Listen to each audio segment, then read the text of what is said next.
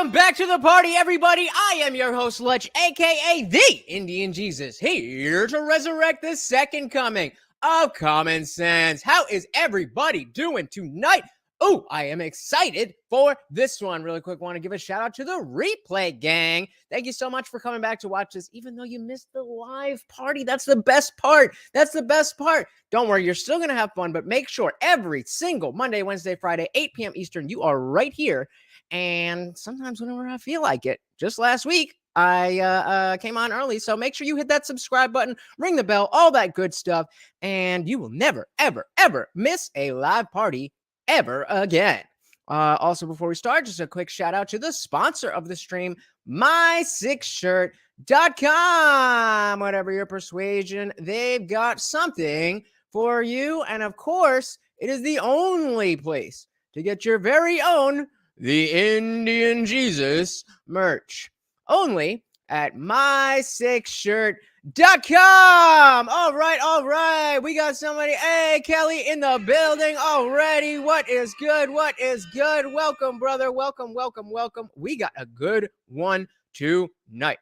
So I'll push that off. So if you aren't familiar with either the lead attorney or Ruslan KD, it's gonna be a good night. It is gonna be a good night. So just a little bit of context. You guys know I love my context. The stream was supposed to be about how Hafeez Boaku from the roommates, he had a debate with Just Pearly Things a while ago. It was kind of, not great. He wanted to redo, so they were doing that. That also didn't go well, as I've heard. We didn't really get through it. Lead was going to go over that.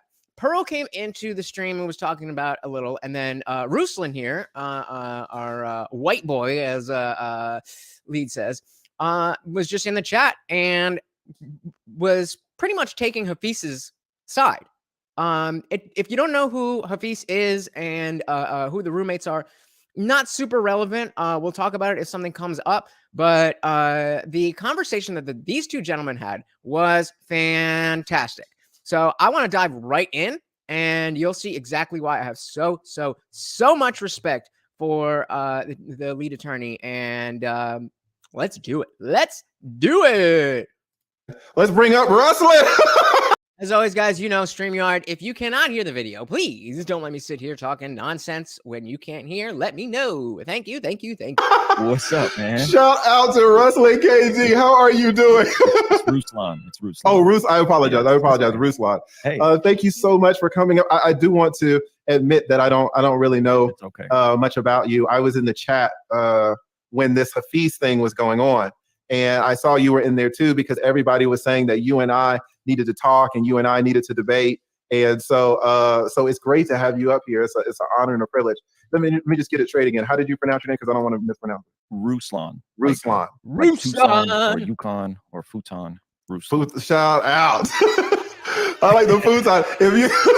Boy, I have been uncomfortable in some futons back in the day with these 5'3" girls, man. Shout out to Ruslan. Well, listen, some of the people in the chat might not be familiar with you over here. Can you talk to us a little bit about, shout your YouTube channel out, let us know what you do over there, and if one of the mods can drop. So if you're just joining us, we're getting all the context we need. I had actually never heard of Ruslan other than people telling me that I should check out his content.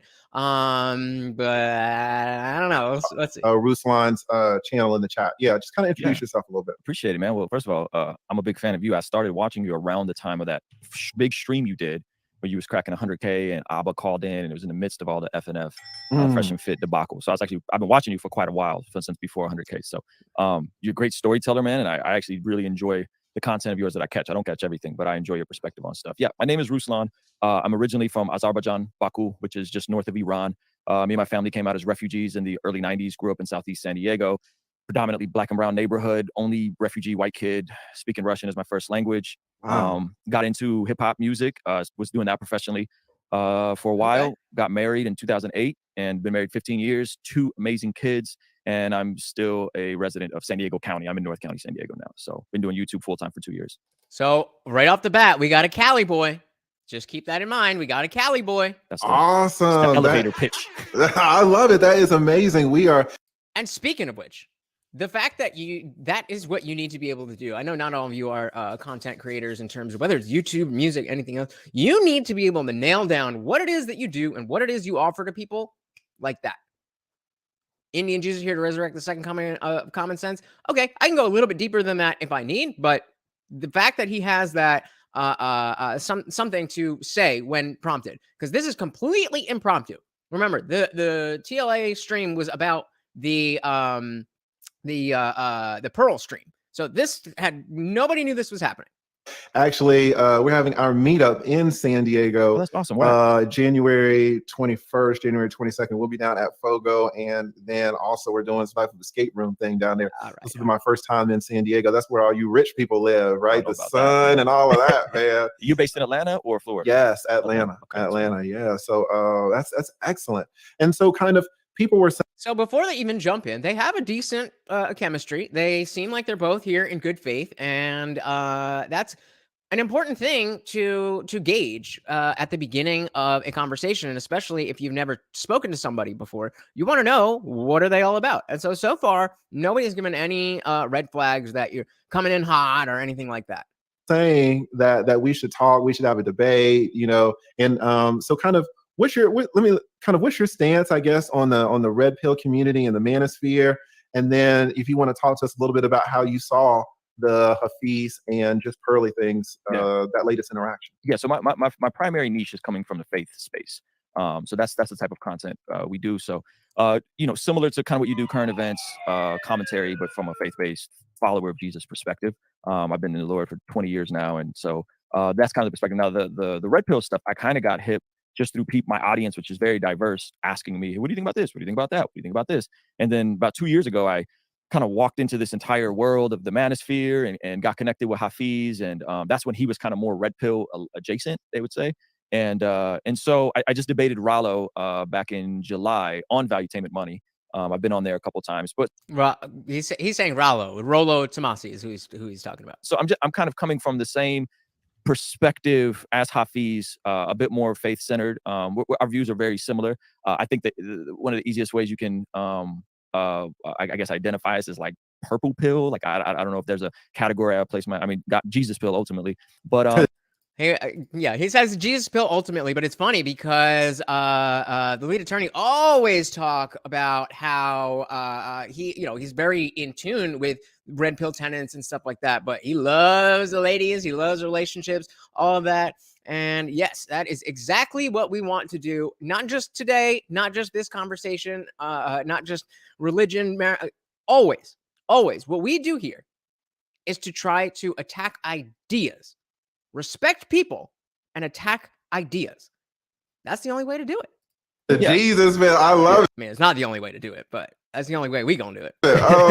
Yeah, so I think from everything I've heard you talk about, with you being pretty consistent against the goofiness from Fresh and Fit, with you being consistent about the nuclear family, you being consistent about marriage, and going into it knowing all the details, right? I'm not against prenups. I recommend. Hey, we got the Mikey story in the building. Welcome. The sponsor of the last stream. Thank you so much, Mikey. That was a greatly appreciated. It says, get him out of here. We got to break it down though. I think I saw you in the chat, right? You were watching this live, Mikey.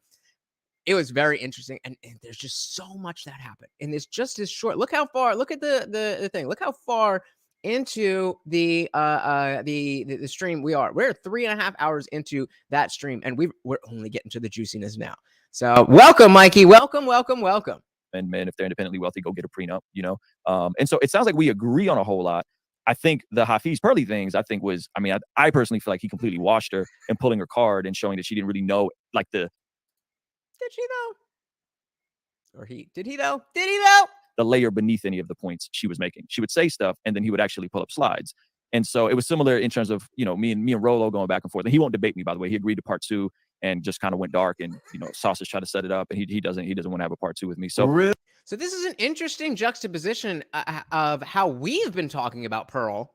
And saying how, she's seems like a great person. She definitely has a crazy workflow, all that. But is she really somebody that should be the face of the message that she's trying to put out there? And Ruslan just brought up that exact same thing. So maybe I'm not the only one that thinks it. Really? Yeah, which is sad because Rollo also claims to be a follower of Jesus, which is I mean that's a whole nother can of worms. But so I would reference people back to that specific debate with me and Rollo, which just happened in July, I think. But yeah, so I guess I don't even know where me and you disagree like that. Like that's what I'm trying to figure out. It sounds like we would agree that Hafeez didn't perform very well in the first go around, and I think that's because he just didn't go in there expecting a debate and kind of got flustered because that was the one where Pearl was like, "Oh, women shouldn't vote because they don't get the draft," and da, da, da, da, and she was going wild, and she was just, and Hafeez was like, "Yeah," and like there was no pushback, but also he was very aggressive, and so it was just a weird. It was just weird, and so it made sense that they wanted to run it back. So they were on Valuetainment, one of the channels, with that guy Adam, and that's what they're talking about. Turned into that. Where I feel like the second time around, I mean, you had Rollo in the chat mad. It sounded like the chat was split. And I don't think she's, to your point, I don't think she should be having the conversations. I think it should be, if you guys are talking about black men's issues, it should be black men. If we're talking about men's issues, it should be men, right? So that's kind of my perspective. And then we can go into particulars if you like. Yeah, I just... All right, so that's the context. You guys know I like my context, but even that's the context. So now let's get into the red meat. Just Pearlie's thing says that she doesn't think that she did well in this latest interaction. So she said that. She actually came up on this show maybe an hour or two ago, and she said that. And to be fair, it looked like during the actual interaction, it was just everybody was pretty much saying that it was a mess. I asked this chat, if who they thought won. Was it Hafeez? Was it just Pearlie things? Or did nobody win? And this chat was pretty consistent that nobody won. But like I said, it was just a not good situation, and partly it is, and I'll tell you exactly what I see from why that happened. They had two opportunities to have a discussion. These are professional. I mean, Pearl just got 1 million subscribers. I don't know what the roommates are doing, but Hafeez has been around for years, and so for them to get two different opportunities to have this conversation, and for Pearl not to be able to really back anything up, and for Hafeez not to be able to really push back, what are we doing? Like, I think the lead attorney asked if anybody was interested in a round 3, and it's just like, no, there's nothing here. Like he says, Pearl has been saying women shouldn't be trying to take on men positions because they were never built like that.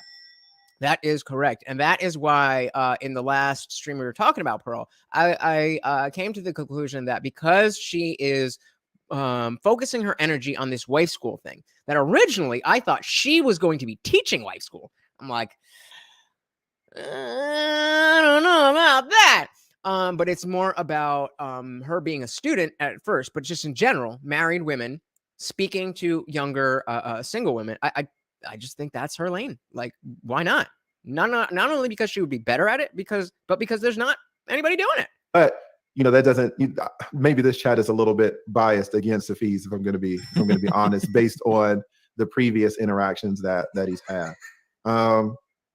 Yeah, I'm not sure where you and I would disagree. I know we would have some fundamental disagreements, some big disagreements, or not necessarily disagreements, but just different worldviews when it comes to religion. Sure. Because I actually mentioned this before. There was a content creator by the name of Dr. Thunder.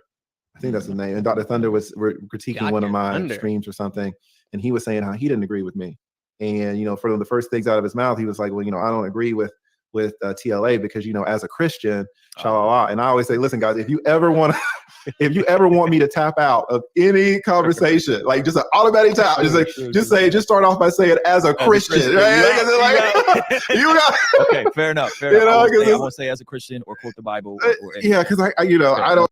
And kudos to Ruslan for hearing that and being able to talk about the things that clearly are inspired by his faith without bringing that into the conversation. How often do we talk about this?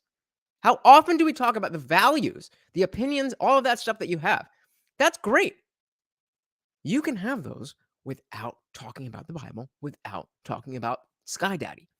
And yeah, Mikey, it's never giving advice, always giving her opinion. that is, that's all she could do. I think that's it either is a good way for her to kind of come at this and like, look, I'm not claiming I know what I'm talking about, but if it's just a case of self-awareness, then that's awesome. That's awesome that she realizes like, hey, I'm just some young girl. I don't know what all this is about. I'm just doing, I'm just giving my opinion. I think that's completely fair. Goes on to say, you've gotten up on TLA before. Yep. When you heard about certain things, he had to tap out. I mean, I don't know. I can you think of any? I've been on a bunch of times, but he is so good at what he does. I mean, obviously, 20-year attorney, you're gonna have those skills, but he is so good, and you're gonna see how again, Ruslan is a very learned in his own faith and his ideology and stuff. Lead takes him down. Well, I don't know my Bible. I've been in church since 2017. It's like that's fair. I can't do anything about it. I do know some books, but it's the law books. Yeah. And so when people want to talk to me about the Book of Psalms or whatever it is, like, I can't do anything with it. So no, that's I always let you guys. Y'all got it. That's but in terms, that's basically his nice way of saying, as I would say, that's some bullshit. of helping me. I mean, I don't want to put words in his mouth. I do not know what his religious beliefs are, but and even though we might be coming from different places, we might arrive at the same conclusions. Yeah. I do think it's interesting though. Well, so you debated Rolo. Have you debated or had any interactions with Hafeez? Yeah. So I had Hafeez. So Hafeez kind of like introduced me to the sphere in terms of like, this is the difference between the manosphere versus the red pill, and this is what the black pill. Like he kind of broke it all down. So he came on like 2.5 years ago on my channel. And this is when I was just getting started and he was booming at the time. This is him coming on. Hey, we got Darshan McAway in the building. Welcome, brother. I don't know if you saw this from, was it last night, yesterday, or whatever, but whoo, this was a good one. Welcome. Please feel free, Darshan, to check, drop your link. He is an awesome YouTuber, great content creator, doing live streams, video on demand. Definitely go check out what Darshan is doing. And I mean, YouTube is just another thing. He's an author. He's got a whole bunch of shit going on. So definitely check that out. Welcome, brother. Glad to have you. Off his Kevin Samuels interview and his Candace Owens interview, like he was booming back then. And so he came on my channel, and we have some background with mutual church friends, and he lived in Atlanta for a while. And so yeah, so he kind of got me hip to a lot of that, and that conversation ended up getting taken and kind of dragged by a lot. Like he got dragged in that conversation by both sides. Like there was like the far leftist perspective just kind of like dragging him, and then there were the red pill side didn't like him after that. Carallo did a 3-hour response to the conversation that I like. So he just kind of got it from both sides, and then I started reading more and started kind of educating myself. I read 2 of 5 of Rollo's books, and was like, man, there's some really false. I only read the original The Rational Male, but I know that he has a religion version of that he wrote, and certainly I wasn't going to read that anyway, but I don't know how good that is. See stuff here that I think seems like it's scientific and empirical, but is only telling half the truth and half the story and omitting certain details from the conversation. And I think we would agree that the optimal environment for children is a nuclear family. Would that be a fair assumption on my part if we were to have a conversation? What's the optimal environment to raise children in? I mean, all 2 parents for sure. I mean, just the ideal situation to raise children is 2 parents who have the resources to give the child what they need and the knowledge to be able to determine what are the things that the child needs versus what the child wants it. And so Darshan just dropped his link. Please go check that out after the stream or in another tab. Well, that's going to be up to you guys. That is going to be up to you guys. I think Mikey's already seen it and got his opinion, but we all know lead. Let's see it. Perfect. And like Never Neverland, it would be a mother and a father. Right. And then loving grandparents on the mother's side, loving grandparents on the father's side, with lots of loving uncles and aunts. A village. Yeah. A village. Yes. But I think in that the foundations of that is biological mother, biological father, and then the extension of that. And this is what we have in our household with my son and my daughter, and aunties and grandmas, and it's a lot of festivities over here, And so I think if we know then that 75% of men ages 15 and up have kids and are going to have kids at some point in their life, I think where the red pill becomes counterintuitive is when we say we believe in a nuclear family, we believe in traditional values, we believe in one man, one woman, monogamy, or some do, maybe some disagree on that. And then the environment that is created kind of breeds this hostility towards women. Sometimes is accurate, sometimes it's exaggerated and it's selection bias. And it ultimately, with stuff like spinning plates and go run up your notch count and all that stuff, it helps men not to become the type of man that could be a functional, stable, competent priest, provider, protector of their priest, provider, protector. This is what I'm saying, bro. This is what I'm saying. He's specifically not talking about religion, and he brings up priest. Wait, maybe I don't want to be a priest.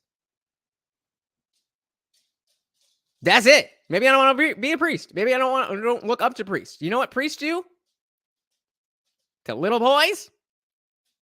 Their home. Instead, they kind of go out and do all the goofiness we see on the Fresh and Fits. Okay. And so I believe that's where Rollo is coming, not Rollo's, that's where I'm coming from. That's where Hafeez is coming from, is like, hey, if ultimately we're talking about men and what is optimal and best for men, then we should be wanting to reestablish the nuclear family. We should be wanting to decrease how many kids are had out of wedlock, and that's across the board. See, I don't know. I hear what you're saying. He's going on, and I know because you have already seen it. You know how heated this gets, and you're like, oh, let's do it. But this is very good. This is not long stroking. This is very direct. And it's just a broad topic that's being discussed. So I hear you though. I'm so excited because I did already see this. Which is, I usually try to do blind reactions when I'm bringing stuff to you guys, but this just hits so many crosshairs in what I do that, trust me. Or white, black, all types of kids are being born out of wedlock, right? That is where I believe we should be stirring men. And the red pill say, well, we don't do prescriptions, we're a praxology, so on and so forth. And so I think that is, and then so the information is like, how do we give the most accurate, reasonable picture of what healthy, stable families are? Yeah, I don't think many people at all disagree that nuclear families are good things, or that women necessarily are not, great things, or relationships. The issue is, it's not the nuclear family. So I hear you talking about the nuclear family, but I don't think the nuclear family has ever been the problem. Okay. It's the environment in which the nuclear family exists. Exactly. And that environment in which the nuclear family exists is a legal framework that is detrimental to one of the members of that nuclear family. There's no argument. It's very clear that the courts are very biased in favor of the child, not in favor of the women necessarily, in favor of the child, as it should be. But that really creates a lot of problems when it comes to the fact, as they're going to get into, that at the end of the day, people are people. And so when you're looking out for the child and you decide that the mother's usually better, okay, great. But what about in this case? Okay. So it's one thing to say, oh, well, nuclear families are so important, but we need to make a distinction that nuclear families are not productive in all environments. If you take a mother and a father and a child and put them, in the ocean under, 1,000 feet of water, they're going to die. Why? Because it's the wrong environment. Okay. If you take a nuclear family and put them on the moon with no spacesuits, what's going to happen? The nuclear family is going to get destroyed. So notice what Lead is doing. This is why I study this man when I watch. Notice what he's doing. He's taking the concept, the point that they're talking about, and now he's drawing that out to the extreme versions. His point is that the nuclear family isn't the problem. It's the environment, the legal environment in which the nuclear family exists. That's the problem. And that's kind of, that doesn't really mean something very precise. So now he's talking into extremes. You'll see me do this all the time. Like, okay, well, do you think it's okay to kick a baby or something like that? Like, no, of course not. But okay, but that gives us somewhere to start from and somewhere, something to work with. Mm-hmm. Why? Because it's the wrong environment. So that's the point. He's whether it's the moon or it's the laws. If the environment doesn't work, environment doesn't work. lot of the red pill people are saying there's nothing wrong with the nuclear family, but look at the legal framework that is the environment. That legal framework incentivizes behavior, which is not healthy, right? And it rewards. Hey, we got Jess in the building. Welcome, Jess. Talk about it. Welcome, welcome, welcome. I know you saw this the other day, but I just had to dive in a little bit deeper. Thank you so much for being here. Welcome to the party. Or certain people for doing certain things, and it punishes people based on unfair attributes, and it's not a healthy environment. So no one is saying that the nuclear family is bad. And so we can, I think when you say that, nuclear family is good, I don't think there's a problem. It's the environment. Give me a specific example of what you mean by the environment so that I'm tracking along. Because you said moon and then you said. Homie, we just went over that. We just went over that. Hey, we got Corvo Bianco Nero in the building. Welcome, welcome, welcome over from Twitch. How are you doing? We are just checking out this Ruslan KD versus the lead attorney, and it gets heated. Welcome, welcome, welcome. Underwater. Well, give me something. The legal environment. Okay. I know you're the attorney, so that's why I'm asking. So yeah. So all right. So let's take me for example. Let's say that I was a 35-year-old accountant, and I have a wife, and she's 33, and we got a couple of kids, and then she decides to divorce me. Well, up until very recently, like this year, in Georgia, and this is the way it is across the majority of states in this country. If she decides to divorce me, then I lose my 2 kids. Indian from India. The same 2 kids that came out of my ball sack. They're half my DNA, half my chromosomes, but now I don't get to see them half of the time. I get to see them, a quarter of the time, or maybe 30% of the time. Now, why is it? I'm just a good guy. Why is it that I? So I'm going to run that back because he's in the middle of something. But what does Mikey say here? Ruslan's in his head and doesn't pay attention. What does that translate to in IndianJesus language? Stop trying to win an argument and just have the conversation. Stop trying to win an argument and just have the conversation. You're absolutely right, Mikey. He's so hell-bent on being right about whatever it is. And they started off saying, I don't really know what we disagree about. But he's so focused on being right or not being wrong that he's not listening. And because he's not listening, TLA just went over the whole moon thing versus the legal framework, and you don't even know what he's talking about. Exactly. You're exactly right. All right, let's see them half of the time.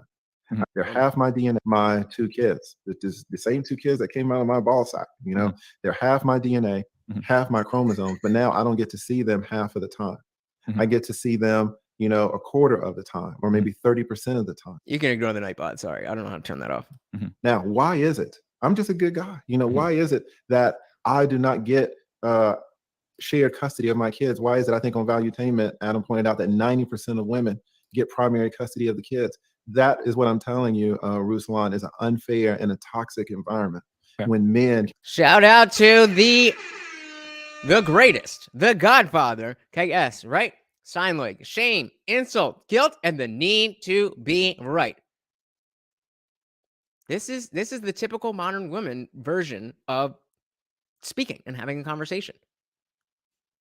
Men shouldn't be speaking like this, but hey. Can have their kids snatched away when a woman decides to snap her fingers and come hires me. Let me tell you something. A woman comes hires me, I'm gonna give. Yeah, no, don't worry about the Nightbot. I don't know how to change the settings and everything. Go and you good. You good. They're fucking kids for, right? But that's not because I'm such a great attorney. That's just because that's generally how it is in this country. And so a lot. Go ahead. I'm sorry, I didn't mean to cut you off. No, I can go. Please cut me off. Okay, I can go forever. Please do. When you do law, are you usually in the family courts, and are you usually on the side of getting representing the man or the woman? Because I'm also not familiar with kind of the minutia of what you do day to day. Absolutely, I'm a retired attorney. I practiced 20 years doing family law. Okay, and I represented both sides. Listen up, because this is why I, not just because of how he does, but the resume this guy has. This is why I not only study him when I watch him, not just watch to watch. I'm entertained, of course, but I study this man because he knows what he's doing. And listen to this resume. In fact, I represented everyone. Okay, everyone that you can think of in a family that has ties to family law, divorce law. I represented countless husbands, I've represented countless wives. I've represented children. I'm a guardian ad litem. So that's an attorney for children down here in the state of Georgia. That's what we call them, guardian ad litem. So I've represented 17-year-olds. I've represented 7-year-olds. I've represented 7-month-olds that I've held in my hand. Right. I've represented grandparents trying to take control of these kids from their parents who aren't worth shit. Right. I've represented the grandparents, the kids, the husbands, and the wives, like everybody involved. Ruslan was like, well, do you know about the guy's side or just the women's side? Or nah, bro, I know everything. What do you mean everything? Everything! So that's where I'm coming from. So that's helpful. So I think and so do you mind if I push back a little bit?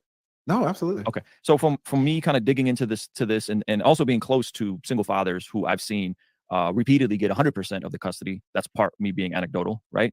But then the flip side of just kind of peeling away at all of the data from the research I've done, and I could send you all the citations and all the references if you like. It seems that only about 1.5% of all custody cases ever actually make it to a judge.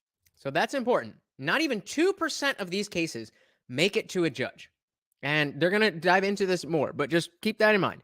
Less than 2% of all divorce cases ever even make it to a trial in front of a judge. Not maybe in front of a judge was incorrect, but make it to a trial in front of the judge. Absolutely, Jess. Please, guys, again, go check out Jess talk about it. She is doing her thing.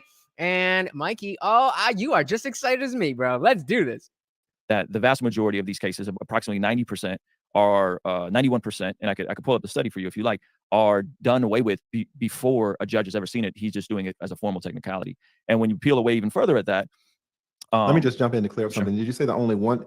I thought you said only 1.5% make it before a judge, but then you said 91% don't make it for a judge. Yeah. You want me to that don't add up. Read the exact citation? That's already.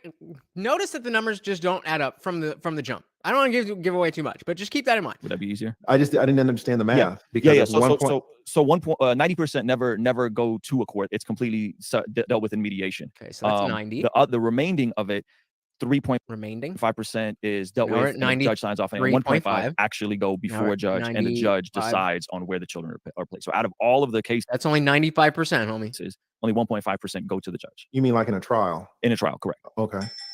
And so out of those, what they found is that 80% of custody cases are settled by the parents without any outside assistance. Another 11% are settled with mediation, and another 5.2% of custody cases are decided upon by the parents after a custody evaluation is completed. Only 3.5% of cases are heard by a judge, and 2.2, this just goes down and down. And then basically what they found out is that when the fathers actually escalate So notice what he's doing. He has these numbers that say only 1% of these cases actually are being fought in front of a judge in a trial. Most of the other situations, 99% or 98.5%, whether it's mediation or it's just an agreement among the two parties, whatever it is, it never goes to court where you're like legit in a trial. But and that makes sense. That's like, well, that would make sense that Ruslan comes to this conclusion that he's about to talk about. The cases to the judge, they actually bring one back. Actually escalate down and down. And then basically what they found out is that when the fathers actually escalate the cases to the judge, they actually end up getting more custody, at the very least 50-50, a lot of times more than 50-50. So his claim is that because of the 50-50 chance, essentially, that he's talking about, that you get if you go all the way, versus all of the other cases that didn't go to trial and sign away some, your rights, and you get every other weekend type thing. His point is, if men would push further, the statistics show that if you do go to trial in front of a judge, you have better chances.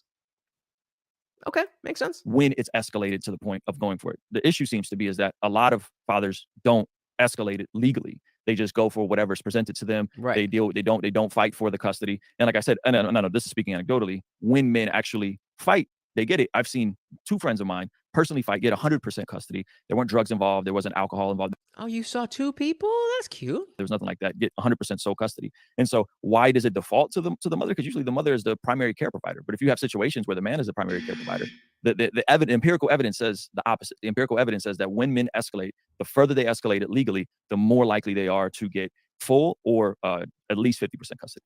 What I want you guys to understand is that is not an incorrect assumption to make from those numbers. That is not a silly, stupid thing. But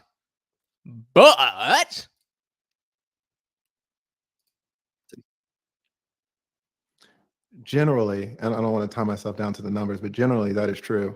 And there's a great reason for that. And this is why it's important to be an expert in it and actually practice it. Sure. Because you won't understand the not talking about you, but just people in general won't understand what they're looking at. They won't understand why. So but that's going to take, a couple minutes to explain it. I want to explain it to you because I want everybody to know why it is we finna learn today that men in general don't fight for custody, and to be honest, why they shouldn't. Right. Okay. But I do want to say something about, your anecdotal 2 cases, I think a couple of cases where you said that the men got 100% and the women weren't on drugs or anything. Mm-hmm. And that is not possible unless the woman signed over the rights. And so, yeah, I mean, they agreed to it because it kept escalating. Oh, that's the reaction. I'm pointing up because of things but that's the reaction. We were talking about cases that are fought in a trial and a judge is making a decision. If the woman is signing over her rights, then we're not talking about the same thing anymore, bro.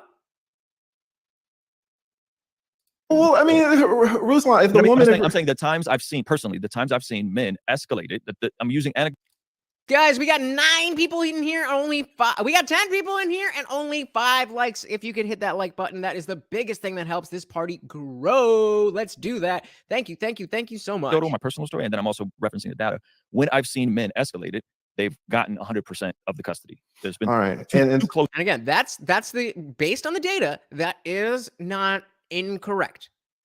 Yeah, that is not incorrect. Technically, the percentage of those who got a better favorable outcome when pushing the case further, that percentage is higher. But close friends, best friends, I've been through really messy divorces that walked away with both of their kids because they were the primary care providers and because they fought for their kids. Because you said the women signed over. Yeah, at some point, exactly. At one point, the judge made the call.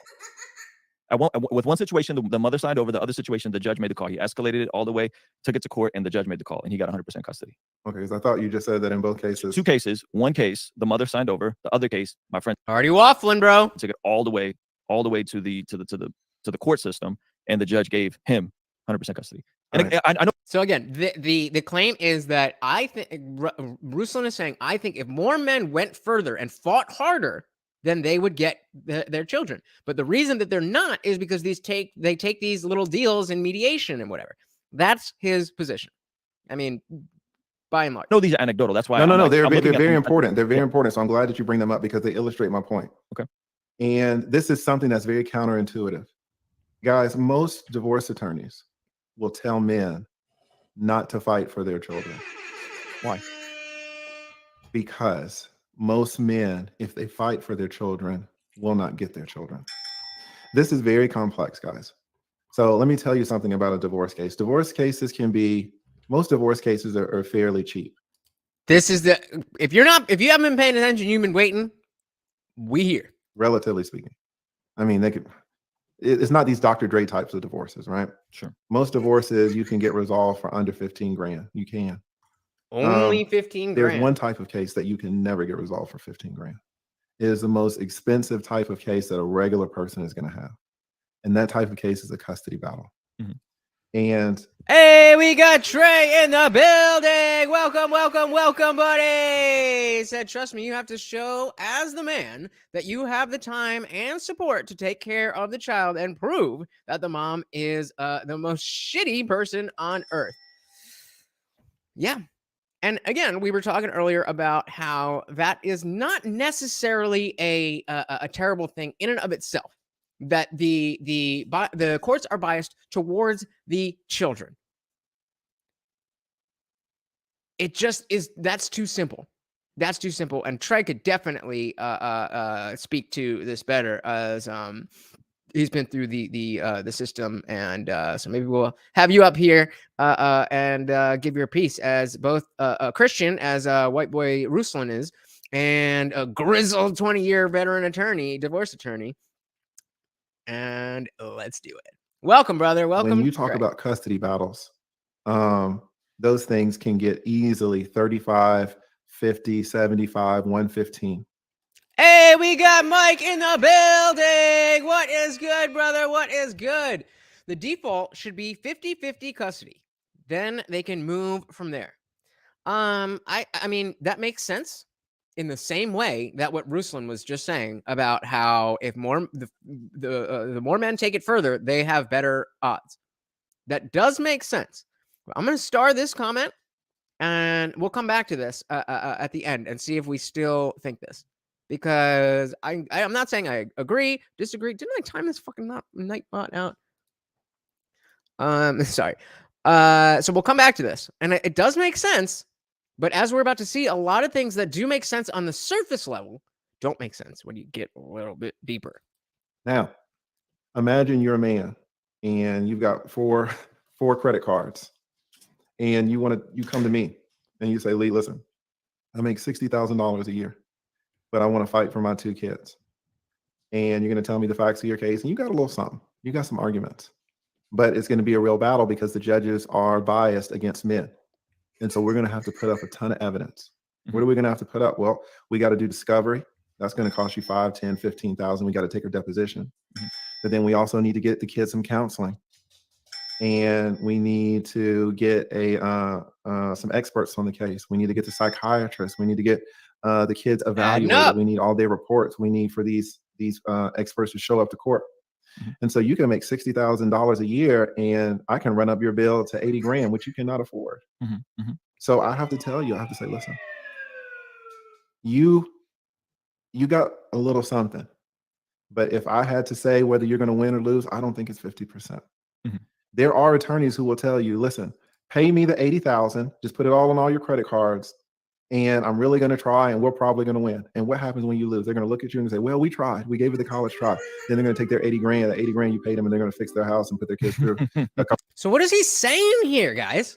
That he's not even disagreeing with the fact that you should fight for your children. When it doesn't work out, that, you want to do what's best for your children.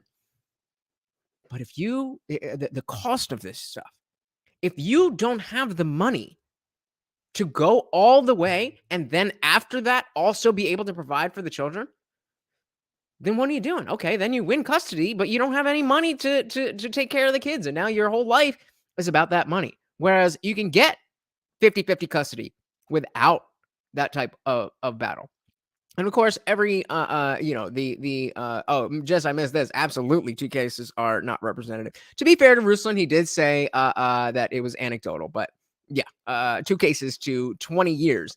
But yeah, the idea is that it's looking at it through rose-colored glasses. They're like, oh, the stats say the further you go, the harder you push, the more likely you are to win.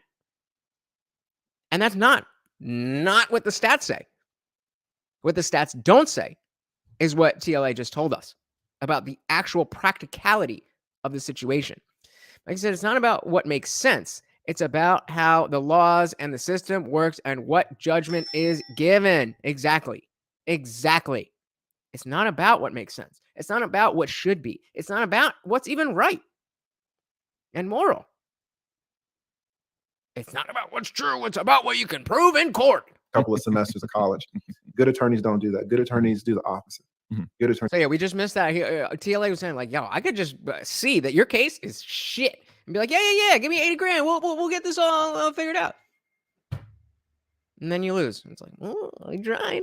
You say, listen, what's going to happen when I start charging this 80 grand? You get up to 30 grand and you're going to come to me and tell me, you say, Lee, I ain't got no money. What I'm going to do? You know what I'm going to do, Ruslan? I'm going to drop you as a fucking client because I don't work for free. So now I've got your 30 grand, but your trial isn't going to come for 1.5 years. That means you got to get up another 30 grand. You got to get on another attorney's plan. So thank you so much for the likes, guys. I really, really do appreciate that. To pay for the case. So we attorneys tell you, listen, do not fight for custody. if you cannot afford to do it. And a custody case is it's one of the most expensive cases that a man will ever have, and a normal man, not some NBA player or something. So let's back up then. Now we have this idea of if you go, the further you go, the better your chances are. Right. But the further you go, the way more expensive it gets. So there's a balance there. So the stats that Ruslan was reading were not incorrect. They're just incomplete. Something like that. And so a lot of times it comes down to men, and men have tried. You never hear about the men who spend $75,000 and then they lose, because what happens when they lose the $75,000? Now I've got their $75,000, and now guess what? They have to turn around and pay child support. Yeah, you got to turn around and pay. Listen to that. Listen to that laugh. That is the laugh of a fucking, oh my God, that attorney. I just took your 80 grand and you don't got shit. Let's do it again. This is how the system works. And I love this dude. I am a huge, huge fan of the lead attorney. But this is real ass life. And they lose, because what happens when they lose? Listen to that laugh. $75,000. Now I've got their $75,000, and now guess what? They have to turn around and pay child support. Yeah. Ha ha ha ha ha ha ha. To your livelihood, to your children, to your family. And I'm not hating. I'm just saying that is what we're talking about. That is what we're talking about. Like he says, the stats he's reading only applies to certain people. Yes. You've already seen this though. Let's not get ahead of everybody. You are correct, but let's not get ahead. We'll come back to this when we get there. And I think we're right about there. You got to turn around and pay. Yeah. With what money? Right? Because I've already cleaned out their life savings. So good attorneys, we say, listen, instead of doing this whole $75,000 thing, what I can do is try to fight to get the most visitation that I can. And most fathers are like, okay, because I can't afford to enter into an unfair trial, lose, and then turn around and pay child support money with money that I just don't have. Now, what's interesting? The interesting thing you say is the more the man gets closer to court, the more the man has opportunities to win. Why is that? Do you know why that is? Because this is something that when I heard it, I was like, well, duh. But just like Ruslan, I was sitting there when he asked the question. I was like, why is that? The further you go, I don't really know. Just says maybe there's a reason that judges, who are majority men anyways, still rule in favor of women. Men know men better than women. That's definitely true. Still, maybe there's a reason. What do you think that reason is? I'm not. There might be a reason. What do you think that reason is? I'm not sure. Because you bring up a good question, but I don't know what that could be. Because if I'm representing a husband, there are cases where I'm like, no, fuck this lady. We're going to get these kids. She's neglecting them. She's not taking care of them. She's doing this. She's touching them. She's not doing the things that she's supposed to do. We have a good case. We're like, oh, I don't know. No, let's go to court. The cases that go to court are the strongest cases. Right. You're thinking that the cases that go to court are equally strong as the cases that don't. And that's where you're missing. The cases that go to the judge, the court, or whatever, are the strongest cases. This is not unique to family court. I think something like 9% of criminal offenses ever go in to trial. Why? Because it's a lot cheaper to just take probation or take a couple years and not have to fight a whole trial where you might get you could take a deal for 5 years. You go through the system. You got to pay all the lawyers. You got to pay whatever. You could still lose. And now, not only do you do you have those 5 years, but they could throw the book at you. I remember when I got arrested for on some BS. Some of you know the story. I don't really feel like getting into it now, but there was some shit in my car that shouldn't have been in my car. It wasn't mine. Nobody stepped up, and I was the driver, so I had to take it on the chin, and I took probation. Like, even though I technically didn't do anything wrong, I would have had to fight that in court. And even somebody like myself, who I could just call, Daddy, they're saying that he would pay. Easy. But that's not the kind of man I am. And it is what it is. I took my licks, and it was a terrible, terrible 2 years. But I'm back and lived through it and didn't have to throw anybody under the bus. Jess says, back in the day when women didn't have rights, men always got custody. Maybe they didn't do a good job back in the day. Very possible. Very possible. And so that speaks to kind of the pendulum swinging back and forth. And so maybe it was in the right direction that we need to say, okay, we need to focus on defaulting to the woman, because for so long, what Jess is talking about, it has been happening. But now it's gone too far in the other direction, as it always does. The cases that actually get to the trial, those are the cases that the men have the best chances of winning. So you're looking at the cream of the crop and assuming that the cream of the crop is reflective of the base of the pyramid. It's reflective of all the other cases. Now, you wouldn't know that, right? Because you're just looking at the numbers. The numbers don't tell you which are the strongest cases and which are the weakest cases. Right. Well, so again, to make that crystal clear, the reason there's only 1% or 1.5% of cases that go in front of the judge is because there's only 1.5% of cases that would work. And even of those cases, not 100% of them win. The cases that don't go to trial, there's a reason they don't go to trial. Now, I mean, maybe Jess will say it's about what men did in the past and this and that. And somebody else might say it's because the courts are biased towards women. That's a whole other conversation. But the point is, this very simplistic conclusion that Ruslan has taken from one data point. Oh, the farther that men go in the system, the better, or the more likely they are to get their children. Therefore, that must be the answer. So we're going to tie this in. Assuming that the strongest cases, the men are even acting towards wanting custody, 50-50 custody or full custody. That's assuming that in the bottom 90% or the bottom 99% that never see a judge, that there's men there that want it, but you're saying they're getting legal advice saying they don't want it. My buddies who went through this process didn't have attorneys. They just went through it and fought in the court system on their own behalf, right? So we agree. So it made a lot of sense that he was talking about the anecdotes he knows, because that's all he knows in the beginning. Come on. There we go. Look at my beautiful face, please.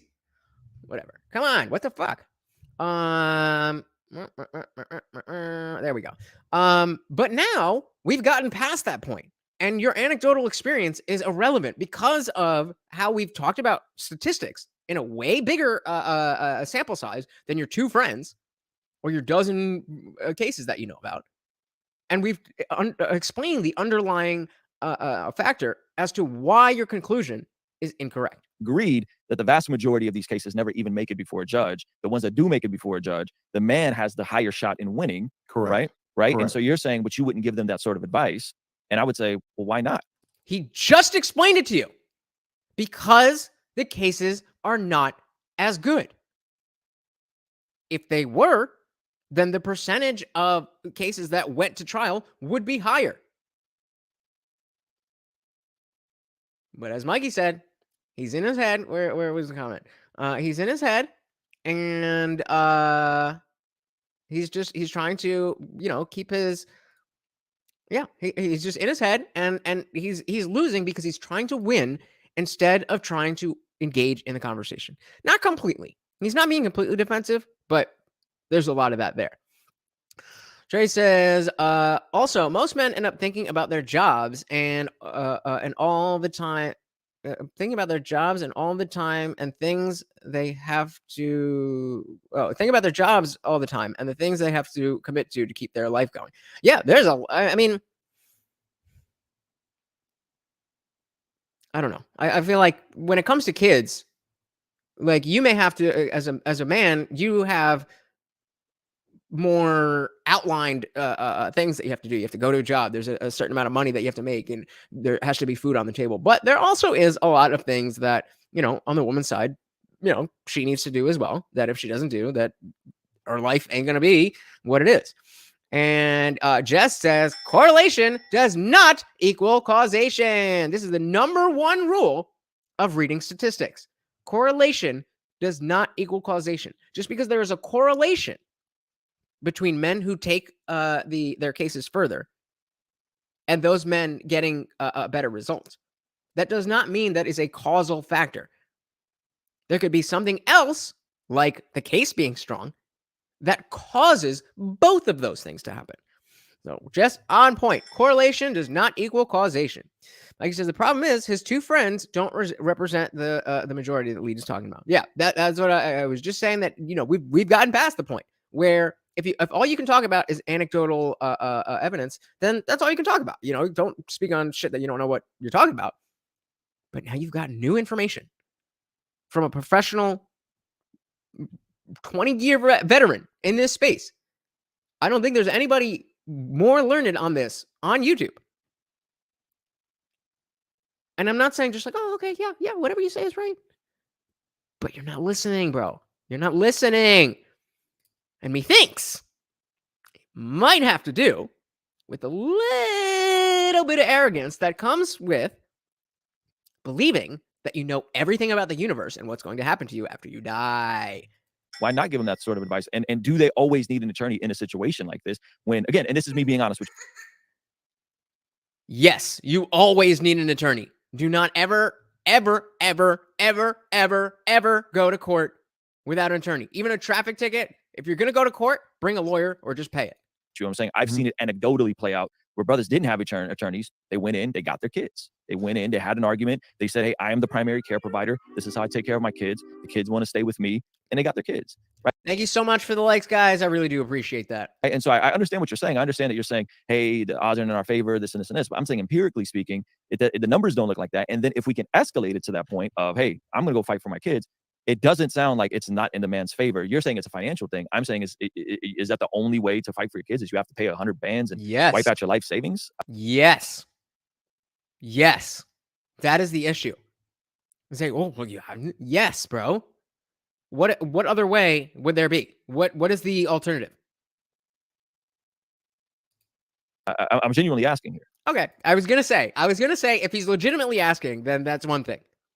But if he's asking rhetorically, but he said, I'm legitimately asking or genuinely asking, okay, fine, fair. Yeah, let me just tell you, as an attorney, my favorite case, my favorite type of case in divorce cases is when I represent the woman and the man represents himself. Oh my God. Your best case, your anecdotal cases, that's my favorite case. And it's not only my favorite case, it's all attorneys' favorite case. Because the woman has the means to pay for you as an attorney and the man doesn't have the means to pay for you or pay a similar. It's not about the money, bro. It's not about the money. How in this conversation itself have you not realized that it's about understanding the law and how the system works that you're missing? It's not that you're not smart. It's not that you don't understand statistics. It's that the information is incomplete. The information is incomplete, and you are getting a fuller picture. And even though you're saying you're asking genuinely, kind of seems like it's rhetorical. I'm just saying from where I'm sitting. Lawyers, I'm going unopposed. I'm going to crush you. I'm going to crush you. There's no way you can't deal with AV who's in law school. Like a regular person can't go up against a law school student. And I've graduated law school, passed the bar, and been practicing for 20 years. So we're talking about the 1.5% of cases where the woman has the means to hire someone like you, spend 70 bands to escalate it, to get it before a judge, to keep the kids from the husband. No, we're not talking. Yeah, we were specifically talking about men and their decision to escalate, their decision to go further in the process. Now we're talking about, well, if a woman gets you and you do this. He just brought up the case of representing the woman against a man who's representing himself because of how easy that is. Remember, the original question was, is the only way to drop 10 bands? Can you do this, that? No. I mean, you could try. I wouldn't suggest it, and I don't think Lead would either. I'm talking about cases where the father opts to not hire an attorney. Which is on the father. Correct. Right. Yeah. No, I'm sorry. You're talking about cases where I thought we backed up. I thought we were talking about cases where the father opts out of fighting for the kids at all. Whoever said opt out? This is why you need to pay attention when you're in a conversation. especially if you're talking to a goddamn lawyer. You thought, what?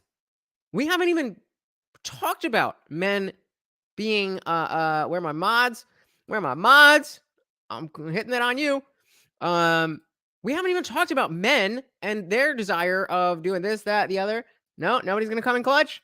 And just gets what he can You get. guys Like suck. that to me is a L. You know, this, like, if you want to be in your kid's life, you have to actively pursue being in your kid's life. This is so long. This is so long. I'm so glad you're saying this. This is so long. You have no idea how many men's lives have been destroyed financially trying to fight for something that you're not going to get.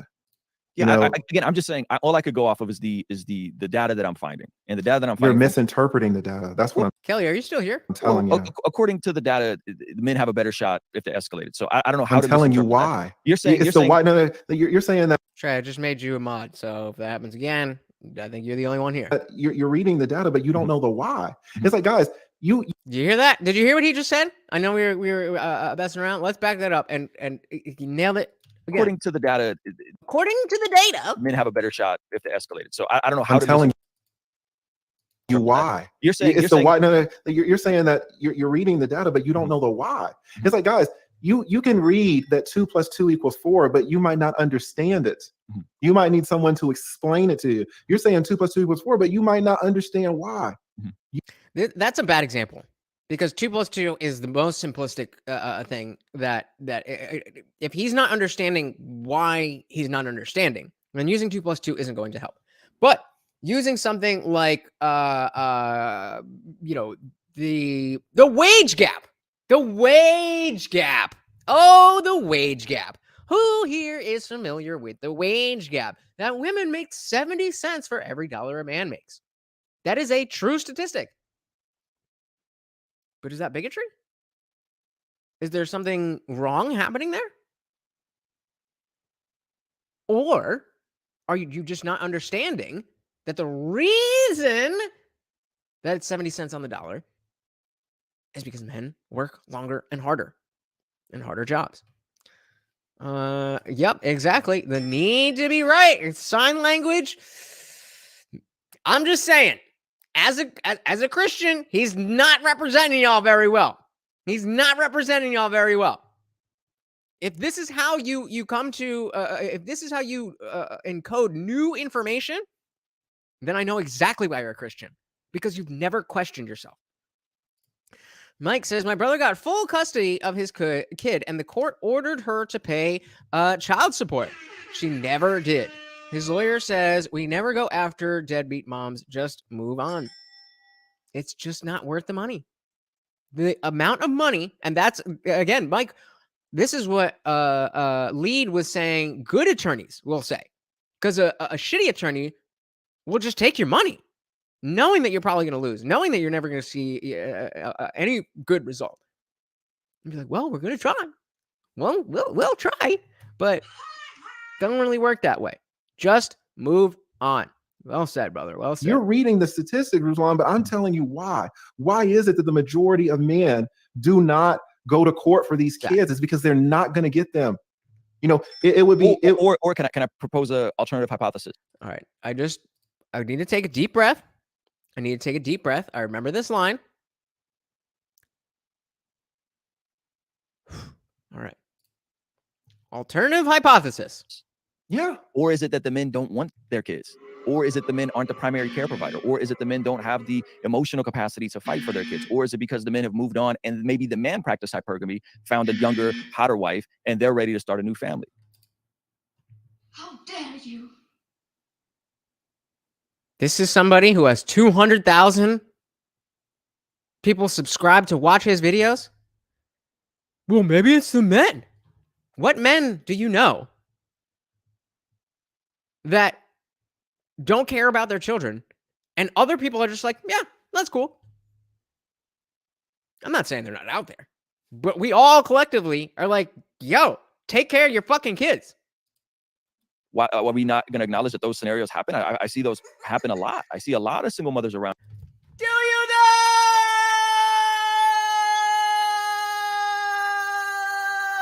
Here that would love for the father to be in the picture, but the dad's checked out. The dad's moved on. This is what happens when you go strictly on anecdotal evidence. Like I said in the beginning, if you don't have any information, that's one thing. You're just going on what you know.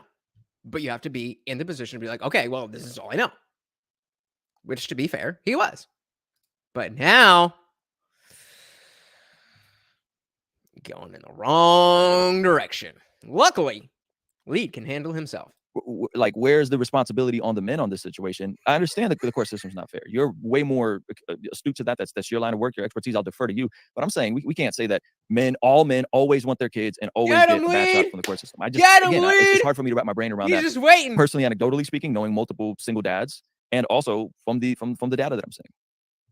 Yeah, you're misinterpreting the data, and I think we haven't really talked about this, but it's true. There are men who do not like their kids. There are men who don't want to spend time with their kids. There are men who don't want to pay for their kids. There are men who don't want to see their kids. I represented all these men.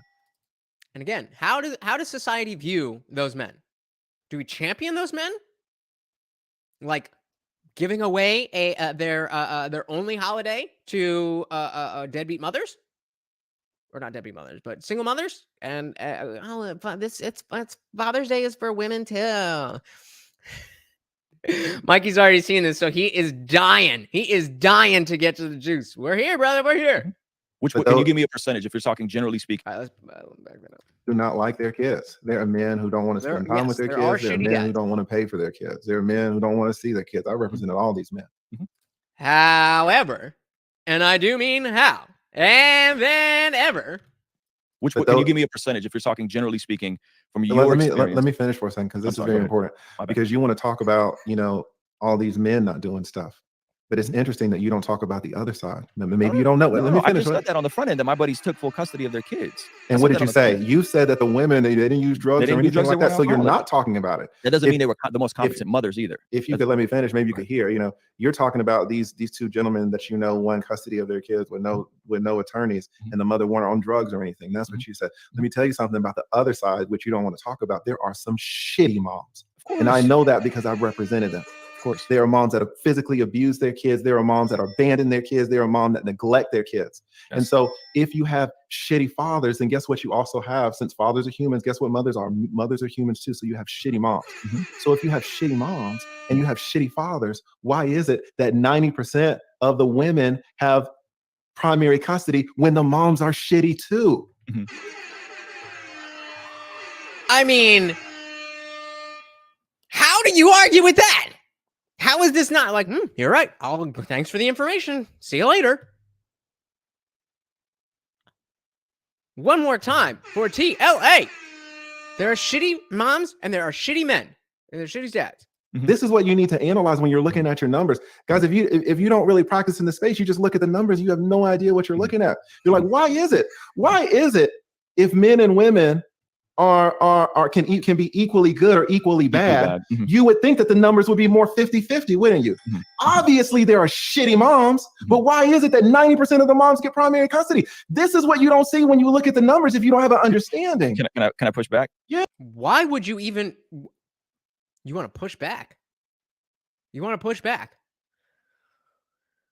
If I was in Ruslan's ear at this moment, I'd been like, bro, take the L. Because at this point, it's not really an L. They're just having a conversation. Clearly, Lead is the more learned person in this area. If he had just been like, wow, you really opened up my mind. But, of course, there is that strong desire to win the argument instead of just having a conversation. Jess said, I wonder how TLA would rule if he were a judge. I mean, he's pretty fair. And I've been in that hot seat, not just in the mastermind, but like live on air. You've seen me in the hot seat, and I feel like I'm pretty good at thinking in a syllogistic, logical way. This man knows what he's doing. There's no replacement for 20 years of practice. But that being said, he can do what, he can weasel his way around wording and stuff if he needs to. But he usually calls it pretty fair. So I think he would be a good judge. I mean, I highly doubt he wants that on his plate. I think the YouTube money is coming in. But yeah, I think he would be a good judge. What do you think? Yeah. Is it possible that the mothers tend to be the primary care providers already, that the kids are already with the mother more of the time, that they're already under the mother's house, that they're already under the mother's regiment, that right there, most kids up until the age of 10 are closer to their mother. So it would make sense, considering both parents are equally terrible, crappy parents, it would make sense that the mothers would get that situation by default. This is so ridiculous. No, there are millions and millions of great fathers. Women go to. I didn't say there were millions and millions of great fathers. That is not what I said. What I said was, equally speaking, there's bad mothers and there's bad fathers. If it's defaulting, whether the dad doesn't want to fight for custody, whether the dad doesn't want to go to court, whether the dad doesn't have the means to court, if it's defaulting, you could also say, well, the mothers, if we're all going to be honest, we tend to be primarily raised by our mothers up until the age of 5 to 10. In the situations where we're not, we see other scenarios where the dad gets full custody.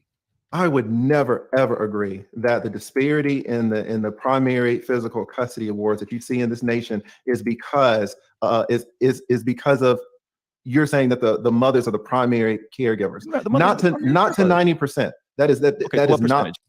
Great point. Great point. Yes, maybe in the majority of situations, even if you're just talking 5 to or up until 5 years old, that in the majority of situations, yes, the mother is the one who is the primary caregiver, and that's why I say that the courts don't the courts don't favor the women necessarily. I mean, they do, but it's through it's through the lens of keeping the children at the forefront. And again, what Jess was talking about earlier, why that might be, that definitely needs to be amended. But the idea behind it does make a lot of sense. I have no idea. But 90%, 90%. Come on, not enough. I know it's not enough to justify 90%. I'm saying I know 90, that for. I'm saying 90% if we factor in primary care provider, 90% because dad's checked out. Where are you factoring in the shitty moms? I'm saying if both parents are equally bad. No, let's look at the 90% for a second. Yeah, the 90% that we. So we're gonna go back any further into this. Just as I was raised by my father, he was amazing. But in general, I see better caregivers from women than men in most situations I have seen. Fair. I think I would say that this holds true for what I've seen as well. But how many situations have you seen? That's the error that Ruslan is making. He has a dozen people that he knows about that have gone through this, and he doesn't know exactly what happened. He just knows that it happened. 12 people. That's a month for TLA. That's what this face is like, bruh. Trust me, you ain't got it. You're a smart dude, and I understand why you're asking, but you're wrong.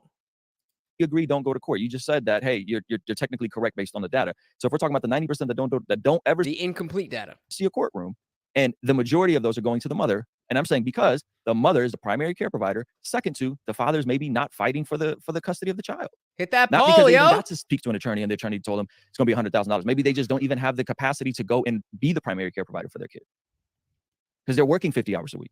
I think we're speaking around each other, and I can't really figure out where it is. Mm-hmm. But if this system were fair, I know exactly where it is. It's that Ruslan is trying to find a way to not be wrong. Instead of taking this opportunity, those of us in TLA's mastermind, we pay $50 a month to get two 2.5 to 3 hour group sessions where he just happens to be there. You're talking to him one-on-one, bro. Take that W. Look stupid for 5 minutes and take the W and be a better, smarter man. But nope, I gotta be right. Let's start from there. Let's start from there. Do you think that the system is fair towards men? In this specific capacity? Towards receiving shared custody of their kids. Based on the Jess, I said shit. Me too. This man is a pro. And I've gone in there. I'm like, yo, this is my topic. I got this. Especially the ones where he doesn't really know about the people that he's talking about. I'm like, all right, I got this. But he's just good, man. He knows how to do what he does, man. He's great at it. And for a long time, I was frustrated that because I started following him when he was a smaller channel, And, you know, he's growing. And I'm not. And I'm like, come on, what's going on here? And it took me a long time to realize, like, oh, he has skills prior to YouTube that directly translate. The way this man tells a story, 2 hours he'll go. No reaction, no video to react to, no nothing. He could just talk, and he is engaging the entire time. The entire time. Never seen anyone win against TLA, the undefeated TLA. The data I've seen, and again, I'm just going off the data I'm seeing. Right. You're just going off the data that you've seen, which we've already established is incomplete. But you know it, and you like it, and you believe it, just like your God and Jesus. So it's my first time interacting with a family court attorney. So I may be ignorant of your expertise and what you know. Saying from the data I've seen and from the experiences I've had, I know substantially more single dads who are out here crushing it than I know deadbeat dads. So so I can only go off of the data that I'm looking at. And doesn't that go in opposition to what you were just saying about men not wanting to step up and take care of their children? Did I miss something? The personal interactions I have with... Hit that poll, guys. Hit that poll. I'm really interested in what you guys think. I know some of you are Christians and some of you are not. So I'm very interested to hear what you guys think. Let me just re-ask you the question because I don't think you answered it. Mm-hmm. Do you think that the family court system is fair to men? I don't know. That's another thing. Again, I'm telling you, I study this man. He didn't interrupt. Hey, you're not answering my question. Why are you doing that? He didn't respond to any of the bullshit that he asked a direct question. And those of you in Discord, you know, this is where I get this from. He asked a direct question. The question was not answered. He didn't get mad. He didn't go bug out and bro, why are you mad? Just let him talk. And then, okay, it doesn't seem that you've answered the question. I'm going to ask it one more time. I don't know. It's not my area of expertise. I'm being honest with you. I don't know. No, that's fair. Yeah, that's fair. I'm asking you. I'm also not trying to like be combative. Are you though?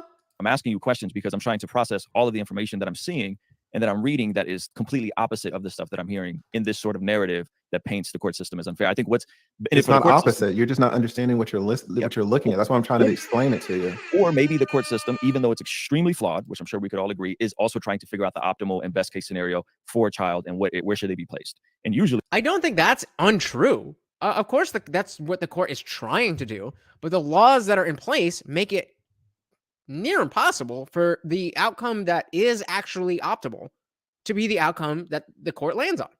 Does it happen? Of course. Is it usually what happens? Tends to be with the mother, even though that's probably not always fair. I'm saying it's complicated. I'm saying it's nuanced. I don't know. Lee's just like, oh, bro, I mean, we've been through this 3 times. Based on the empirical evidence and based on my own experiences with single dads, I've seen many men go and fight for their kids and get 50% custody, get 75% custody, get their kids 5 days a week. The mom gets them 2 days. You're saying that you see many men get.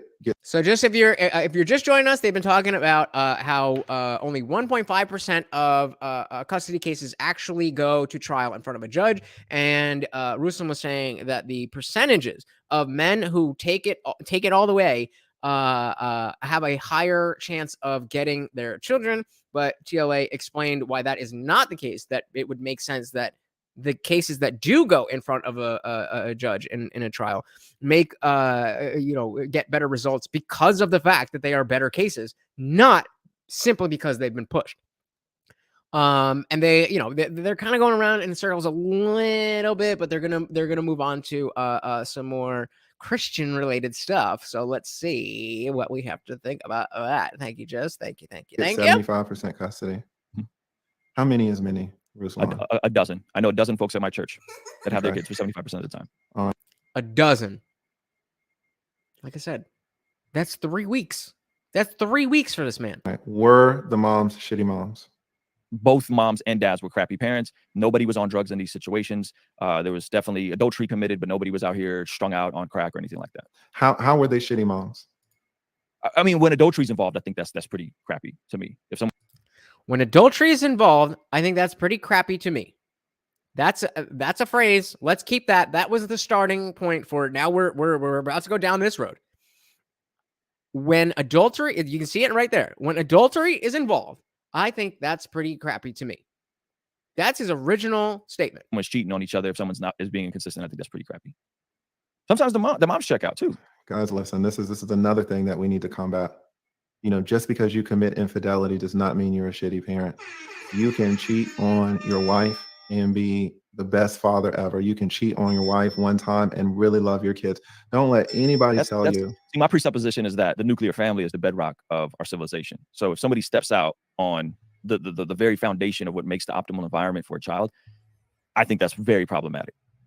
Well, and see, that's another thing, right? Because you're assuming that two individuals raising a child is the two particular individuals raising a child is the optimal environment. And I'm telling you as a divorce attorney that it's not. I also mediate cases. I have the highest certification of mediators in the state. I'm a specialized domestic violence mediator. Flex that shit, GLA. There are some people that are men and women together that should not be together. Yeah, absolutely. I'm not talking about the divergence. I'm talking about optimally what's best for the child, considering people are functional, stable humans. Jess brings up a good point that needs to be addressed here. That she says, I don't like cheaters either. I mean, I said, shit, me too. I've been cheated on and I've never cheated on anybody. I am a monogamy guy. That doesn't change the fact that men and women view and feel differently about sex. That's just what it is. That's just what it is.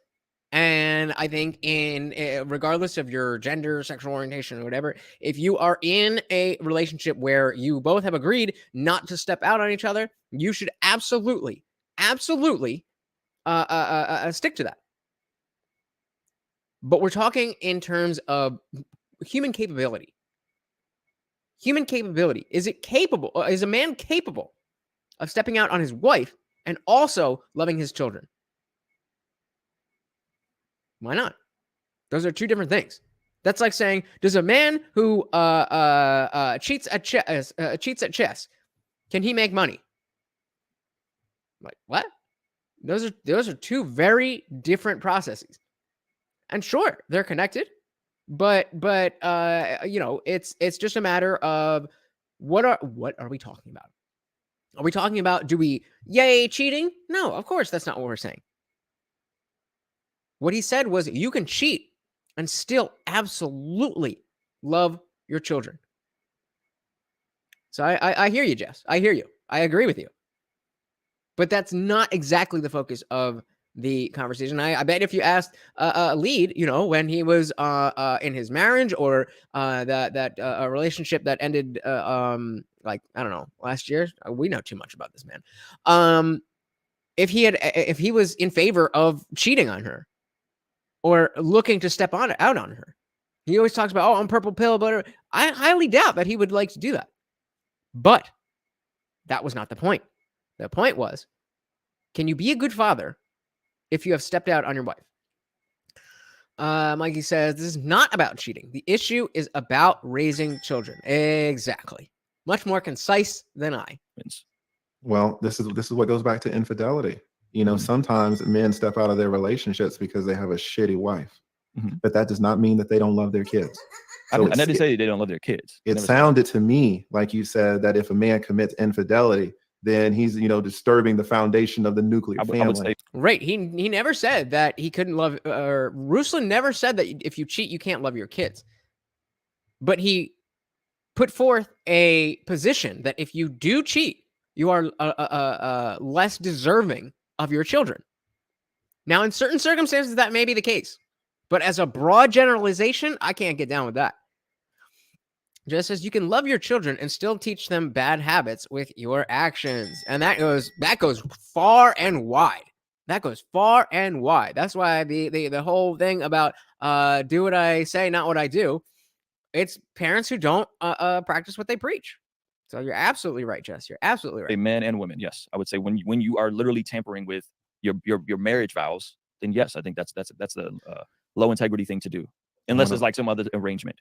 If you're stepping out on your spouse, regardless of the circumstances, I think counseling comes before that. I think therapy, regardless of the circumstances, comes before that. I think we go deal with the issues in a marriage before we start cheating on each other. Why is that unreasonable? It's absolutely unreasonable to think that if you sleep with someone else that is not your wife one time, that makes you a shitty father. You're putting words in my mouth. You said that infidelity. I asked you. Infidelity makes me question a man's character. That's what I said. No, I asked you. I wish I could just replay this because I asked you. You were talking. I asked you. I said yes. It's sus behavior. If no, I didn't say sus. I'm asking you specific stuff, and you're trying to change the words. If a man and a woman. This is This is the perfect opportunity that I need to go take a peek because TLA's got it. Don't worry about it, Kelly. We love the enthusiasm. We love the enthusiasm. So let me put this. We're not really talking about the Bible right now, but I'm going to back this up. And I just don't have anything to add to this little part of the exchange because it's just perfect. It's just perfect. So I'm going to back it up a little bit. You said infidelity. I asked you. Infidelity makes me question a man's character. That's what I said. No, I asked you. I wish I could just replay this because I asked you. You were talking. I asked you. I said yes. It's sus behavior. If no, I didn't say sus. I'm asking you specific stuff. I'm trying to change the words. If a man and a woman are sus behavior, we went from you shouldn't have your children. You are not the type of person that can handle raising your children. Oh, that's sus. In a covenantal marriage, and they've agreed to not cheat on each other, and they have a family, a nuclear family, and the flourishing of those children is for that man and wife to be loving towards each other for the optimal environment of those kids. And one of those people decides to break their vows, man or woman. Yes, I think that's a crappy thing to do as a human. That's a crappy thing to do as a human. And yes, that would say, man, didn't really prioritize your marriage, which in my opinion comes before anything else. I asked you what made the person, the father who got 75% of the custody, according to you, what made him get custody of the kids? I asked you. Again, he did not be like, bro, you ain't answering the question. He's not getting heated. He is staying calm and just saying, listen, I asked you a question. And I don't really, you said some things, but it wasn't an answer to a question.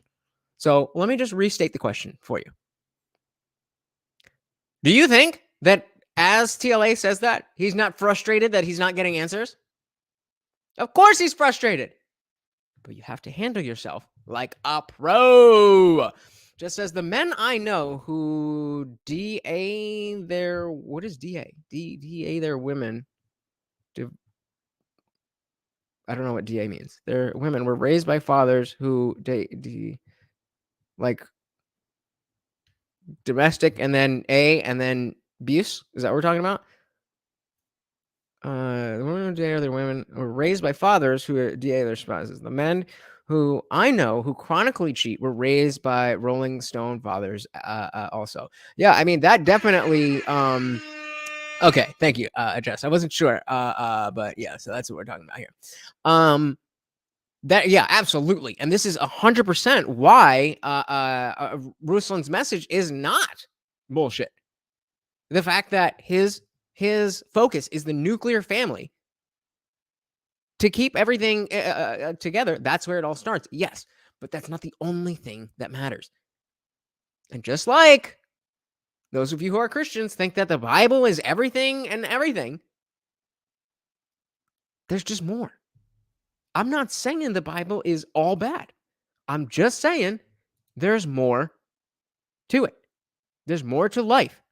There's more to morality. There's more to family. There's more to society. There's more to culture than what you will find in any one religious book. That's just my opinion. Yeah, Ruslan following on his words for sure. I mean, again, we will give him a little bit of grace because we know how good TLE is. But at the end of the day, when you're wrong, you're wrong. Call me out, bro. Call me out. Just as TLA is good at communicating the facts without getting emotional, and that is how you got to do it. Once you get emotional, then everybody stops listening to what you're saying and focuses on, oh, you're just bugging out. And that's another thing Ruslan is doing, is moving the goalpost. We're talking about a single point about why it started off.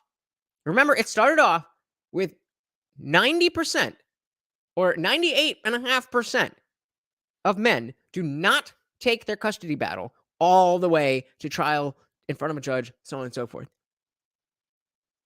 Those that do have a higher rate of retaining custody. So it does make sense.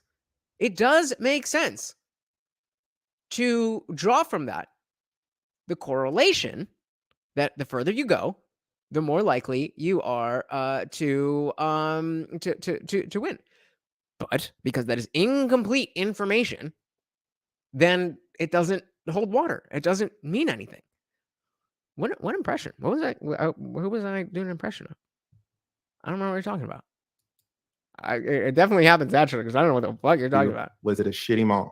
Mhm. You said that there were no That's drugs. Or the father who got 75% of the custody, according to you, Mhm. what made him get custody of the kids? I asked you, was it a shitty mom? Mhm. You said that there were no drugs or anything Mhm. involved. I Mhm. said, was the mom shitty? Mhm. You said that there was some infidelity I involved. think I said on both sides. I believe I said on both sides. Why is that relevant? Why are you interjecting when the question is now being posed a second time? You're interjecting on shit that doesn't matter. Stop trying to win an argument. Just have the conversation. But the point still stands. If one person Does it though?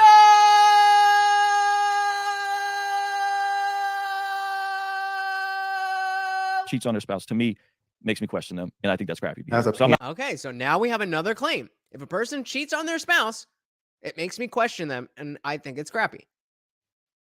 Okay, fair statement. backing this as a parent. I'm not backing that statement down. I would say so. We could disagree on that. We could say, hey, you're saying people can cheat and they're great people, and I would say, yeah, I think if you're cheating, you're kind of a scummy person. We could agree to disagree. No one's on that. talking about a person. You keep changing it. I'm Well, if talking a person, about how is a person not a parent? It's everything is. There's a different thing about are you a good person versus are you a good parent. Hey, we got Jenny in the building. Welcome. Glad to see you. It's another claim, but the original. Yeah, I mean, we haven't really gotten anywhere. We've kind of just been going in circles because he is not really listening. But welcome to the party. Welcome, Jenny. Glad to have you. Jess says Ruslan's definition of being a good parent is no drugs. That's a low bar. I agree with that. And where do you think that type of mentality comes from? Doesn't matter if you beat your children because there's rules on how to beat other people in the Bible. But drugs, you're smoking a joint? Like, How dare you? Intermingled who you are as a husband, who you are as a father, who you are as a friend. Character and integrity is it's all being one person. Sure, that's not true. But the fact is, you're just saying things. You're just saying things. And as Mikey was saying, moving the goalpost. Now we're trying to define what a good person versus a good parent is. If you can be a good parent without being a good person, or you can be a good person without being a good parent, then those are two different things. So to say that there's the same thing in the context of the conversation we're already having is disingenuous. Hey, we got LaJames Braun in the building. Welcome. Said this might be an example of fighting tooth and nail towards his own narrative built by him and his following. Exactly. You are 100% correct. So Jenny's message got cut off. I said the original claim was a person was a bad parent if they cheated. TLA did a great job of pinning him down and make it obvious that he's moving the goalpost. Yes. Yep. It's if you I mean, I expect most of you guys to, being here doing what we do to be able to see this stuff. But the point is, so many people don't. So many people have no clue. And they're just like, well, that's a very smart thing. He's got the statistics. That's where you get these people. Well, where's your source? Is that gonna change anything?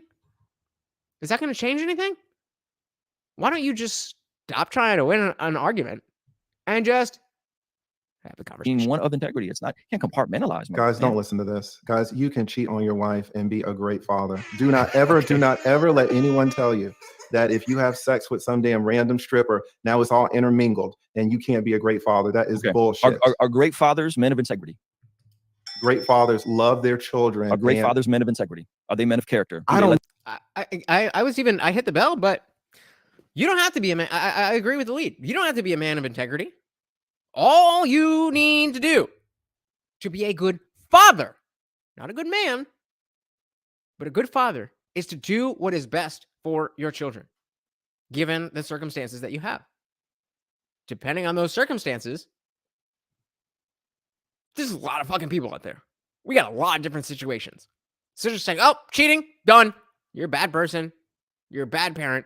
You don't love your children. You don't deserve to see them ever. No, Yes, yes, and then no, we know. I don't know what a man of integrity is.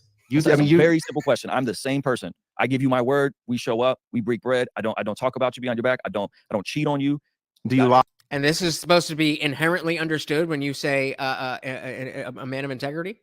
Like, this is what Christianity does, guys. This is the arrogance of thinking that your mindset is what everybody not only does think but should think.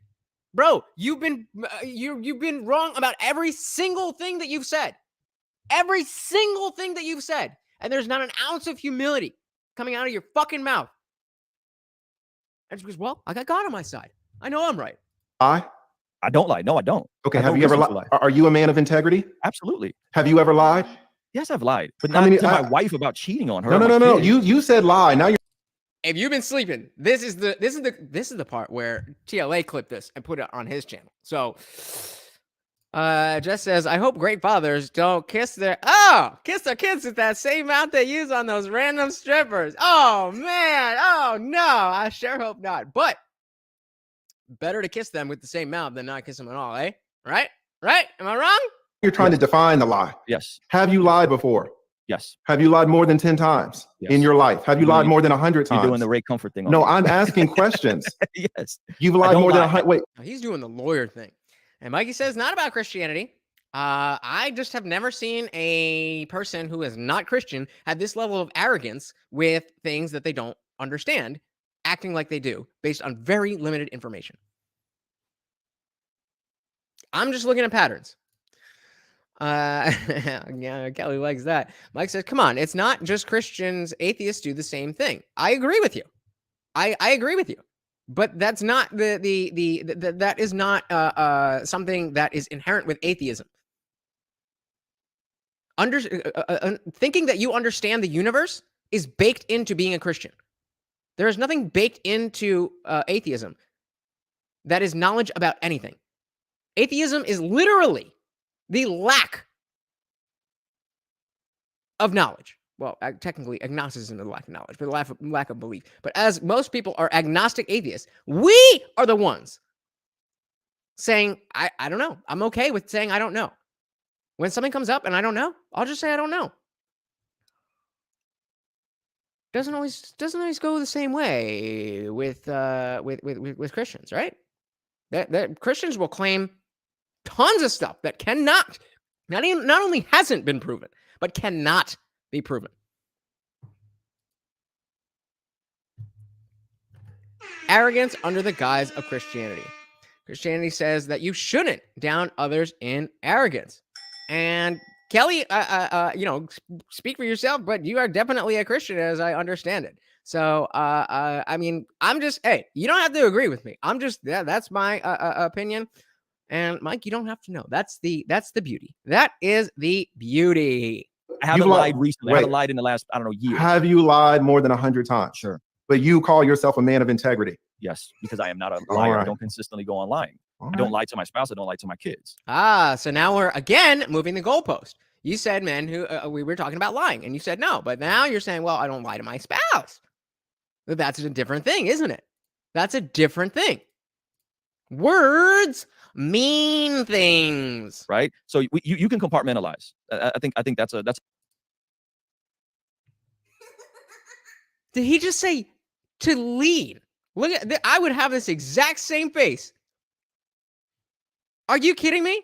Lee, you can compartmentalize. But I'm here dealing with the reality of everything. I'm taking two numbers that I got from one study. And maybe you can compartmentalize, but I'm looking at the whole picture. Come on, man. It's a fair statement. You want to compartmentalize? I'm saying I don't think you compartmentalize. I think a man is consistent through and through in who they are in their home, who they are outside their home, who they are when they're with their boys, who they are when they're out, who they are at work. Did you have the same character when you were lying as you have right now? Or did you change characters? Did I change characters when I lied? Yeah, you said you lied more than 100 times, right? In your life? My lifetime. In my lifetime. Did you get a new character, or is this the same you? My character has been refined as I've been growing and maturing as a man. Yes, does your character not get refined? Do you not improve as a person? Do you not chisel yourself away into the type of person that can be optimal to lead? So when did you become a man of integrity? At what age? 30s. My 30s. When I had my first kid, really locked in. I became congruent with my values. I grew. I What became the same age? person. 33? I said 30, in my 30s, so 30. What, 31, 33, 39? Let's just call it 30. I have my son 30. You were a man of 29, 30. integrity. Yes. So after the age of 30, you never lied. I can't think of something that I've lied about. How old are you? I'm 38. So in 8 years, you've never lied one time. I don't know if I've never lied one Guys, time. listen, but you're a man of integrity. You're getting into the minutia of No, what I've I'm lied following. about, I'm following on what you're and saying. I'm saying a person of integrity Doesn't lie. is all consistently the same person. I do my very best to not lie. Does a person of integrity lie? No. I don't remember the last time I told a lie, man. No, I'm just asking you. You say that a person of integrity does not lie. Correct. And you've been a person of integrity for 8 years. For a couple years, yes. I've been a couple or 8. A couple is 2. We'll call it 8. So in 8 years, you have not lied one time. I don't remember. Guys, like I don't remember. I don't remember lying. This is what this man does. Do you understand why I study this dude? He knows how to do what the fuck he's doing. Now, does it mean that because you have lied in the last 8 years that you're not a man of integrity? Of course not. But that's what happens when you put forth opinions and positions and make claims. Other people can then poke at it. What claims has TLA made that can be debunked by an average person who's not an attorney? Now, there might be other attorneys who say, okay, in this situation, I would say that the father should take this further. And TLA might say, I mean, you could do that, but you're probably going to lose. So let's just take the best we can get. That is very different than Ruslan saying, I haven't lied in 8 years. Well, I don't remember. Maybe I don't remember. I don't remember lying either, but sure as shit did. I don't remember that. Well, let's okay. So you're talking about the lying. Okay, let's talk about cheating. That's what I brought up. You think cheating is okay? I think you can cheat on your spouse and be. Look at the smile. Look at the smile. He's like, I got him. I got him. Cheating is okay. When did anybody say cheating is okay? Did he say cheating was okay? Or did he say that cheating does not take your ability to love your children away? Is the ability to love your children the same thing as whatever point he's trying to make? Look at that fucking smarmy ass smile. Like, you got him. Oh, I got him. An excellent parent at the same time. Can you cheat on your spouse and be an excellent human? What is an excellent human? A solid, stable, stand-up individual. So again, before he said a man of integrity, as if we all know what you mean by that. We don't. Then he said, what was the thing he just said? An excellent human? An excellent human. The fuck is an excellent human? I'm not completely foreign to the idea of what a human is and what excellence is. But we're nailing things down here. Jenny got it. Went from parent to excellent human. We've already established you don't need to be an excellent human, whatever you mean by excellent human. You don't need to be an excellent human in order to be a good parent. That's never changed. That's never changed. There we go. And, I mean, he's just jumping around. What is an excellent human? We can't. A solid, stable, stand-up individual you would want to do business with. Would you want to do business with someone that you know is perpetually cheating on their wife? I have absolutely done business with people. I've absolutely done it. I have absolutely done it. And maybe you do too. Maybe you do too. Maybe you have done business with people who have cheated and you don't know. Do you think when I found out someone has cheated, that we stopped doing business? There you go. There you go. That's fine. If you have your values that you say, I can't work with anyone who's ever done something in their personal life that is none of my fucking business, sure. How many people do you think fall in both categories where, one, they've cheated on their wives, and also they're the best person for the job? Probably not a lot, but definitely some. But because of your ideology, because of your Sky Daddy, nah, you're fired.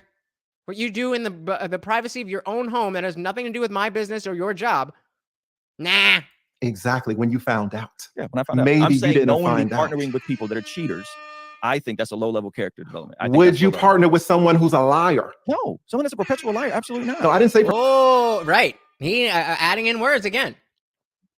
You can see it on the screen. I wouldn't be a perpetual liar. No. A liar. Perpetual. You're adding words. Okay. Would you partner with someone who is a liar? You're guys, this is what I'm saying. Back up. Because what you're doing is you're saying a lie as a broad generality, and we both. You're saying cheating. No. Yeah. Cheating is a broad generality. I want to add this stuff, but TLD's got it. I don't need to help this man out. I just want to make sure we all are seeing this and we are all understanding that this is, I will get, especially like in Discord when I was worried about YouTube shit, I will get into it with y'all. But it's not anger. It's not like anything nasty. It's with the power of ideas. I do not attack people. I attack ideas. Well, I mean, if you attack me, then, we're in a different thing. But that's what this is about. And the two of these guys can go have a beer right after this because they're talking about their ideas. Like it says the full of shit tanks getting more smelly. Yep. It's a yes or no question. Is it that difficult? You can't make this shit up. That's what happens when you try to win an argument instead of having a conversation. Very specific. I'm saying putting your penis in another person. No. Now he's saying putting your penis in another person. That's not what very specific. Now you're adding that. We know there's totally cheating can be kissing. Cheating can be sucking on a boob that's not your wife's boob. Do you think that's cheating? All of that is trash. No, I didn't say it's trash. Let's be very specific. Is that cheating? Yeah, we're trying to define what is cheating. Oh, yeah. That's all trash. Okay, great. I don't care what you think is trash or not. We're talking about what is defined under the umbrella of cheating. Yeah, well, that's trash. Literally garbage that you don't want to use anymore is also trash. How is that relevant to the cheating conversation? What are you talking about? Take the L. Stop the sign language. I'm saying it's all wrong. You're saying it's wrong. Is it cheating? Why is it so hard to answer questions? It's cheating. If I French kiss another woman, it's cheating, bro. All right. Okay, so that goes against what you just said. Well, it's penis in another person. You guys, I swear it's. I don't want to say it, but I swear you guys are so averse to the notion that this possibly could be somehow connected to thinking that you have all of the answers to the entire universe. Maybe it's not. All right, so you're not just talking about penetration then. You're talking about something that's much more. Your tongue doesn't end up in another woman's mouth, just like your penis doesn't accidentally end up in another woman's mouth. It can be a lot of things. So it's just like lying. You're saying lying is abusive. Cheating is also abusive. No, I'm not. I'm saying there's a difference between my mother coming over on Christmas and her wearing an outfit that I don't particularly find interesting, and me not telling to her face that, yeah, it doesn't really look good on you. That is not the same thing as lying to your wife. Guys, if I can get one more like hit those double digits, that would make me so happy. If you haven't hit the like button, that would be amazing. Thank you so much. That is not the same thing as lying to your employer. So I think you're conflating, and you're great at what you do. So I know what you're doing, but I think you're conflating the two. Now he is doing it, but it doesn't matter because you're still falling for it. He's doing the lawyer thing and nailing down the, but he can't do it if you don't spout bullshit. That's the key. That's the key. Don't spout bullshit. Don't stake claims in shit that you don't know. Because these lawyers, that's what they do, is poke holes in every little thing that you claim, every little position that you take, every little claim that you make. I'm like, okay, we'll take that. You came in here acting like, well, I don't know. You're the attorney. Well, I'm just asking questions because I'm genuinely trying to find out. Does it seem like he's genuinely trying to find out, or does it seem like at this point he's trying to save face? When we're talking about cheating, tongue, rubbing on a booty, rubbing on a titty, all of that is cheating, and it's completely out of pocket. Now, there may be different consequences, and every relationship may be different. Some people got open relationships, but it's all the same thing. And let's not be disingenuous. Look at that face. Look at that face. He's ready to go in. He's ready to go in. And act like a white lie to protect somebody's feelings because you don't really want to tell them that their outfit is trash is the same as lying to your wife. You know that's not the same thing. We know that's not the same thing. So now you have different categories of lies. Is that what you're saying? We know there's different categories of lies. Just okay, like which lies do you tell most?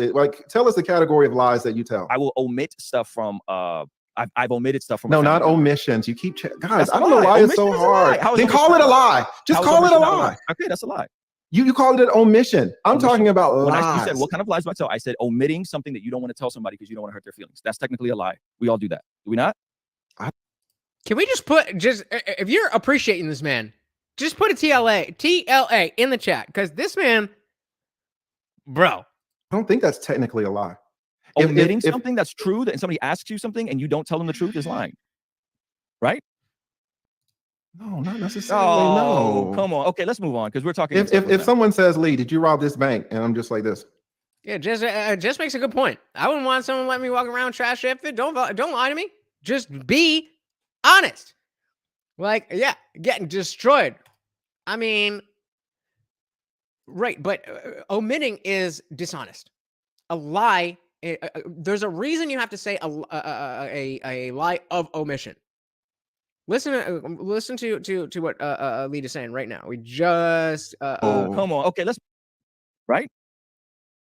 No, not necessarily. No, come on. So that was exactly what they were saying. Omitting is a lie, correct? And Lee said no. Okay, let's move on, because we're talking. If someone says, "Lee, did you rob this bank?" and I'm just like this. That's not what we're talking about. You know that is exactly what we're talking about, homie. That is omitting information. That is absolutely dishonest. But is it a lie?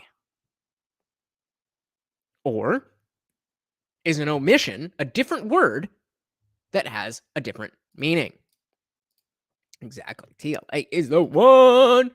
Mike says, I'm a Christian and I agree with, I'm assuming you mean TLA, 100% been on the side the whole time. That's why I like you, Mike, because you are not stuck like Ruslan in his arrogant position that he knows everything about everything just because he knows something about something. It's just, you don't have to, and that's the problem. There's so many of you guys that do follow Christianity, Islam, whatever it is, and you're great people. You're not the problem cases that I talk about. The issue is that, just like with Ruslan's anecdotal evidence, you are an anecdote. You are an anecdote. When you look at the number of people who follow religion, you are but a speck in that crowd. And so if how you live your life is represented, then we're talking about something different. Facts, Jenny. Facts, Jenny. Omitting is like pleading the fifth, covered by the Constitution. Exactly. But that's exactly it. There's a difference between being dishonest and telling a lie. If you don't say shit, what are you telling? You're still being dishonest, but you're not lying. Just says, I think omitting is a lie. That's why the court says the whole truth and nothing but the truth. They wouldn't have to say that if omission was a lie. They would just say, don't lie. The reason they have to say the whole truth is because it is, while I agree it is dishonest to omit relevant details, you are not telling a lie. And then going back to what Jenny said about pleading the fifth, where that, especially in a court of law, you have every right to shut the fuck up. How is shutting the fuck up a lie? I guess everything is subject to reproach, even if you think it's true. That's why I got my, where am I? On this arm? No, yeah. Believe nothing except that anything is possible. Believe nothing except that anything is possible. Is that what we're talking about? Because all we're doing is talking, but you have to be precise. Sure. Because if you're not precise, the stuff gets all turned around. That's fair. And I feel like I was very precise about the cheating thing and how that. Yeah, you said that you haven't lied in Thank you, man. 8 years, but now you're walking that back. Now you're talking about now. We're talking about black and white lies. Yes. So can we move on? Is that okay? Shout out to Ruslan. I want to move on too. Be like, yo, I'm getting destroyed here. Can we move on to something that I know about? Let's get on the hot seat, man. That's why they pay you the big bucks, man. Honestly, I see why they pay you the big bucks. I wouldn't have retired. I would have kept getting the bag. You're brilliant at this. Listen, it's tough. It is absolutely tough. But men, it will always be the case. And we saw this with the valuetainment thing when me and Just Pearly were on with the. Before he goes on, I want to again give credit to Ruslan for coming up, and even as somebody who has 200,000 over 200,000 subs, and is somebody who's used to being on camera and online and all that stuff.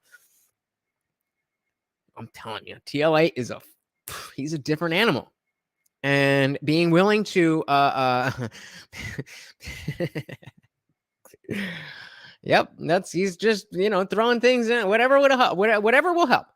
But the way that this man thinks, I respect it so much that I mean, if you guys aren't watching this dude, you're missing out. Not only because he's funny and entertaining, because you will learn so much, regardless of whether you're a man, a woman, gay, straight, whatever. The dude knows so much about so much. The unicorn and the Peter Pan. Mm-hmm.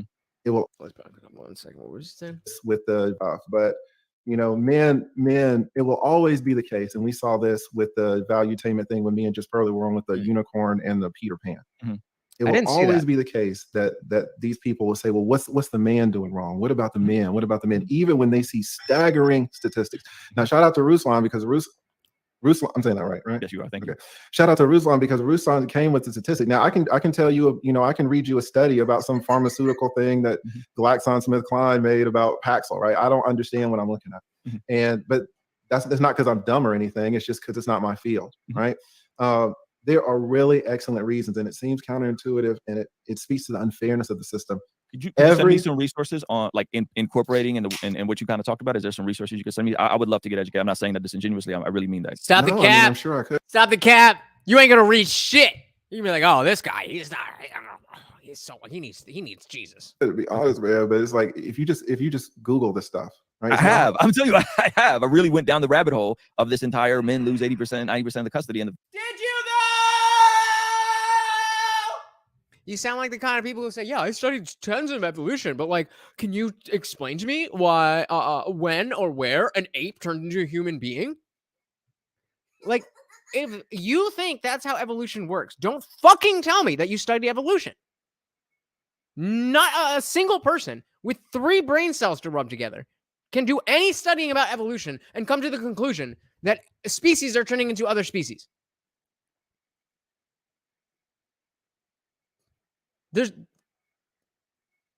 You can't tell me that you studied math and you can't do basic arithmetic.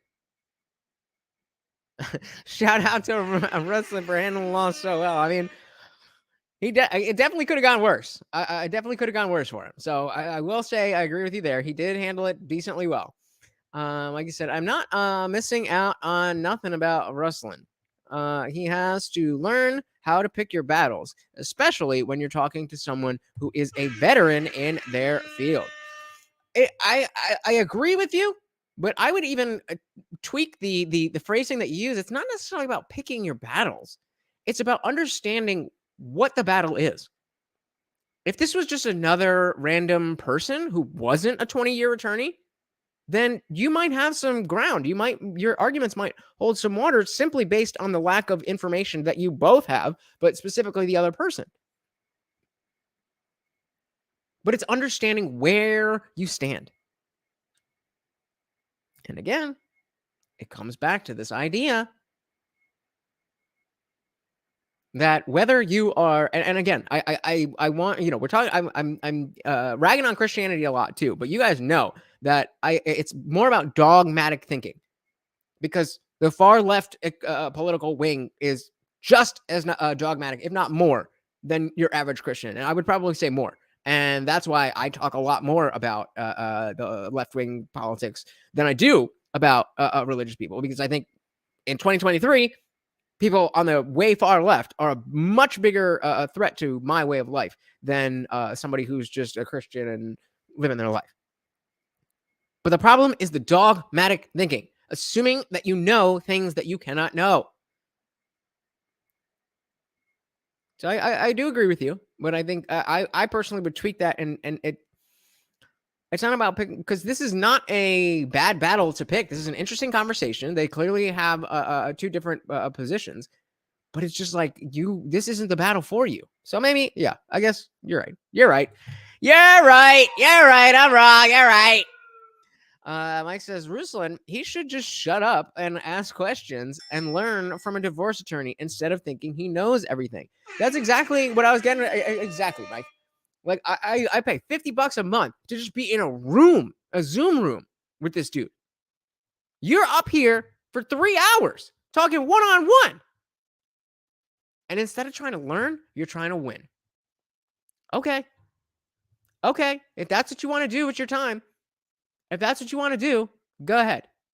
But we're going to sit here and make fun of you when you're done.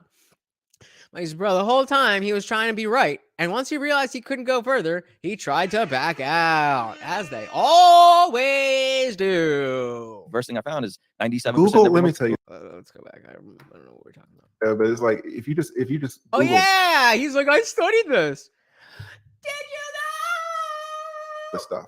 Right? I have. I'm telling you, I have. I really went down the rabbit hole of this entire men lose 80%, 90% of the custody. And the first thing I found is 97%. Google, let me tell you something. Google some stuff that is made by male divorce attorneys. Okay. All right. Not some stuff. Any names that you could recommend? Like specific men attorney? Okay. Because we're doing it. We're not in the laboratories trying to put all these damn statistics together. We're in the trenches fighting. In the trenches. So is your logical conclusion then, because 90% of custodies go to women, right? That don't see the court and they've been kind of relinquished, or they don't fight because they don't have the money. Is the conclusion you usually go to, therefore men shouldn't get married? Because that's what I hear from the Rallos and the Pearlingtons. It's not a fair deal, quote unquote. So the question was, should we get married? But as Jess is saying, if he was quiet and learning the whole time, we wouldn't have this entertainment. You're preaching to the choir. No, that's not a pun, but you know what I mean. No pun intended. When I was watching this, I was like, oh, thank you. I don't have to worry about what I'm talking about on, what day is it? Whatever day it is. I don't know. I am having a lot of fun with this, and I hope you guys are too. But the reason we're having fun is because it's going so bad for Ruslan, and you guys can avoid this. You guys can avoid this if you pay attention to the mistakes that he's made, pay attention to what TLA is doing right, and there's a lot going on. It's micro things and expressions and particular words and stuff. And so that's why I feel like I want to break this down to you guys, because it's not like I'm seeing every single thing. If I did, then I would just be TLA and I would have however many fucking million thousand subs that he has. So I'm not there, but absolutely I can help break things down and keep a clear line of logic that I don't understand why, but a lot of other people just can't. I got it. But you are right, Jess. I am super happy that Ruslan decided not to be quiet and learning. Mike says, I hate dogmatic thinking. Also, yep. If someone claims to know there's a God, I question how they know that. And also, if you're an atheist and claim to know there is no God, I do the exact same thing, as do I, Mike. And that is why we get along so well, because I am an agnostic atheist. I could very easily be convinced that a God exists. I just haven't been yet. And I think that's the only, whether you believe or you don't believe, I think saying I don't know is the only reasonable, rational position. Just as Mike said, one way or the other. That's why we talk about Gnosticism, which is knowledge, and theism, which is the belief in a God or gods. Again, Gnosticism is knowledge. A is without. So A, agnostic, means I don't know. And also, theism is the belief in a God or gods. I don't have that. I'm not saying that no God exists. I'm just saying I don't know, but I don't have a belief in it. That's all agnostic atheist means. Thank you, Mike, for the opportunity to explain that. I always love to be able to do that. No. Okay. I forgot the question already. Is the conclusion you usually go to, therefore men shouldn't get married? Because that's what I hear from the Rallos and the Pearlingtons. It's not a fair deal, quote unquote. No. Okay. That's completely different. I would say don't get married. I would say don't get married. I cannot see any reason I'll say in America, a lot of people, they talk, like a lot of red pill guys will talk about the West. I don't fucking know I don't know shit about Canada or Mexico or fucking Europe or whatever. But in America, I feel like aside from some slight tax breaks, I'm way better off just having you be my girl. I'm still going to take care of you. I'm still going to love you. I'm still going to put you as number one. But I don't need the government to get involved in that. That's me and you, baby. That's me and you. I think men should get married under a number of circumstances. Okay. What would those be for you? Well, it just depends. If a man, if a man was making $40,000 a year and then somehow, some way, Oprah fell in love with him, and that man wants to marry Oprah, like I have no problem. No prenup, baby. Okay. No, man. No prenup. No prenup. That's exactly right. Okay. I see men that get married all the time for immigration benefits. Okay. I see men that get married all the time in the military. If you've ever been in the military, if you know anyone that's in the military, they can tell you all about these contract marriages. Yep. I'm right next to Kent Pendleton. I assume you mean a personal choice. And yeah, I mean, if it works for you, then go ahead and do it. If you're asking me, then no, probably you shouldn't get married. If you're asking me. If you don't need to ask me, and that's just what you want to do, go for it. But if you're like, hey, watch, what do you think? I mean, I'm going to tell you. Like, so I want my daughter to get married because of the protections. I want my son not to get married because the laws go against him. This is a smart man right here. This is nuance. This is nuance, what so many people are missing. Thank you for bringing some more of that, Mike. There's just not enough in the world. So I'm very familiar with that. all about it. I see men that get married for religious reasons, men that get married for cultural reasons. I see men that get married because they're disabled and they need help. There are so many, I call them off-label uses of marriage. And if we're honest, guys, I don't even like to tell you guys this. If we're honest, love is an off-label use of marriage. Right? Because that's not how marriage started. Marriage started to bring families together, to conserve wealth. This love thing is like, oh, like it wasn't a part of it. There you can name 10, 15 reasons to get married. Right? So if a man says, I want to get married, I don't know which one of those 10 or 15 reasons that he's choosing to get married. Oftentimes it's multiple ways. I look at this stuff so much more nuanced than you guys. Right? So much more nuanced than people in the red pill community, because like they don't know. They just haven't seen it. And yeah, Mike, I want government out of everything. So I agree with you there. Jess says, marriage can't make someone treat you right or be faithful. Exactly. It's just a fucking piece of paper. That's all it is. Now, some of you who are more religious may believe that it's it's something along the lines of a covenant with God. And I don't have a personal issue if you want to do that. That's fine. But to think that you need that you need, whether it's God's approval or the government's approval or whatever way you think about it, I'm going to disagree with that. And it's fine. We don't always have to think the same things, but I don't think that makes sense. Yep, exactly. Prenups all day. Right? Yeah. So my view is extremely nuanced. You're not anti-marriage. Not at all. Okay, that's good. Yeah, so we agree marriage. But I'm not anti-divorce either. Like I'm not anti-marriage. I'm not anti-divorce. I'm pro-marriage. I'm pro-divorce. I am pro whatever will improve your life. Right. Boom. Jay says, I have a son. I'd rather arrange a marriage for him with TLA consultation and TLA written prenup in hand. I mean, you can't go wrong there. I mean, there's my favorite sitcom of all time is How I Met Your Mother. And there's an episode where, if you're not familiar, it's just a typical sitcom. And the basis is the guy is telling his kids how he met their mother in the form of flashbacks. So it's set in like 2005, but the original thing is set in 2030. And the whole show is flashbacks. So I think that, you know, the notion of covering your bases is definitely something that you need to worry about. But there's still just the human element. There's still just the human element where it's like, yo, I fucks with this person. That's it. We vibe. Whatever way you want to put it.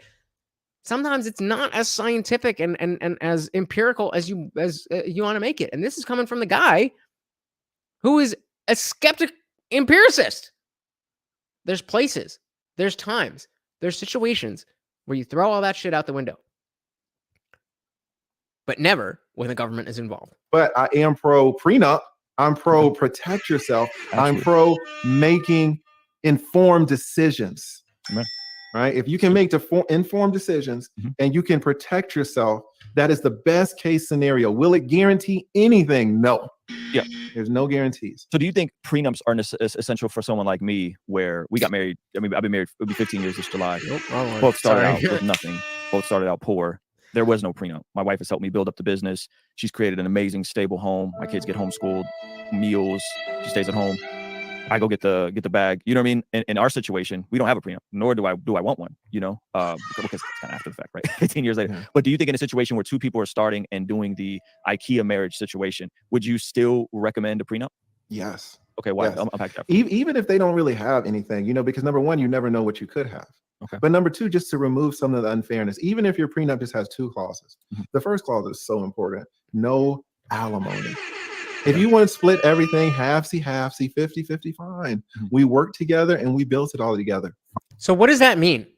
That's a great question from Ruslan. Is that like, we didn't have anything, so I didn't have anything to lose. But you don't know what you can have. And with over 200,000 subs on YouTube, he got shit that he's got. So just putting in the basics of understanding what can happen, even with the happiest couples on day one, they're all happy couples on day one. It's not like, and I think he specifically is going to say something about this, but you never know whose marriage. You could think that somebody, you know, the neighbors across the street, the old people across the street have been together for 50 years. They have the best marriage ever. So you're going to ask them, you know, what's the secret? You have no idea. You have no idea what their relationship is like. And there is incentive for them to hide the bullshit because, like, oh, we've been together for 60 years. Like, people expect us. People are people. People are people. That's it. Like I said, I've been married for 20 years. Congratulations. Congratulations on 20 years. It has not been love that's kept it going. It's been like-minded goals. You know what that reminds me of?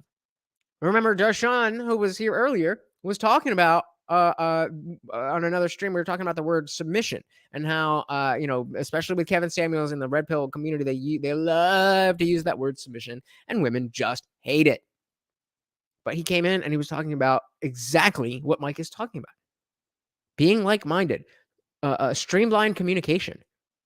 That's all that men mean when we say we want that.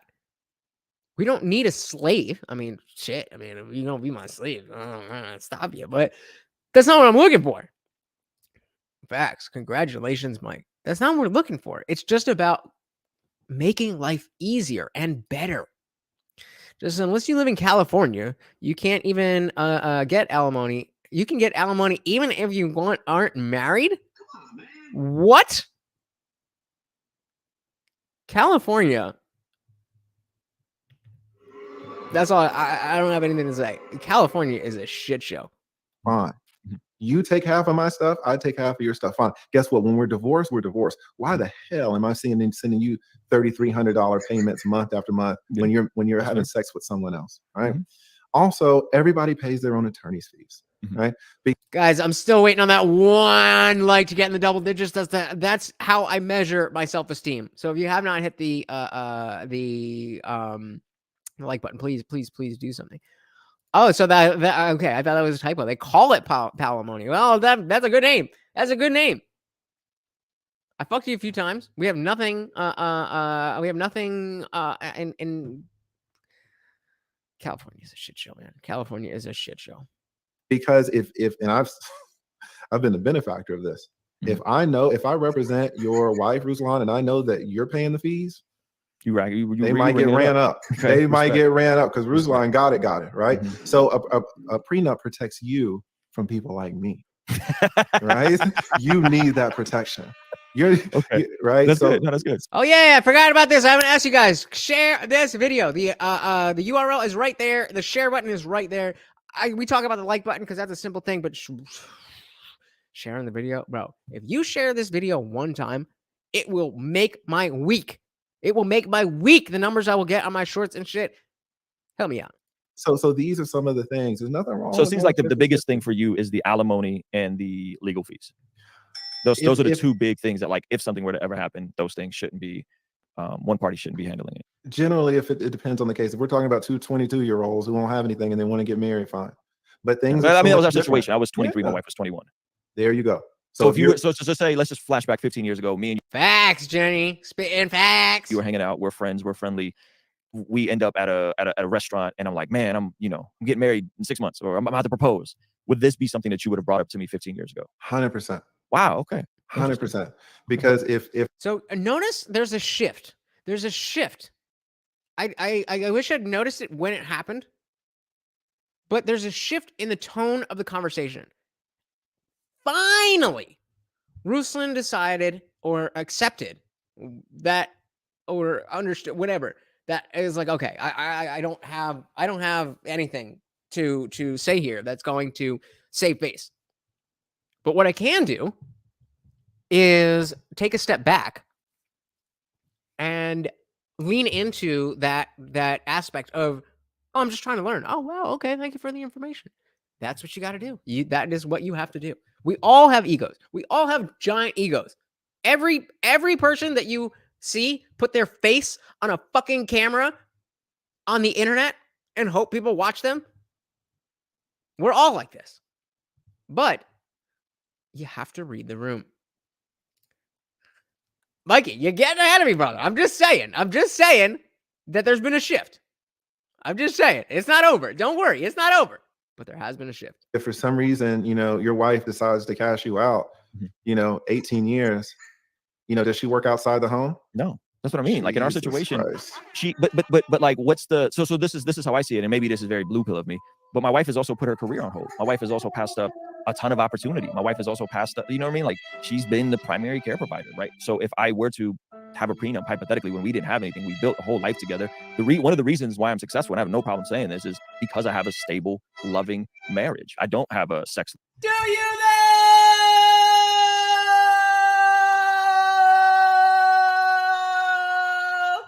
I mean, 18 years is a long time. I wonder if his next question is, have you ever had anybody who's been together for 18 years and they separated? This marriage. I'm in an amazing union that allows me to go out and do the things that I'm able to do. That's such a Christian thing. I'm not in a sexless marriage.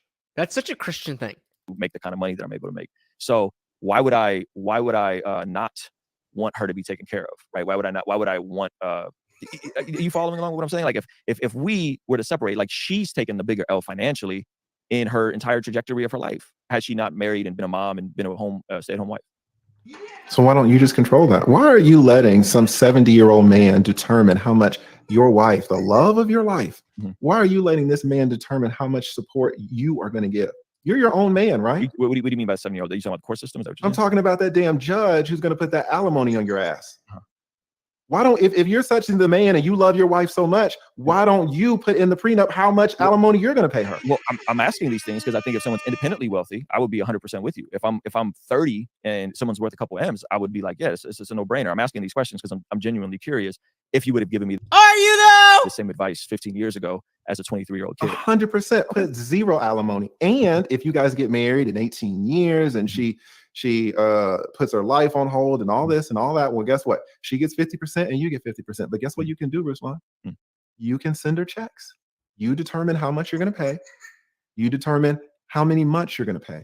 You can pay 12 months. You can pay 24 months. You can pay 36 months, 48 months. You can pay 60 months, 72 months. You determine.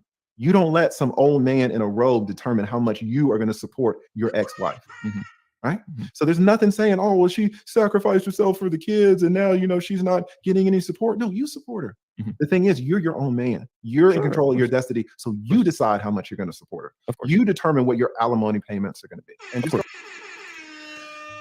baller. Chenny says, and he will pay alimony. Probably until she remarries under the admission he just made about her taking a big... Yeah, that's a great point.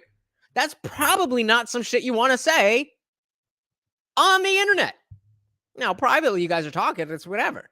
But now you've made a public record of the fact that if you do get divorced, well, she's taking a big L. I mean, I'll probably be fine, but she's taking a big L, so... This is the game we play. This is the game we play. This is what the government, this is what sexual liberation, this is what alimony, this is what this all leads to. And it's cute. It's adorable that you think we live in a world where that's not the case. But it is. We do live in that world. Unfortunately, I hate it just as much. I would love. Do you understand how much I would love if everything that I can, just based on this conversation, everything that Ruslan has said, if I could believe that those things were true, I would be so, there would be so much less stress in my life. There'd be less, it just seems like such an easy, happy life. Like everything's going great and God's looking over me and we've been together and that's cute. Mike says he wants the government to make him be... He wants the government to make him be a good guy if they get a divorce. Holy moly! The smoke, bring in the smoke, Mike. Just said, I don't know if I would trust the man who is running off with another woman to pay me the right amount. Well, that's why it's a contract. That's why it's a contract. It doesn't matter what he's doing before or ever. You already got that in writing. He's going to pay you this much. He has decided, okay, if we do get divorced, then I'll pay you this, whatever it is. And you agree to that. Then, if he is running off with another woman, then like, all right, that's obviously not ideal. But now we have a place to go. We have an understanding of what to do. And we know, and Jess, I know you know, that the overwhelming majority of divorces are filed not by the man, but by the woman. Jessica's on to say alimony is probably the thread holding a lot of marriages together. Yeah. Unfortunately, I think you're 100% right about that. That's a tough pill to swallow. Alimony is probably the thread holding a lot of marriages together. I'm never getting married. Like he says, there are some women who will stay on alimony and never get married just to spite the ex. I was gonna bring that up when who brought that up? Exactly right. They don't get married. They know what's good. They get in that alimony check and like, oh, he's just my boyfriend. He's just my friend. He's a gay guy that just lives in my house. Okay. Go from there. Of course, I think that's fair. I think that's fair. I'll be honest with you. You just changed my mind about prenups. I think that's very fair. There we go. Changing one mind at a time. That's there what we go. There we go. I think that's a very Mikey, tell me there wasn't a shift. Now, tell me there wasn't a shift when he just said you changed my mind. Fair point. I think when you have the religious dynamic involved, that could be a tricky conversation. Even me talking about prenups at all, which Hafeez is not anti-prenup, but even when we talk about prenup and all, we get a lot of pushback from the faith-based community. But I think that's a fair point. When hey man, that's a W. I got no and let me say this too, because I'm gonna let you pull rank because I already stated it in the beginning. Like I'm faith-based stuff, man. I'm a spectator, right? Can you explain to me what the pushback is from the faith-based community against prenups? I think it's hey, if something is a covenant and you're already pledging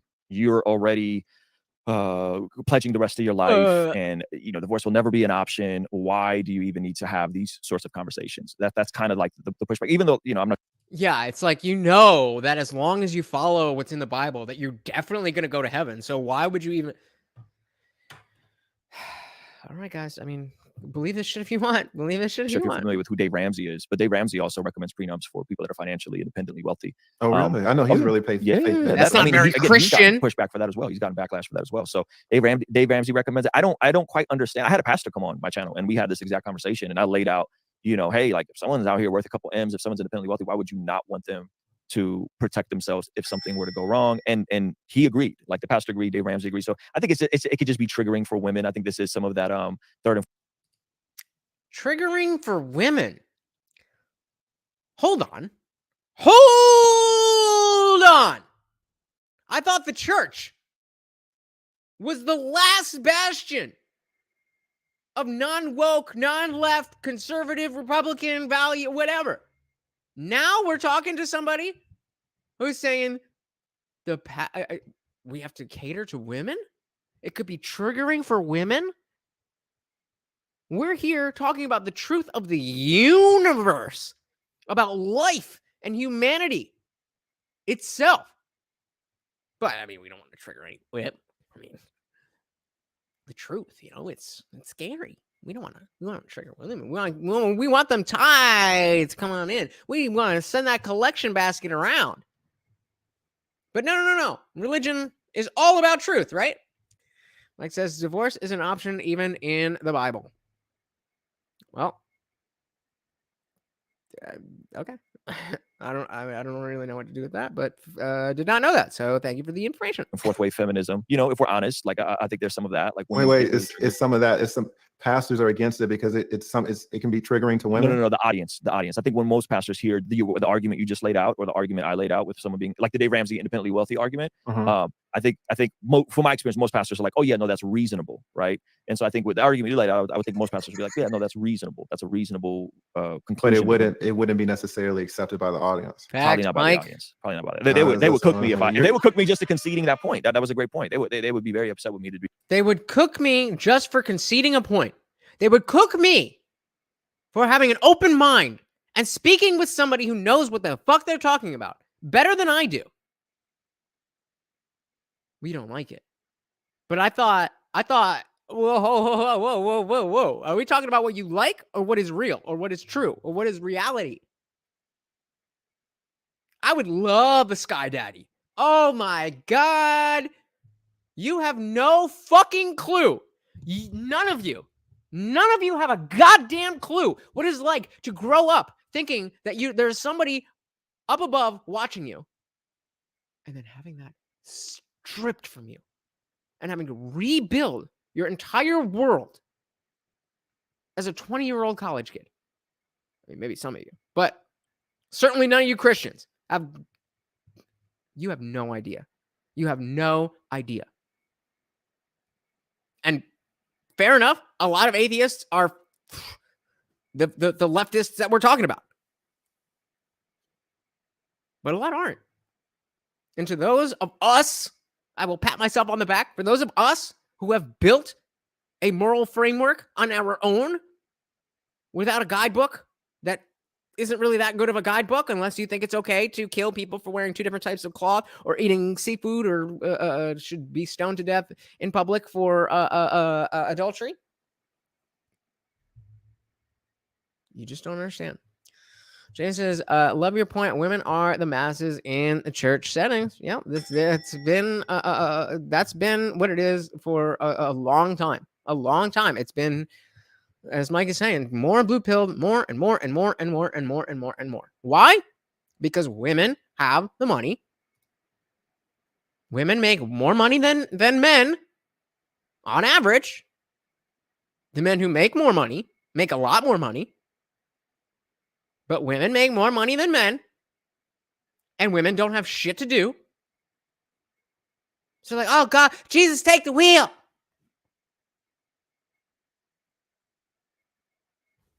Follow it if you want. Follow it if you want. Just says, what's wrong with the blue pill? It's lies. That's what's wrong with it. It's lies. Blue pill men seem happy, and red pill men seem bitter and angry. Oh. Let me tell you something, Jess. It may seem that way. But the reason it seems like red pill men are bitter and angry, and blue pill men are happy, I'm sure you've heard, ignorance is bliss. If I think, I was this guy for so long, it was the beginning of lockdown with the Rona stuff that I was in my last blue-pilled relation situationship, whatever. And I was just typical blue pill beta and exacerbated by the fact that nobody had anything to do. So we would just like text back and forth all day. I know she's not doing anything. She knows that I'm not doing anything. So we're just texting back and forth, back and forth, back and forth, back and forth. No wait time, no nothing. I'm not playing any games. I'm just thinking, hey, I found the girl who's going to appreciate me for who I am and everything. And she doesn't. Lasted about 3 weeks. And then she's like, oh, this motherfucker is just sitting around waiting to talk to me. What a loser. I have zero respect for him. And so then, being blue pill, oh, okay, maybe we're just not a perfect match. I'm going to go out there and find the one. That's why blue pill men seem happy and red pill men seem bitter. But again, you have to understand the phase of red pill rage. That there is just like with atheism, you Christians, I don't know, but generally, you Christians have an idea of what an atheist is this somebody out here, oh, what you live, but that's the representative heuristic. You only know people are atheists when they're going through their atheist red pill atheist rage position. You only know red pill men or red pill men when they're in that red pill rage stage. Once we've gotten beyond that, we're a lot happier. And I don't know about anybody else, but I'm not having any more sex than I was when I was a blue pill beta. But I'm a lot happier because I understand why. I understand why. I understand what I need to do and I understand what not to do. So it may seem that way. And I definitely understand why it seems that way. But the problem with the blue pill, what's wrong with the blue pill? It is lies. The blue pill in the dating context is that, look at Disney, look at rom-coms. That's life. In politics, it's like, oh yeah, the government, come on. The government cares about you personally. What the fuck? Gah! The government cares about you personally, and everything that they do is there to help you. And blah, blah, blah, blah, blah. Jay says, I need to get back in church so I can get on in on the pandering. There you go. I mean, it's there. Take advantage of it. You have a man of authority up there. Ladies, you are doing just like God told you. And I was talking to Jesus the other night, and he said, you go out there and be a city girl. You want to follow it. Have fun. I'm just saying, when you hit the wall and don't no man want to fucking do anything but run through you, don't ask why. Be like, no, that's actually fair. Listen, Ruslan, you're being so real, man, and I appreciate that. How does it feel? We're gonna back that up because this is a savage. Again, you have to, as a content creator, I study this man. We're gonna back this up, but we do want to give credit to Ruslan for being willing to engage in this conversation and for changing his tone. Even though, Mikey's kind of spoiling where we're going. You can see the change, that he's not trying to fight. He's not trying to win. He's just having the conversation and he's learning and he's looking better than he was. That's all it is. Just, again, as Mikey said, pick your battles. See, Mike said, pastors go hard on men on their role in marriage and use kid gloves when talking to women about their roles because they're going to get backlash from women who what? Pay them. So let's, I want to go back because listen to the compliment and then right into what he says after. Actually, that's actually fair. It's the conceit. Oh, Jesus. Oh, fuck my life. And that you see many men get oh fuck. Somebody real quick run back the stream and get the timestamp we were at. and you're great at what you do. So I know what you're doing. They get ran up. Okay, They might respect. get ran up because Ruslan got it, right? Church, but it's like if pastors are unwilling. Okay. Ramsey agrees. So I think it could just be triggering for women. I think this is some of that third and fourth wave feminism. You know, if we're honest, like I think there's some of that. Like it's some of that. It's some pastors are against it because it can be triggering to women. No, the audience. I think when most pastors hear the argument you just laid out or the argument I laid out with someone being like the Dave Ramsey independently wealthy argument, I think from my experience, most pastors are like, oh yeah, no, that's reasonable, right? And so I think with the argument you laid out, I would think most pastors would be like, yeah, no, that's reasonable. That's a reasonable conclusion. But it wouldn't be necessarily accepted by the audience. Probably. Thank you for rocking with me, even though that that's not the exact spot. Well, it's close enough. Thank you, Jenny. Not by the audience. Probably not by they would cook me if they would cook me just to conceding that point. That was a great point. They would be very upset with me to be like, you know, that's actually fair. Listen, Ruslan, you're being so real, man, and I appreciate that. Okay, you know, how does it feel to have to hide the truth because women won't accept something? I don't, man. That is what I wanted. You're doing great, but how does it feel to be full of shit, bro? Let's do it one more time. That's actually fair. Listen, Ruslan, you're being so real, man, and I appreciate that. You know, how does it feel to have to hide the truth because women won't accept something?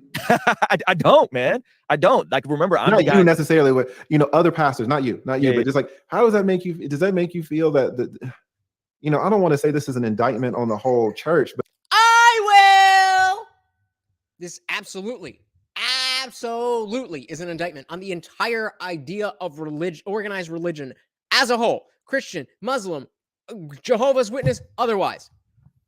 When there is somebody that is standing in front of you saying, I have all the answers, just trust me. Don't trust them. Don't trust them.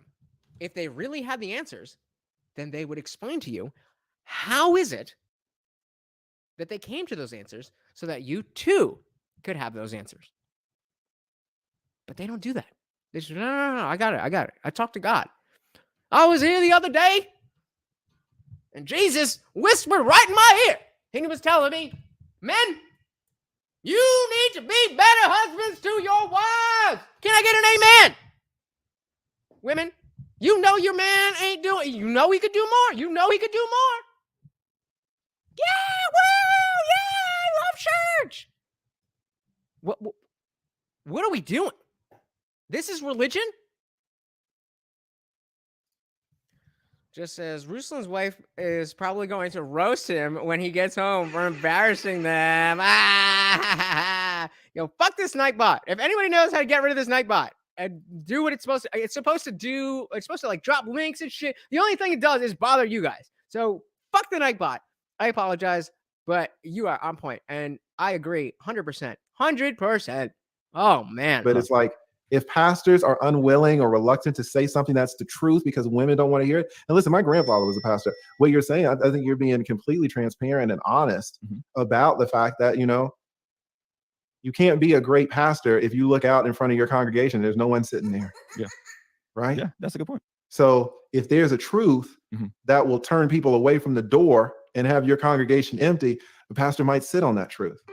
Yeah, I would. But we're not supposed to, though. We're not supposed to. Right. You're exactly right. Oh, yeah. Pastors and priests never do anything they're not supposed to do, right? That would be crazy. Like a pastor doing something they're not supposed to do, that never happens. Yeah. And the viciousness is that truth is the number one thing that can protect men. The truth of specifically the prenup, which you just talked about. Yeah. The truth that pastors are incentivized to sit on, incentivized to stay silent on. Yeah. Hey, we got Dr. Evil Genius in the building. Welcome. Good friend of the channel. You're a mod, right? Yeah, please feel free to drop your channel. Any of them, all of them. Awesome content creator. And most, I'm getting kind of busy with this. So most UFC cards, you will see me over on the Talking Shit podcast with Dr. Evil Genius, covering the entire UFC cards every Saturday that it is on, and I can make it. What does Dr. Evil Genius say? Would she really care about him losing a logical argument if what he's saying makes her feel good? You're right, bro. You're right. Oh my God. No, She's like, oh my God, honey, you did such a good job. Those fucking heathens. No, she wouldn't say fucking. Those gosh darn heathens. They just don't understand how God has touched our souls. And even though, like, we don't need a prenup. But also, I've just been thinking, there's this guy named Chad down at the gym.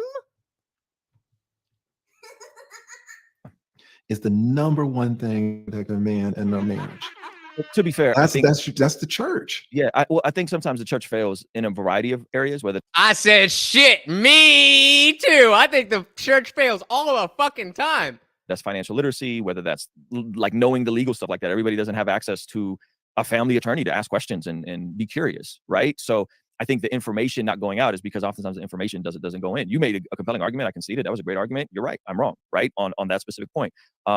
I don't Evo, drop that link, homie. know if like they're intentionally keeping back truth because they're afraid. I think the church, from my experience, has been on the cutting edge of leading, or specifically in my circles, of encouraging and empowering masculine men to be masculine, to lead their homes, to be the man of the house.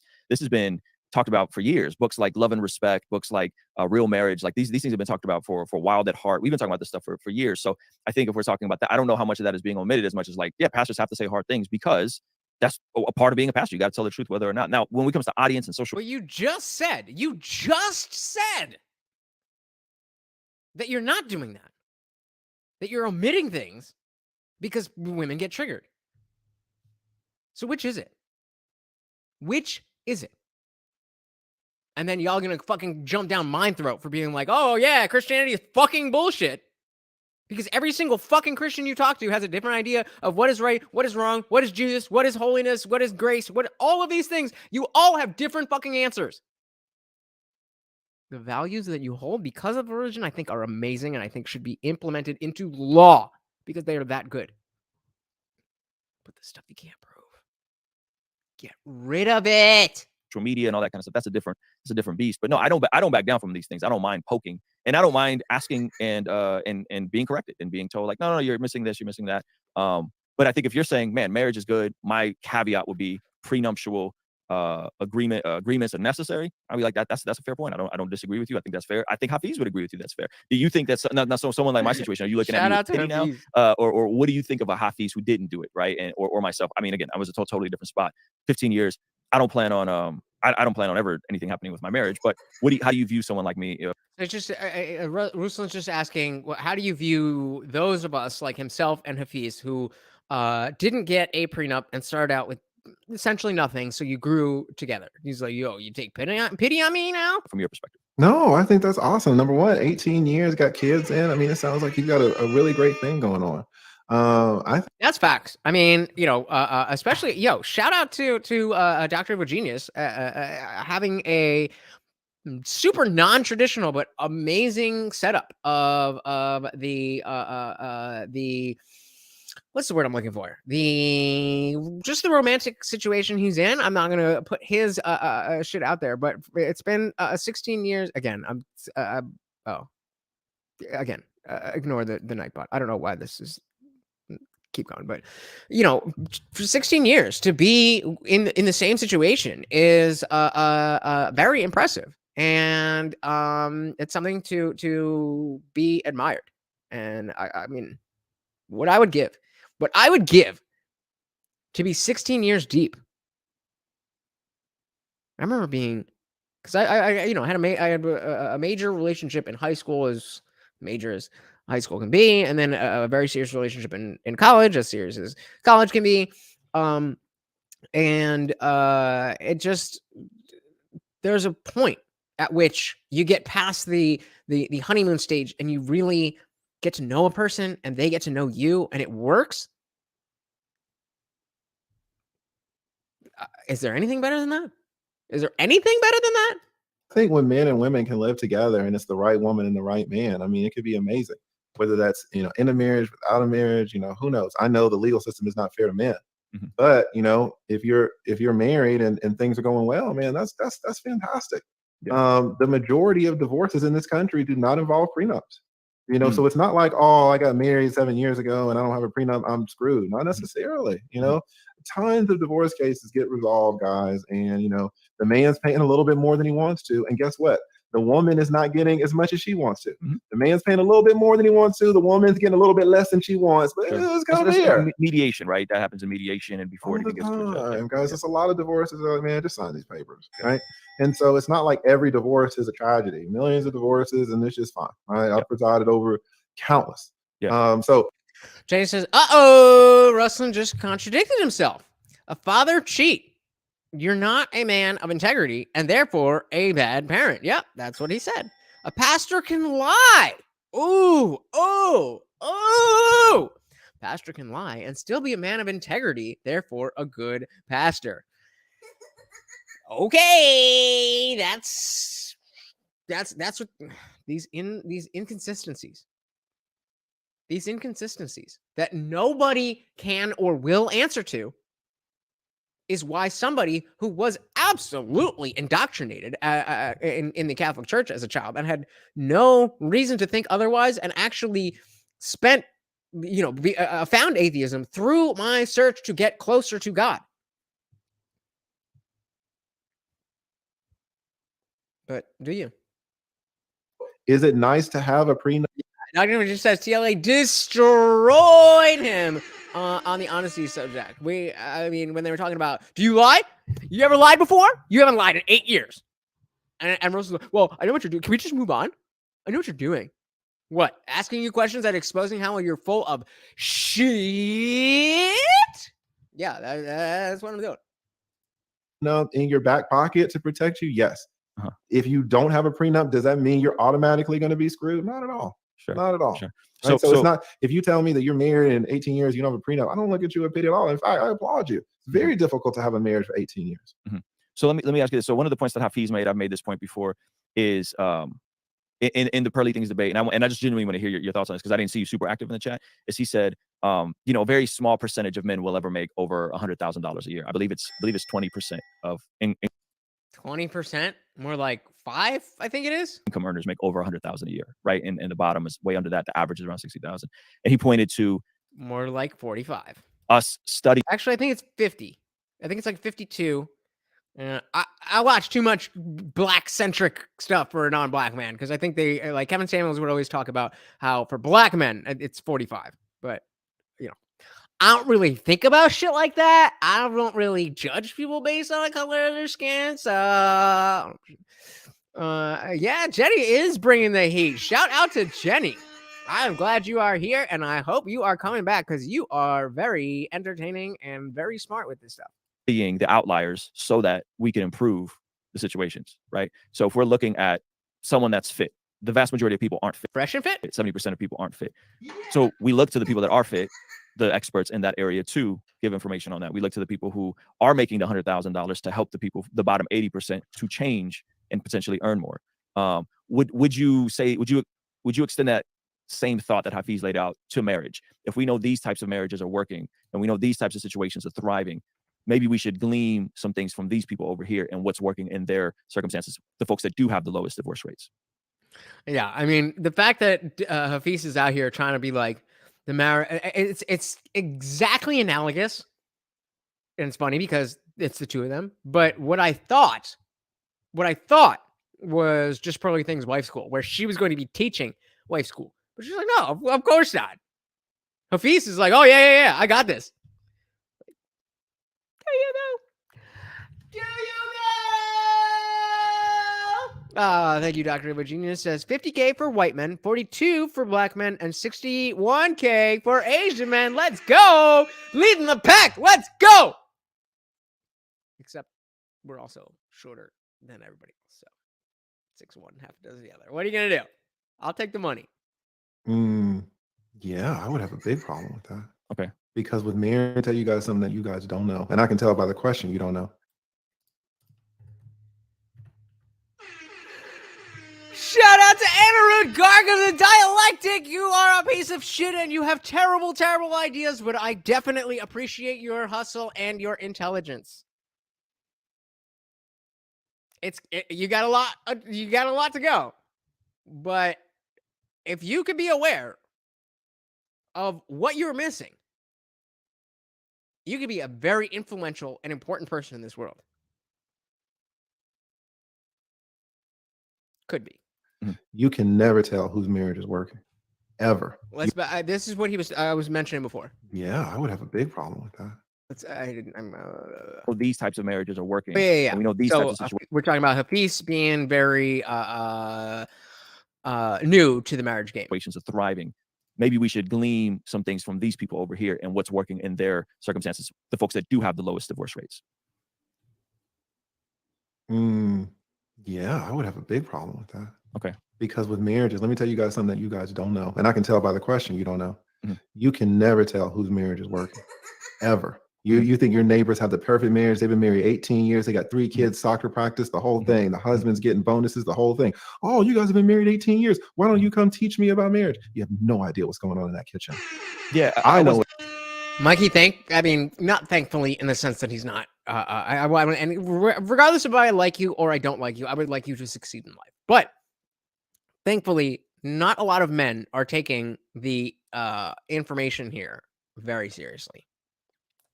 And that's also a good point. That fools and their money are easily parted. So, speaking of the Catholic Church, I wasn't meaning about externally. I'm talking about the couples that statistically speaking are the most likely to stay married. Statistically speaking, the people that do these skills are statistically more likely to make more money. The people that have these daily habits are statistically more likely to be within a healthy body fat percentage. Shouldn't we want to study what those daily things are, those weekly things are, those yearly? What are those disciplines? What are those commitments? So that we could tip the scales in our favor.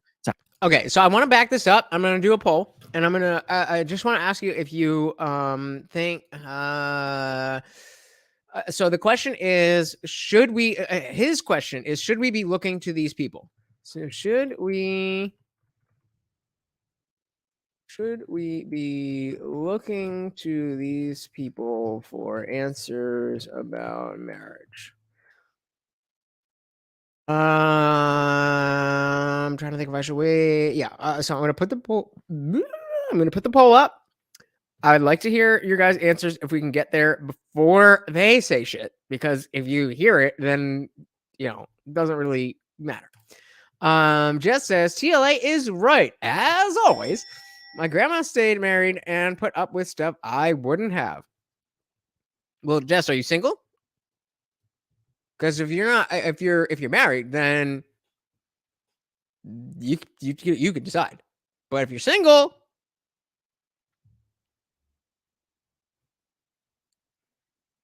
what do you mean? Didn't you watch this exact thing? And what am I missing something? Did I miss something about? What are we talking about? I'm lost. I'm going to go back in here because I don't know what y'all are talking about. To have an optimal environment for a family. In a marriage? Absolutely. What are those things? Well, let's back that up one more time. To be within a healthy body skills. Yeah. So again, we're talking about people who have healthy marriages. He's making the comparison to people who work out. And so more likely to make more money. The people that have these daily habits are statistically more. Oh, bruh, that sent me for a loop. Likely to be within a healthy body fat percentage. Shouldn't we want to study what those daily things are, those weekly things are, those yearly? What are those disciplines? What are those commitments? So that we could tip the scales in our favor to have an optimal environment for a family. So he's saying, if I'm looking to work out and build my, become a bodybuilder, shouldn't I look to people who are successful bodybuilders and then try to replicate what they do in order to, try to, not a problem, Mike. Should I look to those people to tip the scales in our favor to have an optimal environment? So Jess says, yes, I'm single. I'm a victim of a chronic cheater. I mean, I'm sorry that happened to you. That's definitely shitty. I have been cheated on, and that is shitty. But get the fuck rid of that dude. There's other dudes out there. Why are we saying? Why are you in a position where chronic cheating becomes a situation? And I'm not asking you specifically. You don't. I'm just opining, if you will. But we can only blame other people to a certain extent. Anybody who's ever cheated on you was wrong in every one of those situations. But that doesn't mean that it was smart, right, correct, whatever word you want to use, for you to stay in those situations. And we want to, it's very easy, especially for us men who came from a more blue-pilled beta background, whatever, to want to be, to treat you differently. Like, oh, you're just a woman. You got cheated on. Oh, honey, sweetie, baby.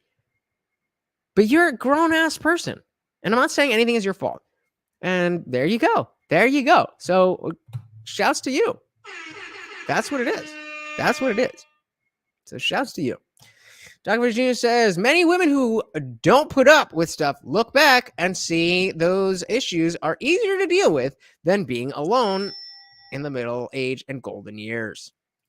Jenny agrees. And so do I. Family. In a marriage? So Absolutely. again, remember, the question was, he's using the analogy of, if I'm looking to be a bodybuilder, I want to look to bodybuilders. So if I want to look to have a good marriage, I want to look to people who have a good marriage. What are those things? You want me to specifically talk about? I mean, Hafeez talked about a lot of them. Income, I think, is a big one. So I think income is a big one. So I think earners, higher earners that make over 100,000, the divorce rate plummets with the more money you make. And that he showed the slide. You guys can we'll go back and watch that. So one, income. Oh, a slide. All right. Okay, cool. Two is two. Wait, let's slow down for a second. So income. So you're saying that to improve your marriage, a man should make more money? Is that the thing? I think so. I'll give you the first. No. Wait a minute. Wait a minute. Are you telling me, you are telling me that if I have more money, I'm going to have a better marriage? No, that can't possibly be the case. First one. So yes, I would say income. Two, because we found out that 56% of women who have children would have preferred to stay home. 56% of working women would have preferred to stay home with their children had they been given the opportunity. Right. So I would say one, income. I would say two, giving the wife the opportunity to stay home and raise the kids. That's feminism for you. And then and three, the real, and this is the one you're going to get uncomfortable with, but the real, I'm uncomfortable with all of them. But let's keep going. I'm just showing you what the data says, right? It's the data, guys. This is the thing. It's like you guys, do you know what you're looking at? That's what I'm asking. It's so easy for you guys to pick up a sheet of paper and says 96% of this. Do you know what it means? Do you know the underlying stuff? Yeah, I when it comes to marriage, I feel like I do. Do you though? You don't, bro. You don't. You've shown very clearly that you don't. And Mikey, I know you were getting ahead of me, but I was saying now we've shifted back into the original type of energy. Which is like, oh, I know this shit. Okay, maybe you know it to some extent. Do you know it better than a 20-year divorce attorney, guardian ad litem, whatever the fuck is other shit, every fucking thing that he under the sun in Georgia? There's nobody on YouTube that I've ever heard of that knows this shit better. I'm not saying that you can't challenge him, you can't push back. And you absolutely should. Just because somebody has a good resume doesn't mean that they know everything in the world. That's not at all what I'm saying. But going back to what Mikey was saying, the Mikey story was saying, pick your battles, bro. Read the room. I think Jenny said read the room. Like both of you. That's it. Just as I was raised by a single father, so he raised me not to get walked over by a man. Well, I mean, unfortunately, if they're, maybe they're the balance of that without a mother, it's great that, your father was there for you. So many women, that's not the case. And I mean, I'm speaking from a place of, I hate speaking like this, but absolutely I'm speaking from a place of privilege where I had, both my parents are still together. None of the stuff that I have to worry about as a child, but the facts, the facts don't change. And it's good that you don't want to get walked over or by a man, but is not getting walked over and being alone at 60 better or worse than, get in a situation where dude was trying to, be a little much, but you can talk to him and work on things. Just a question. Mikey says, numbers and data are just a baseline and not hard facts. Well, no, that's not true. That is absolutely not true. I mean, unless you have a completely shitty study, those numbers are facts. They are hard facts. But they don't necessarily, they're not necessarily complete. As we saw from the beginning, he was talking about, well, okay, only 1%, 1.5% of men take their custody battle all the way. And of those 1%, they have a much higher percentage of favorable outcome than those who just sign away their rights on with a mediator or whatever. Those are facts. But that's not the whole story. As we saw with TLA, it's because of the strength of the case and how the courts work. Just I get to TLA's point. Just because you read the numbers doesn't mean your interpretation of the study is correct. Yep, so you're gonna have people misunderstand studies all the time, and that's why when somebody who is not bringing any numbers to the table, when you say something and like, well, what's your source? Like, bitch, what's your fucking source? I didn't know we were doing sources. I thought we were just having a conversation. Look, if you bring me a source that contradicts what I'm saying, okay, now then we're talking about sources. But if we're just talking about ideas and opinions,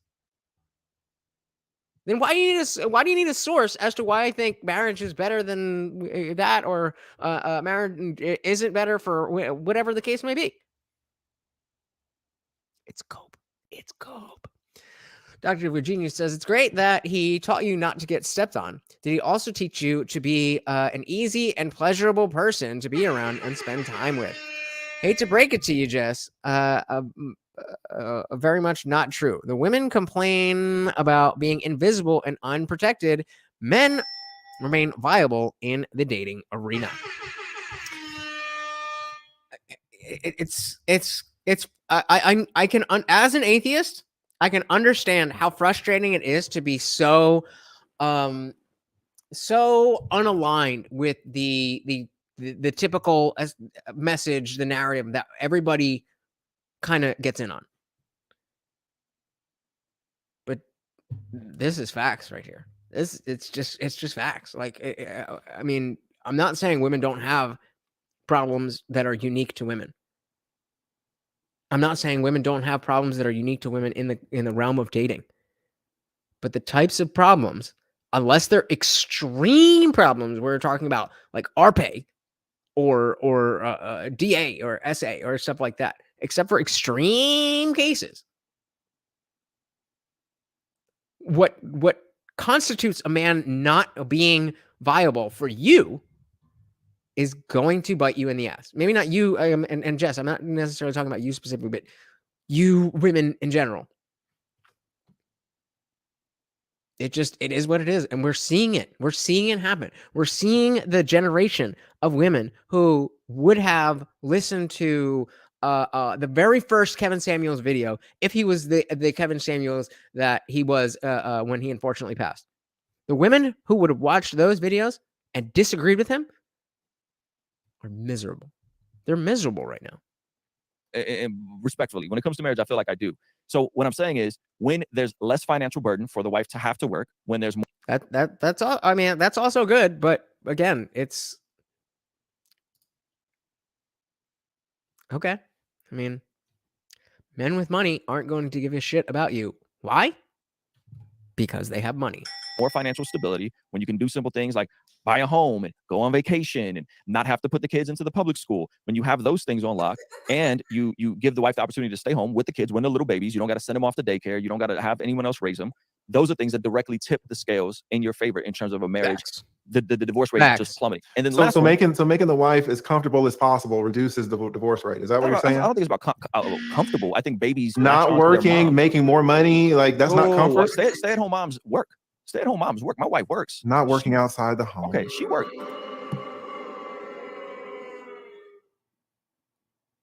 Bruh. Really? You're going to tell me this has nothing to do with Christianity? That motherfucker's sitting here, well, single moms work. Did anybody say single moms don't do shit?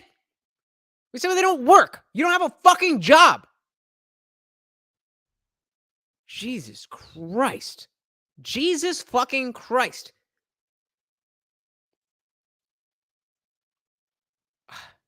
I mean, come on. Listen to this again. This is sad. Look at TLA's face. Like, come on, bruh. We were having a good conversation. I caught you sometimes, but you were doing good in good faith. I don't think it's about comfortable. I think babies not working, making more money. Like, that's not comfort. Stay-at-home moms work. Stay-at-home moms work. My wife works. Not working outside the home. Okay, she works though. I mean, we got to give women their props that it's not easy to raise kids and make sure there's 3 meals a day and make sure the house is clean and make sure the laundry's done. Like that's work. So my wife works, and if you're making a ton of money, you don't need to clean. She doesn't need to clean the house. She won't let me hire a nanny. She won't let me hire a nanny, man. Who wears the pants in the family? Maybe maybe if you wear the pants in the family, that contributes to more success as well. It's subject, man. She likes her bathrooms cleaned.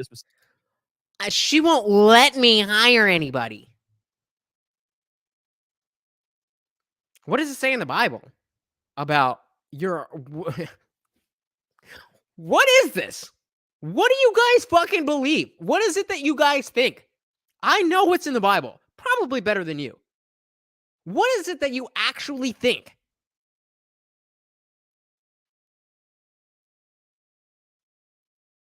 I don't get it. I don't get it. Let's see. Jack Virginia said someone very close to me still works the ladies and has almost nothing. He's 62.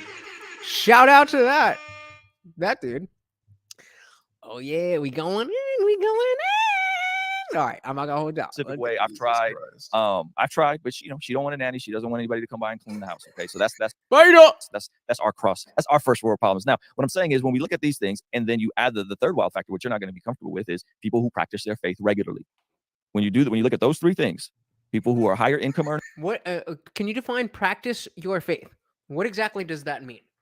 Does that mean that you have to go to church? Does that mean that you have to work your way through the sacraments? Does that mean you just have to live as though Christ should live? What does that fucking mean? Actually, I would love if you Christians in the chat right now would tell me what you think he means by that. Opportunities for the wife to stay home and raise the kids when they're little, and people who practice their faith regularly. When you look at those demographics, the divorce rate plummets into the single digits. That's a fact. And that's everybody around me I know, all the couples around me I know. I know substantially more couples that have been married for multiple decades that have amazing, loving families, that they're having kids, their kids are getting married in their early 20s, and it becomes a cultural shift of changing some of the stuff that we're seeing in society, some of the toxicity that you speak against in society. And look, I'm definitely like in favor of the type of changes that he wants in society. And this is why I talk about Judeo-Christian values all the time, because they're fucking a good framework. There ain't no Sky Daddy! God damn it! Just says, I realized my source of unfaithful men were dating fun, good-looking men. And all the women like those same men, and those men like all women. Facts. Now I only date those unpopular men. Well, I mean, I certainly don't have any advice in terms of dating men. I've never done it, and I probably won't. So I hope that works out for you. I don't know if that's the right way to look at it. I think it's probably more helpful to just look at people who vibe with you. Like, that's how y'all think, right? It's just a vibe. Like, I get that that's very nebulous, but instead of qualifying all of these different things, just learn people. People are individuals. Hey, we got Assassin of Atheists in the building. I gotta watch my back. Live out their faith. Don't know what that means, but appreciate you stopping by and being here, even though it sounds like you want me dead. Jenny says, honesty hour. All right, honesty hour. Being at home with kids, working the house is way more comfortable than leaving the house and working. Shoot, I'm ready to retire and stay home with my son. Did anybody think that this wasn't the case? Did anybody think this wasn't the case? Come on. Like I say, so stuck on the numbers to validate his points until they destroyed it. No, you're not blocked. Of course you're not blocked, but you're right here. You one of us. I don't care if you want me to die. As long as you're here giving me views, giving me chat rate, I'm with it. But no, you are not blocked at all. You are very welcome. Welcome here. Listen, I don't have any problem with people being faith-based. You know, I've seen the power and the strength that my mom's faith has given her. It's gotten her through a couple of situations that it's like, Jesus Christ, like nothing but faith can get you through. Right. So if the couple is on one accord with faith, to me, that might be the strongest thing. No, absolutely. You know, a man and a woman living under a bridge. If their faith is strong and they're on one accord with the faith, if she works or not, you're saying I have a problem. But I understand why you said that because of the disclaimer that I said. But no, I think that's amazing. If you can find a partner and y'all are on the same wavelength with your faith, that's the strongest thing. Yep. So I'm saying, so obviously to me, I would encourage Christians to marry other Christians, right? We equally yoked, maybe you've heard the phrase before, equally partnered, two oxen being partnered together, right? And so if we're talking about that, I mean, that's what we lead with. And then I would say, yeah, men need to figure out how to be competent, capable leaders that can be the priest, provider, protector of their home. I mean, take out the word priest. But so Assassin's saying earlier, practicing your faith means living out your faith. Okay, what is your faith? That is the question. That is the heart of the question. I understand the notion that practicing your faith is living out what you believe. That's not the confusing part. What is believed is the confusing part. And afford your wife the opportunity to stay home when we have little kids. And that's what I'm saying. Like those are the three things. So all I'm saying is, let me just ask you. No, go ahead. I'm sorry. Let me just finish this illustration. If I want to be shredded, good for you, Jess. Which I'm going through a whole fitness transformation, whole thing I'll put out before now. Shout out to you. If I want to be shredded, right? I got to go look at the guys who get shredded and stay shredded. And I got to go and look at what do they eat and how do they lift and what kind of cardio did they do to get there? And then what do they do to maintain that for years and decades? I should want to know what that information is. And yes, there's certain variations, and you can have vegan people that are shredded, and you can have people that are paleo that are shredded. But generally speaking, there's consistent principles there that are found. And all I'm saying is, I think in marriage, it's the same precepts. I think we want to make it too abstract into your truth, my truth. But generally speaking, it's the same disciplines and the same precepts. And yes, I would say faith. Who's they want to make it to my truth, your truth? Because it seems like the conservative religious right is very much against that. So it would make sense if Lead was talking about how the non-religious this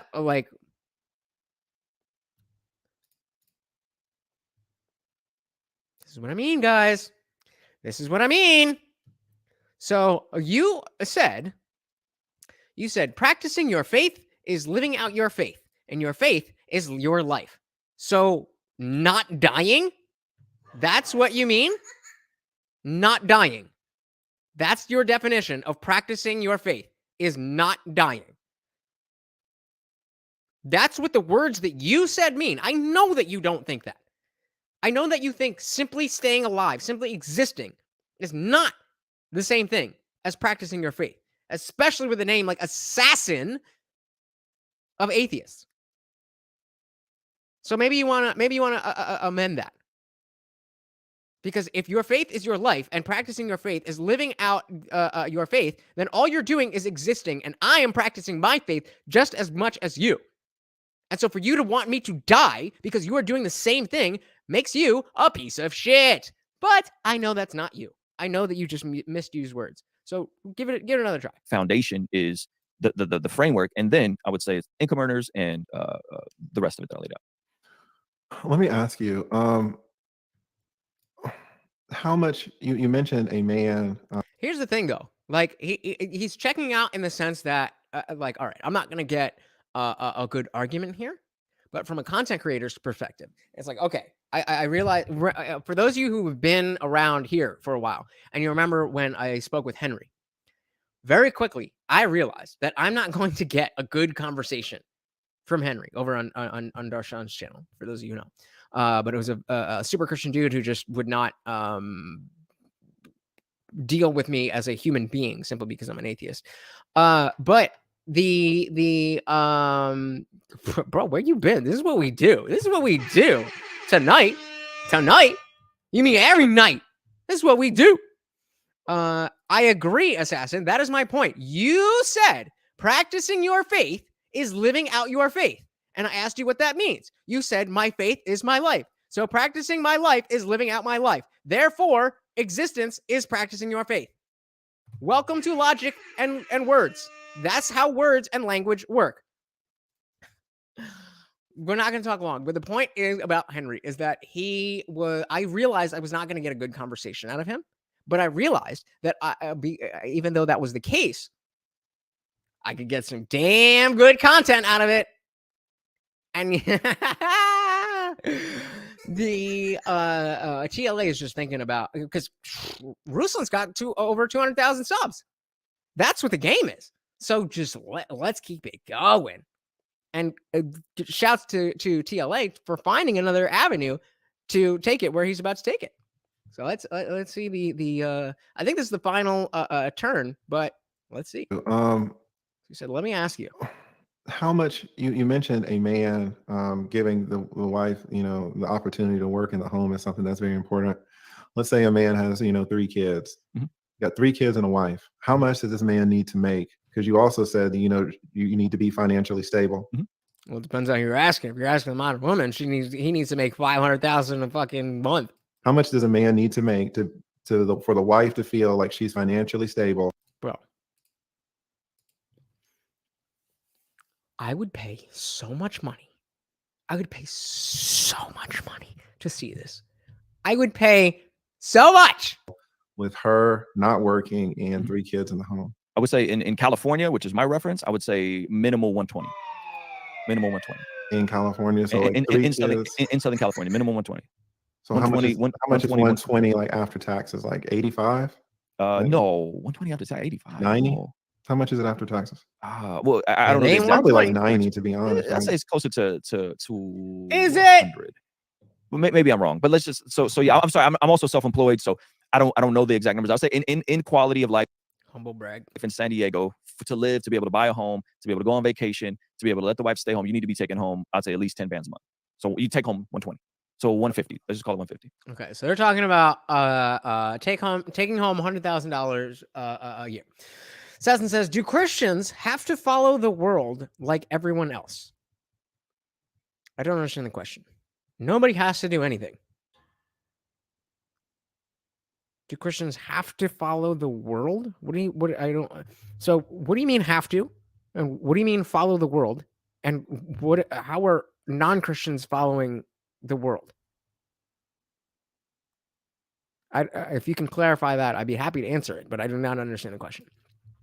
Mikey says, even TLA has said, as a content creator, if you're going to beef with someone, beef with a YouTuber who has loads more subs than you and watch how you benefit from it. Yo. Ruslan, you want to have a conversation? Let's go, bruh. Let's go, bruh.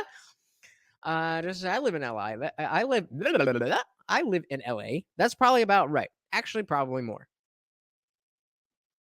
Okay. Is that relevant? I mean, let's just call it 100 for the sake of the argument. Doesn't matter how much Ruslan actually takes home, or are we trying to make a point here? Okay, 150. Yep. Take home 150. That's in San Diego. San Diego. So you take home 150 in San Diego? You gross 150, you take home 120. Oh my God. Vegas, just call it 100 and get to the point. You can do that for less. If you're in Alabama, it could be way less. If you're in, Nebraska, there's other places that the cost of living is way cheaper. It's our rent, our mortgages, it's ridiculously expensive here. Yeah. Would you disagree? Would you say 150 is not enough? I don't know. I'm scared to go out to damn San Diego, man. Come to San Diego. Let me if you got time. Does anybody know what this means? Everyone is following the world. What does that mean? I don't understand what message or sentiment or notion that you are trying to convey to me. These words do not accurately represent an idea that fits in the English language with the syntax of the English language. Following means going after. So do you mean that people are following the world in the sense that the world is moving?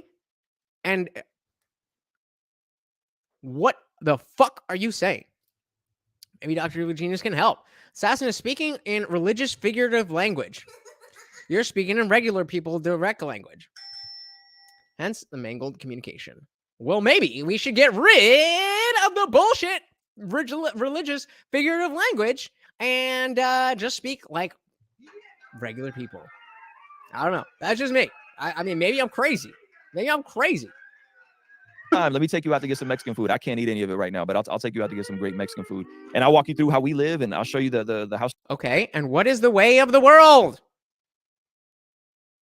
Like, does this again? Has anybody been helped understanding what the original question was? By this or this? Use your words, bro. You have more than 5, and you can do multiple comments. We're here. We're chilling. Take the time. Explain what you mean. Articulate your thoughts. I'm not a mind reader. Just as I don't think Ruslan pays taxes. He apparently doesn't know how much the government takes from you. No, I'm sure he has an accountant, and let's give him a pass on that. I think it's, especially, when you're doing essentially large-scale gig work, which is what YouTube is. It's not as simple as like, oh, I do QuickBooks, or I just send my 1099 or W-2 or whatever it is. Document says, way of the world equals not aligned with theology. Are you sure? Is that what assassin means? Or are you just interpreting that's what he means? Because, I mean, that would make sense. But there's other things that would also make sense. So before I answer a question that hasn't been asked, I would like to understand the question that has been asked. So again, the question is, if we are talking about, do Christians have to follow the world like everyone else, then we need to define what following the world means, and then we have to define how everyone else is following the world. That is the only way this question can get an answer that makes sense to anybody.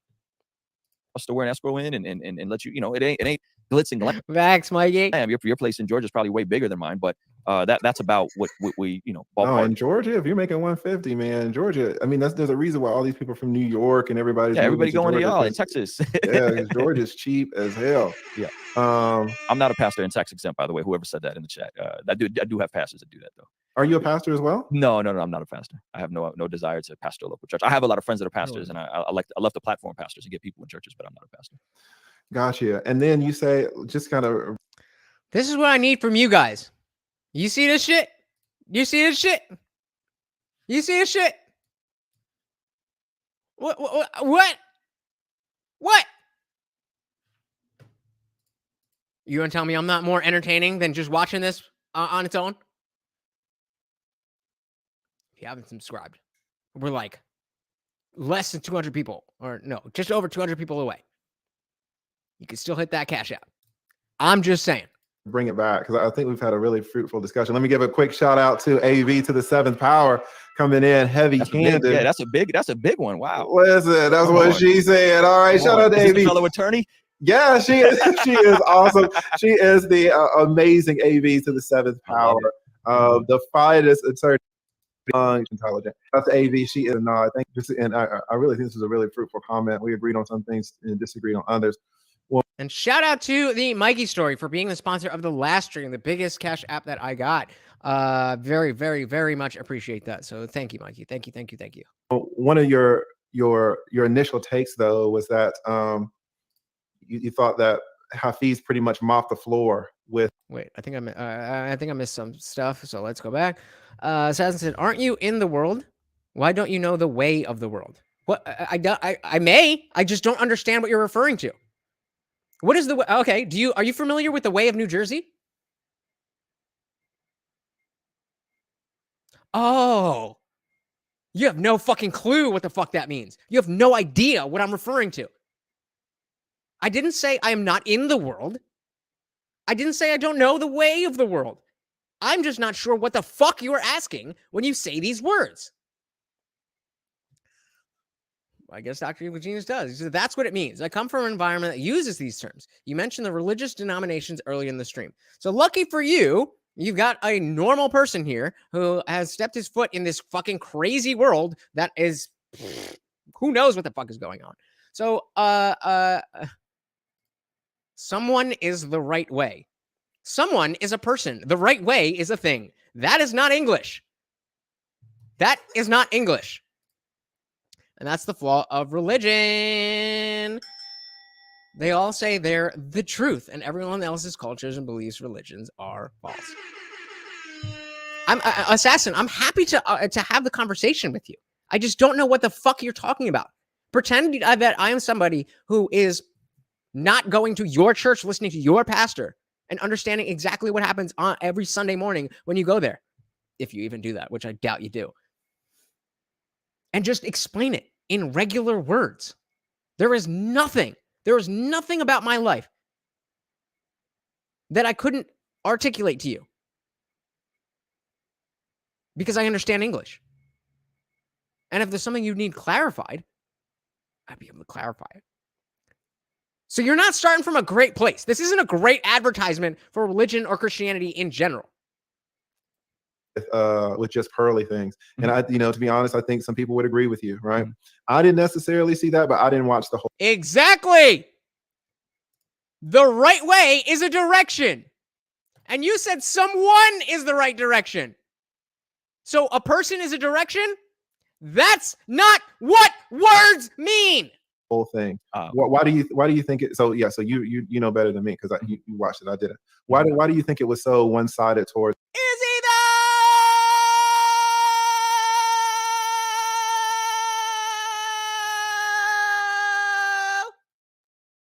I'm happy to accept this, but if anybody can provide evidence as to how this is the case or how you know that this could be the case, I'm willing to listen. But you don't, because you have no idea what the fuck you're talking about. You're just not you, Dr. IndianJesus. Obviously, you're just repeating bullshit.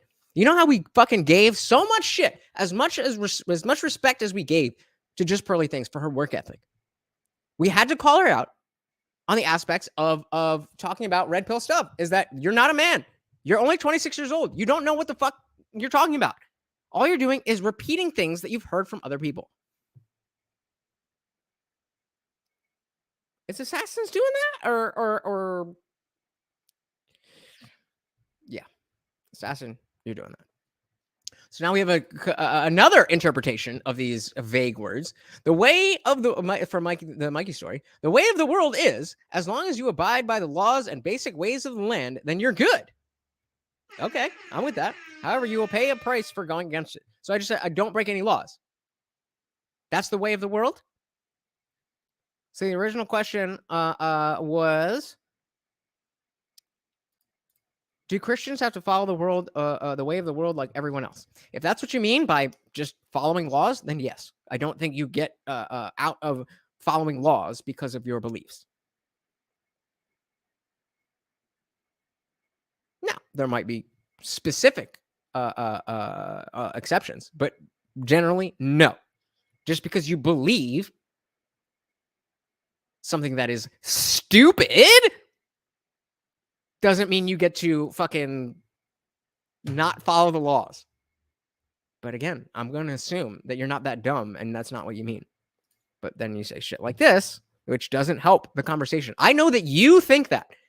You seem to think that I'm playing dumb in a sense that I don't understand you. I'm playing dumb in a sense that I completely understand you. But I'm trying to get you to realize that you don't understand, you motherfucker. You have no idea what the fuck you're saying. You are saying nothing. You are helping no one. You are doing nothing.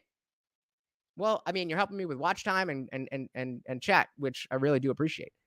But these ideas are useless. These ideas are silly and childish. They do not make sense. They do not follow any sort of logical rationality. Now, if you want to continue believing that a person can be a direction and that, go for it. But this is what you think? And I'm supposed to be scared of you? Oh, the assassin. You're the assassin of atheists. Oh, no!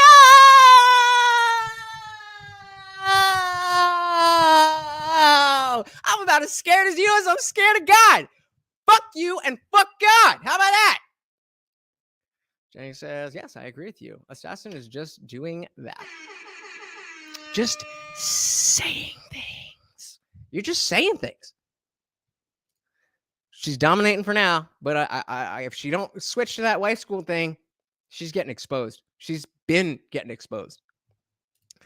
Pearl also has the perspective of the penalties paid by living according to feminism. She adds her own shortcomings, experiences, and observations to her parroted talking points. Okay. Fair enough. Fair enough. I can agree with that. I can agree with that. But I would say to this, while this is true, as we discovered in our last stream, that if there is somebody to do this, JBL, Jedediah Live, is way more equipped than just Pearly Things.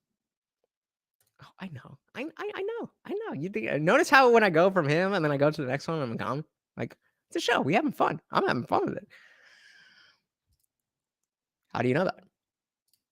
Oh, you sure I'm out the way?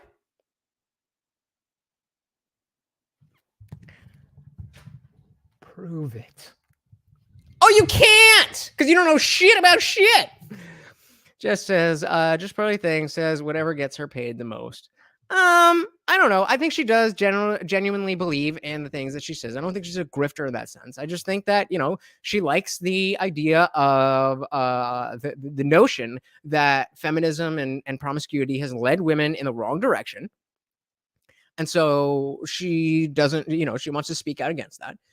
That's not the problem. I do believe that she believes that. But you just don't have anything except for what Dr. IndianJesus was saying about her own shortcomings, her own experiences and observations, adding those. And then, again, I say that I think JBL does it better. Just my own opinion, but, a lot of people kind of be like, well, what is she doing here?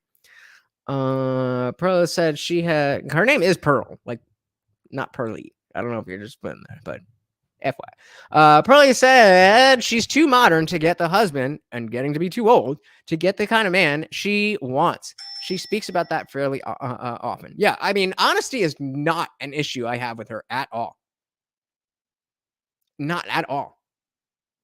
But in the same way, you wouldn't want me, making an entire channel speaking about the Black community and issues within the Black community because I'm not the guy to say that. Whereas I might talk about it. And I might, talk about it with people like you or Brandon L. Jett or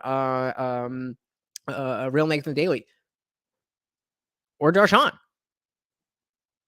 I understand my place and what is not my place as best I can. Maybe not perfectly, but I try to. And it doesn't seem like she's seeing that, like, like Jess is talking about, like she's making money, her channel's growing, she's doing great work. But is that about helping men or is that about doing a thing to make money? I think she believes what she says, but I can't disagree with Jess here. It's Hafeez. So let's back this up. I don't know what the fuck I didn't necessarily see that, but I didn't watch the whole thing. Why do you think it? So yeah, so you know better than me because you watched it. I didn't. Why do you think it was so one-sided towards Hafeez? I think one, I don't think she was prepared. I thought that was fairly obvious. Two, I don't think which we now know is because Valuetainment didn't get any of the shit she said in, whereas Hafeez had a whole he had slides and articles and shit that they printed out for him. You're familiar with the Dunning-Kruger effect, yeah? Dunning-Kruger effect. So we talk about the Dunning-Kruger effect all the time. It's usually when we talk about in the context of politics. People are like, oh, I get this. Especially people who go from the far right to the far left, or the far left to the far right. You're like, oh, I've seen the light. I've seen the light. I get it now. Do you know? The Dunning-Kruger effect is when he's just going to explain it. So I'll let him explain it. Oh, before we go, Dr. Vision said you make a good point. Well, thank you, sir.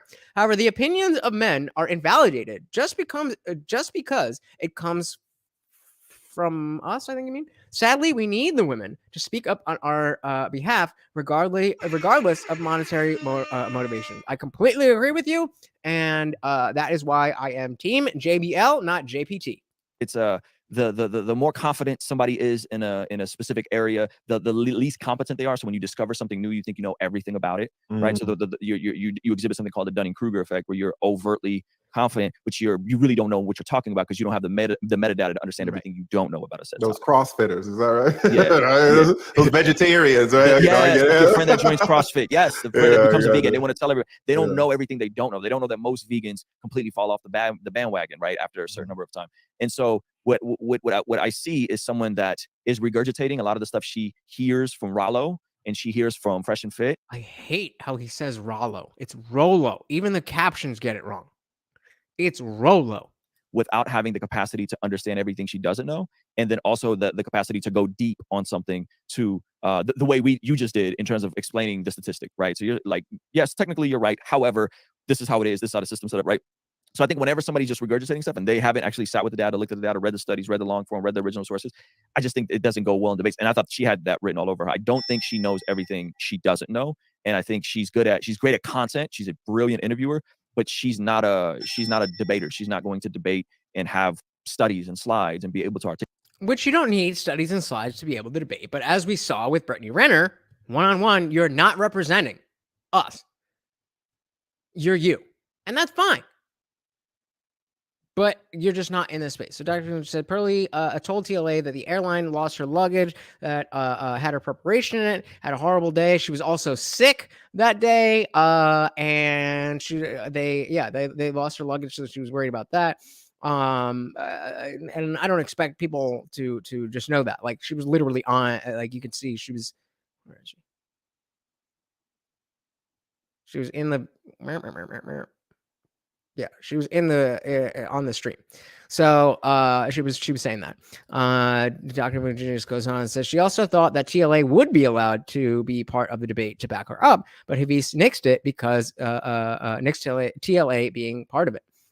And that goes back to what Mikey was saying about Hafeez didn't want TLA there, and everyone requested him to be on the side of sideline of the show, and that says a lot. I will push back a little bit.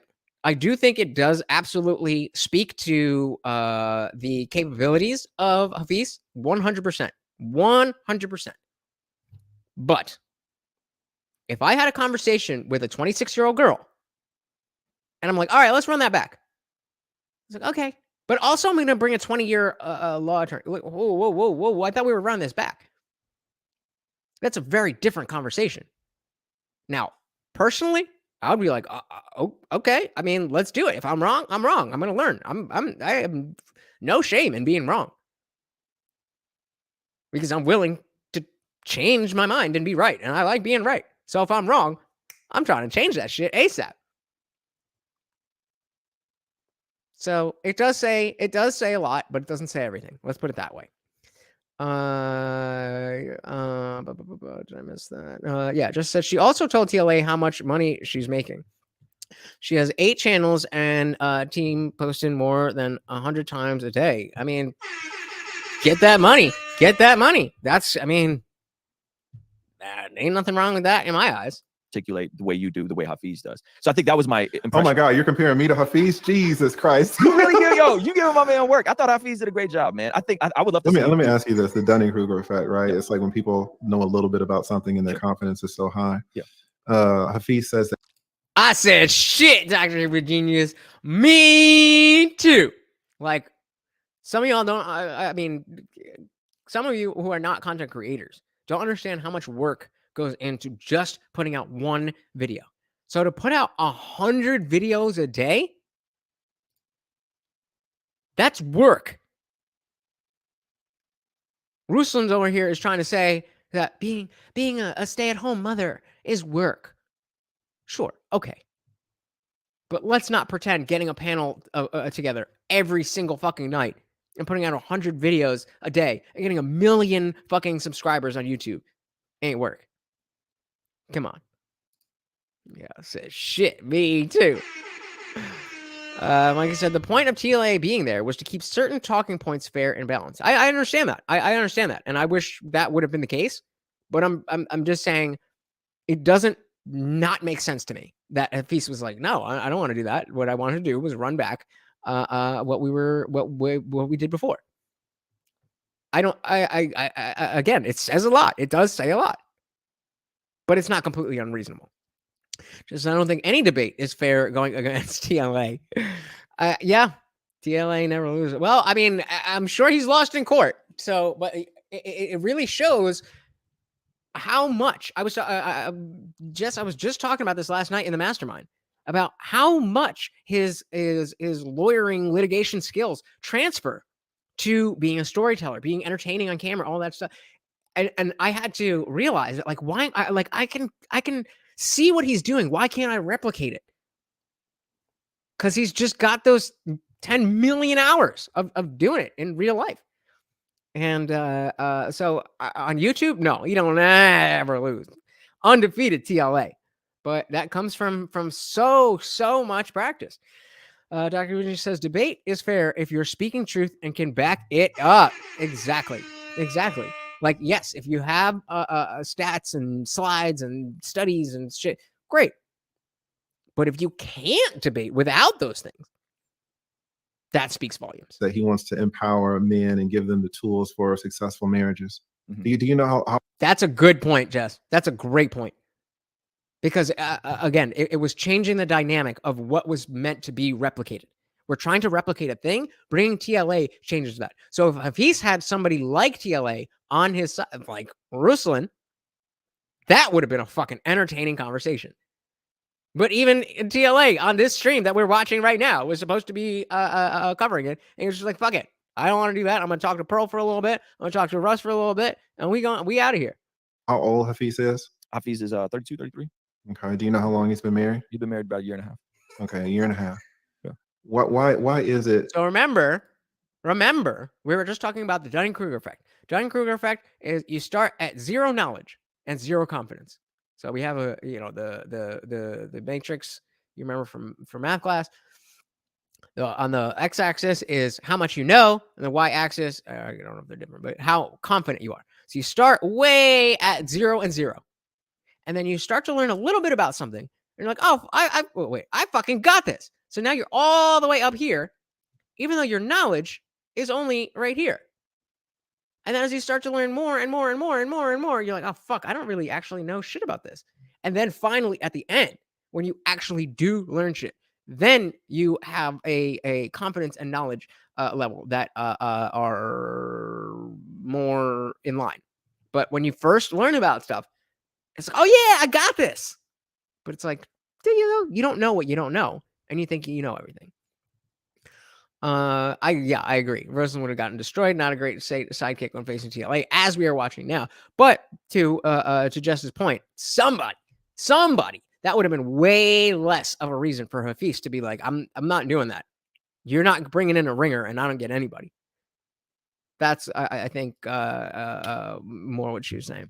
Mike responding, saying, then that would make it biased, and that would go against keeping things fair.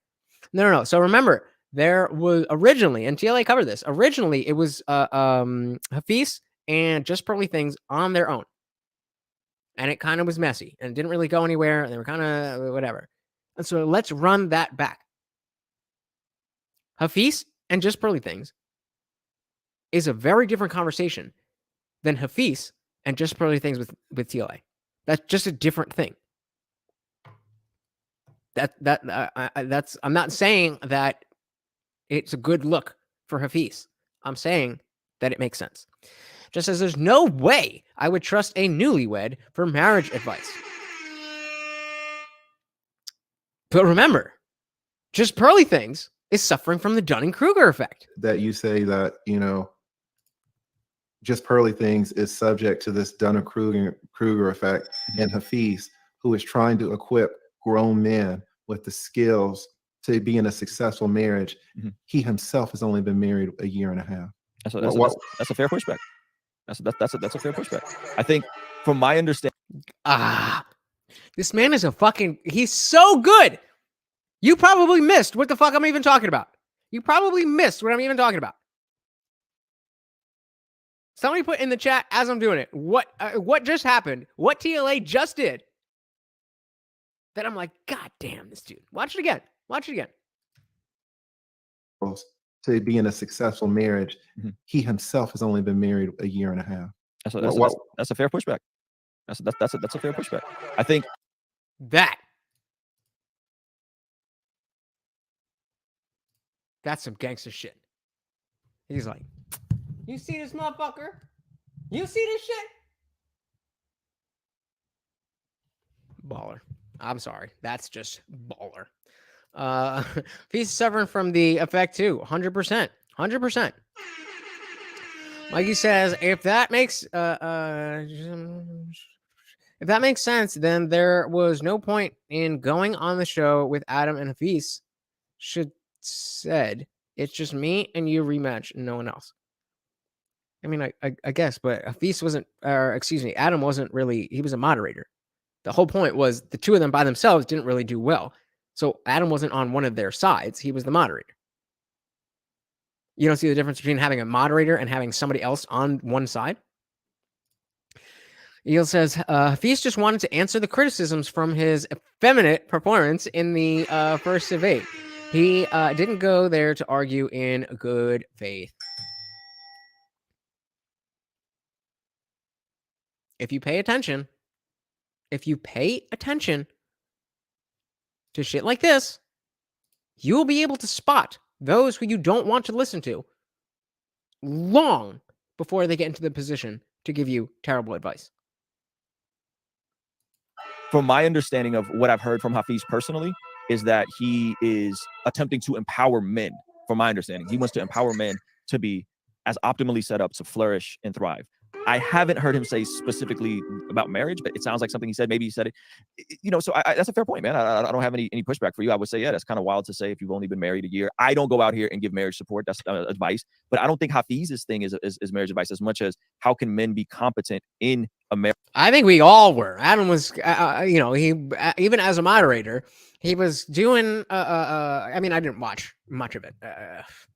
If TLA is getting $500 super chats and won't even sit through the goddamn thing to just rake in super chats, then I sure as shit don't care. And I watched the first one. It was just like, clearly y'all are both doing this just for content. Like, you're not helping me. You're not doing anything for me. But I mean, maybe it's because a piece is full of shit. And even though Pearl is just repeating things, the thing she's repeating makes sense. Marriage union. So I think there's a little bit of difference is like making yourself a relationship guru. And we've seen a lot of these relationship gurus fall on their face, right? Versus saying, hey, I'm giving men advice and on how to make men stronger and better. I don't give marriage advice because that's not my forte. I'm not a licensed psychologist. I'm not a therapist, right? I defer to those types of experts, specifically with marriage, but I can give men advice. Is that Sure. A fair response? I mean, it's fair to you because it sounds like you're like, hey, man. He said that's fair to you. Oh my God, that's some Big Brother shit. Well, it's cute that you think that, but I'm just talking what I know. I've been married 18 years. I know some things about marriage. I've been married 15 years. We've been together 19 years. I didn't want to. Facts. I'm sorry that I misstated it. Yeah. But you know, it seems a little biased, to be honest, that you're so quick to point out, you know, the Dunning-Kruger effect for just pearly things, when this man has been in a marriage a year, right?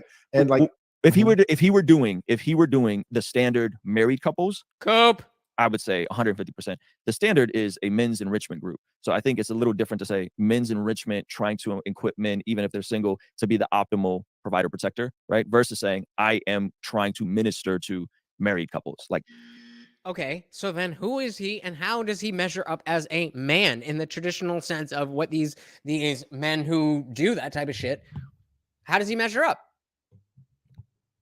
Does he have what are the fucking 7 things that you gotta have a network and other men have to see you as a high value and you have to make $100,000 for 5 years or whatever the fucking shit is that I am nowhere close to? Is it Hafeez? So why the fuck am I listening to him? He's just a dude. I'm just a dude, but I'm not trying to tell you how to live your life. I'm just trying to fucking have fun and party with y'all. The moment I tell you how you should be living your life, then ask me how the fuck I know that's right for you.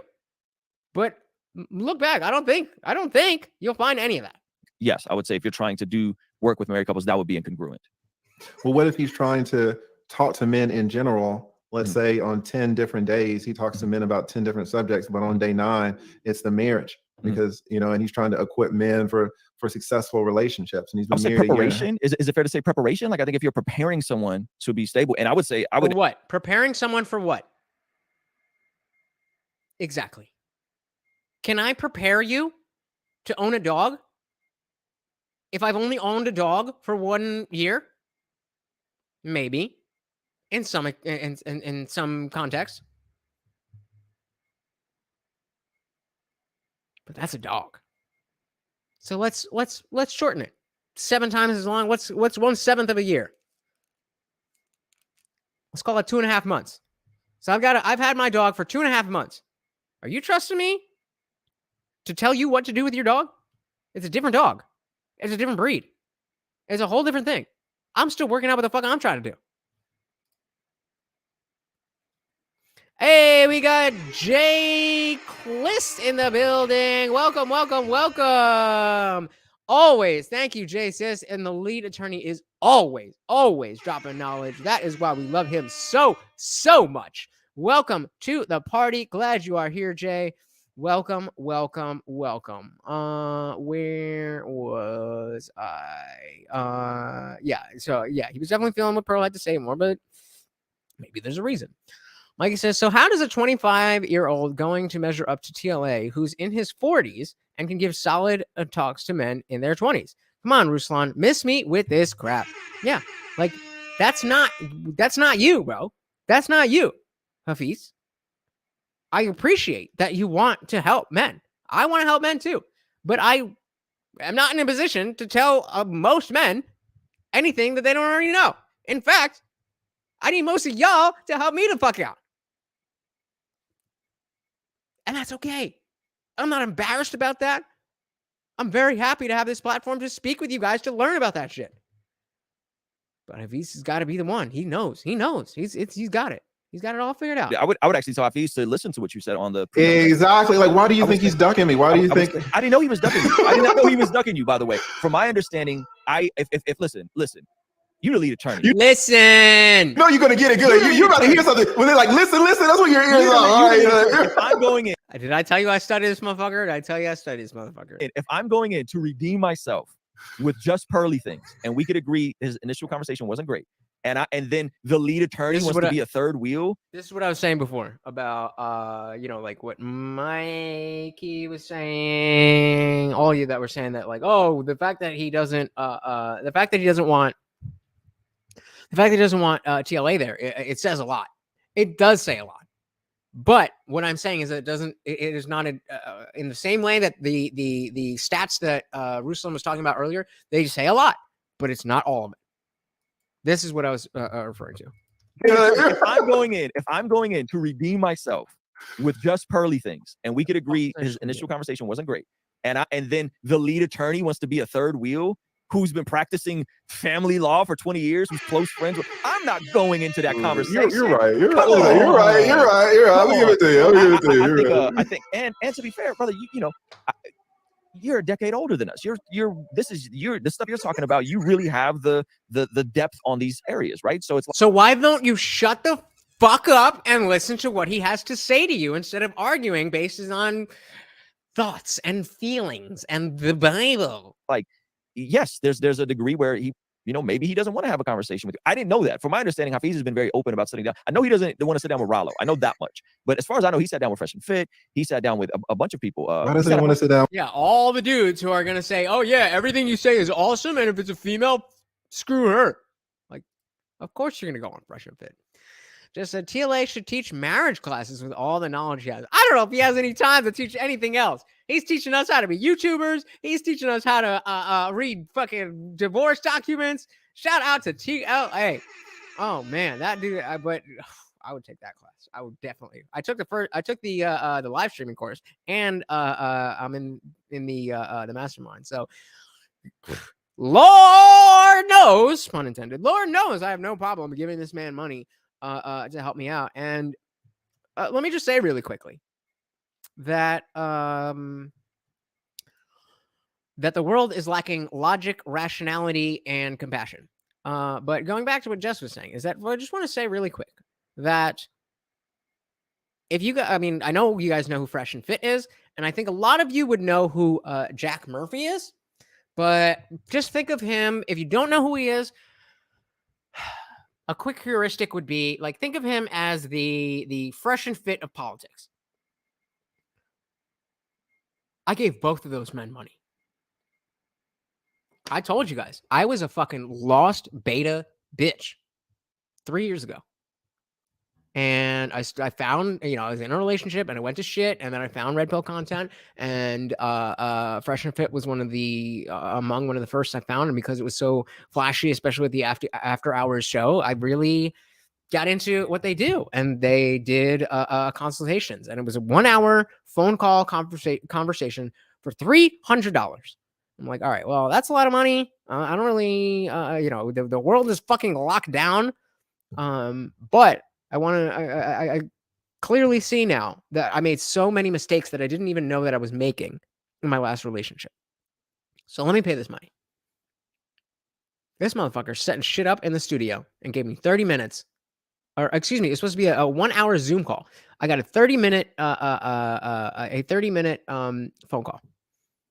And all he did was call me the F slur, which I think is a great word that we need to bring back. It has nothing to do with homosexuality. But that like, bro, you're just a nerd. You need to be.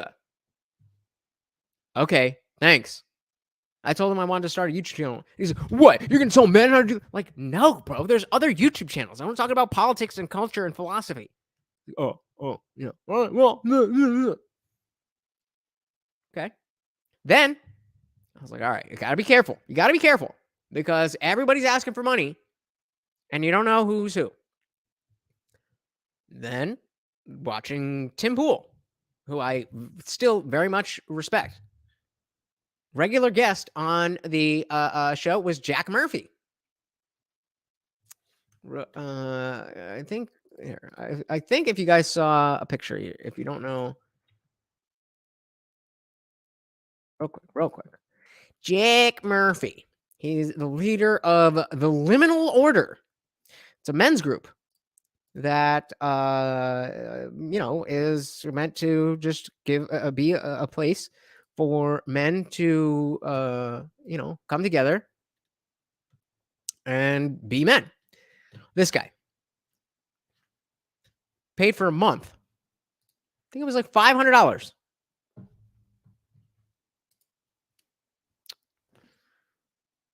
Didn't get any help from anybody. Didn't get a message from somebody. And it was a waste. So then, when it came time to be like, oh, I want to be a live streamer. Like, there really isn't any courses out there. There's no, like, and TLA comes out with a live streaming course. I'm like, all right. This is the last time. That shit was awesome. Money well spent. Money well spent. And even after taking the course and realize, oh, there's so much I'm just not seeing. Just even as simple as he does not. This is how he starts his show every single time. Okay. Oh, struggle streaming. Every single time that motherfucker knows exactly what he's doing. But he makes you feel like you don't know what the fuck is going on, that he's just some things, so you send him money, and it works. It works. A $500 super chat. Come on. Come on. Even still, when it came to the mastermind, $50 a month. I'm like, yo, I don't know. I don't know if I could swing that like that. I mean, that's not a lot of money, but I'm not even monetized yet. Like, because I bought the course. I hope I'm TLA. I'm sorry if I'm giving away some secrets here, but because I bought the course, everybody who bought the course, he sent a coupon for a free month of the mastermind.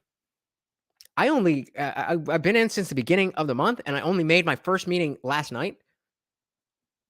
That $50 is gone forever. I am staying in that mastermind because this motherfucker knows exactly what the fuck is good, and everybody else in there is just learning, and I just can't explain it. It's There's so few places where you find somebody online and you give them your money and you get what you're asking for. And so shout out to TLA. Where did I miss? So Mikey says, and this is why Hafeez and Ruslan are undercover lovers. They both have the need to be right. All right. Well, we'll give them that. That's funny. IndianJesus says TLA seems to suggest men not get married because of the unfair laws. That would be the first and last lesson of his marriage class. Well, you missed earlier. He said there's very many reasons that he believes men should get married. There's immigration, there's military, there's a whole bunch of reasons. Love, in his words, is an off-label use for marriage. Love is an off-label use for marriage. And I mean, how do you disagree with that? Oh, Rollo. Well, I mean, come on. It's Rollo, man. Like, all right, let's back this up a second. What about sitting down? I know he doesn't want to sit down with Rollo. I know that much. But as far as I know, he sat down with Fresh and Fit. He sat down with a bunch of people. Why does he want to sit down with Rollo?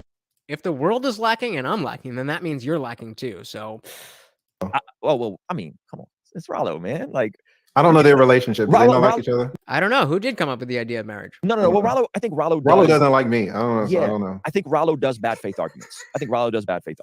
Meaning that, like, I came into this argument, and this isn't even an argument, a conversation with you, genuinely believing the best about you, genuinely believing the best about your motives, that you're trying to help men, that you're a great content creator, you're an amazing storyteller, you know your stuff. So I came into this conversation in good faith. You don't really know much about me, but I'm assuming you didn't assume ill motives. Rollo's content doesn't that is huge.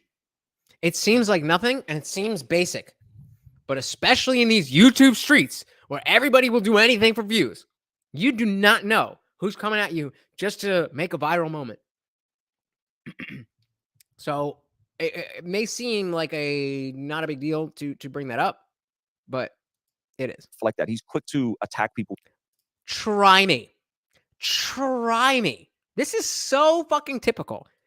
Character, attack people's personality, attack people. And so I think when anyone does that kind of stuff, I could just see why he would be rubbed the wrong way with Rollo. But he's, I didn't know. Mm-hmm. Yeah. I mean, I don't know if you've seen any of Rollo's content, but he definitely does a lot of like, he just attacks people personally, and I just find that I don't find that interesting. I'm down to go at it because Rollo claims to be a Christian, and I think when you jump into that area and you're writing a religious book, you're omitting all the benefits of a religious marriage.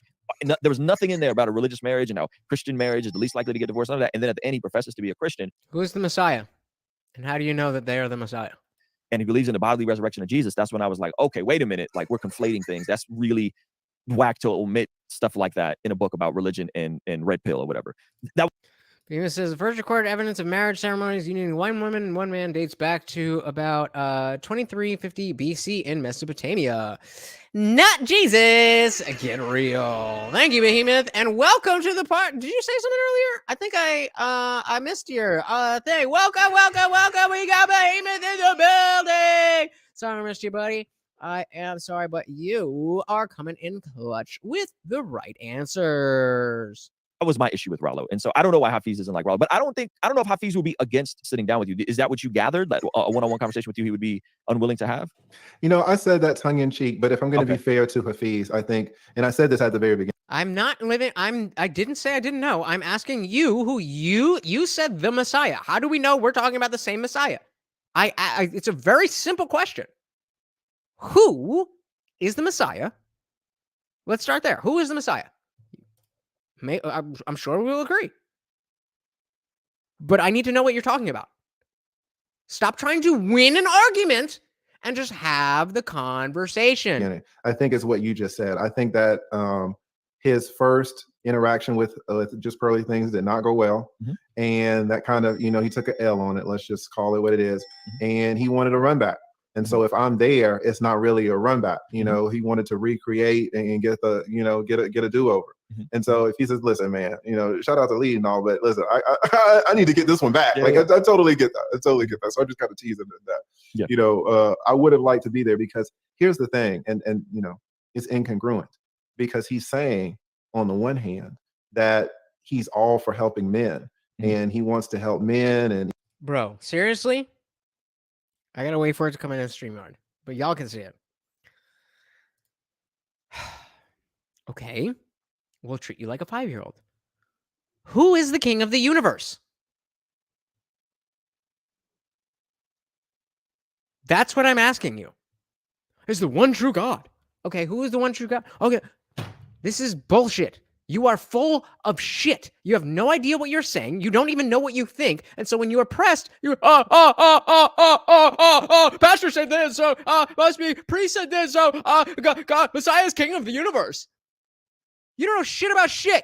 You know, men are his priority, and whatever's good for men, he wants to do that. Whatever's bad for men, he doesn't want to do that. Mm-hmm. Well, which is more beneficial? You know, talk. Exactly.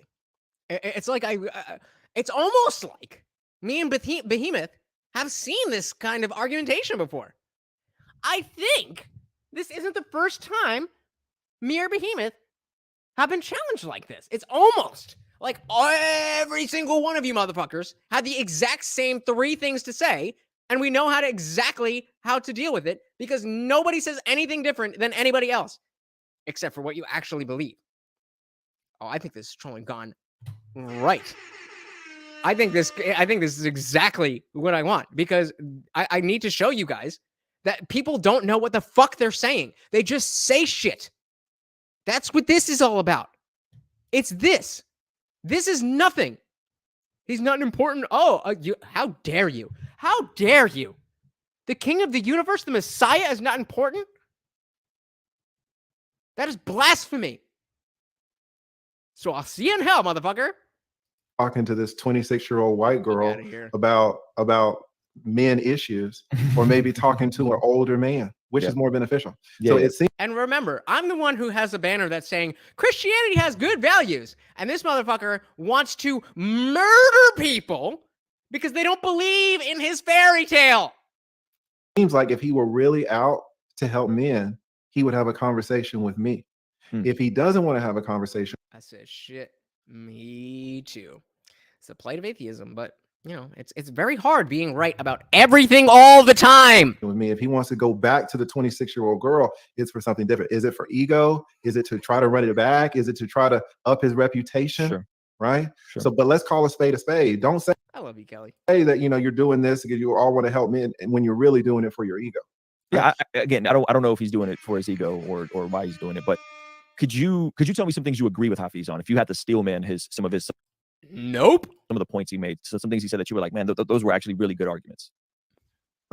Here's the issue, you know, because again, I only made it 30 minutes. In fact, this whole stream was to review. This whole stream was to review. No, we didn't make it. I stopped. Nah, bro, you didn't mess it up. You saved the day, Ruslan. If we had to sit through that instead of getting this, I don't know what the fuck I'd be talking. Actually, I do know what I'm talking about, but we were talking about it on Wednesday. But point is, good show. We're going 4 hours, and I'm still. Are you worthy of knowing? Are you worth? Okay, maybe not. I don't know. How would I know if I am worth knowing if there is a God?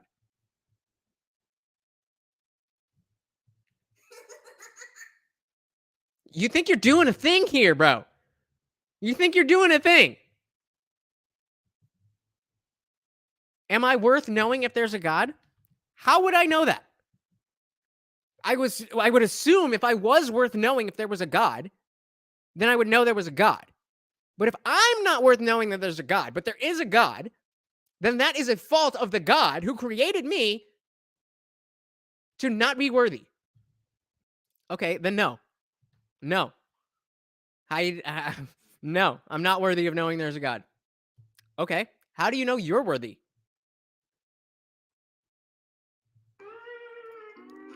Yeah, the blade of logic cuts all gods down to size. Yahweh could show up right now with 100% proof, and I still wouldn't worship it. I would know it. I would not believe it. I would know that God exists, but I sure as shit would not worship a genocidal maniac like Yahweh.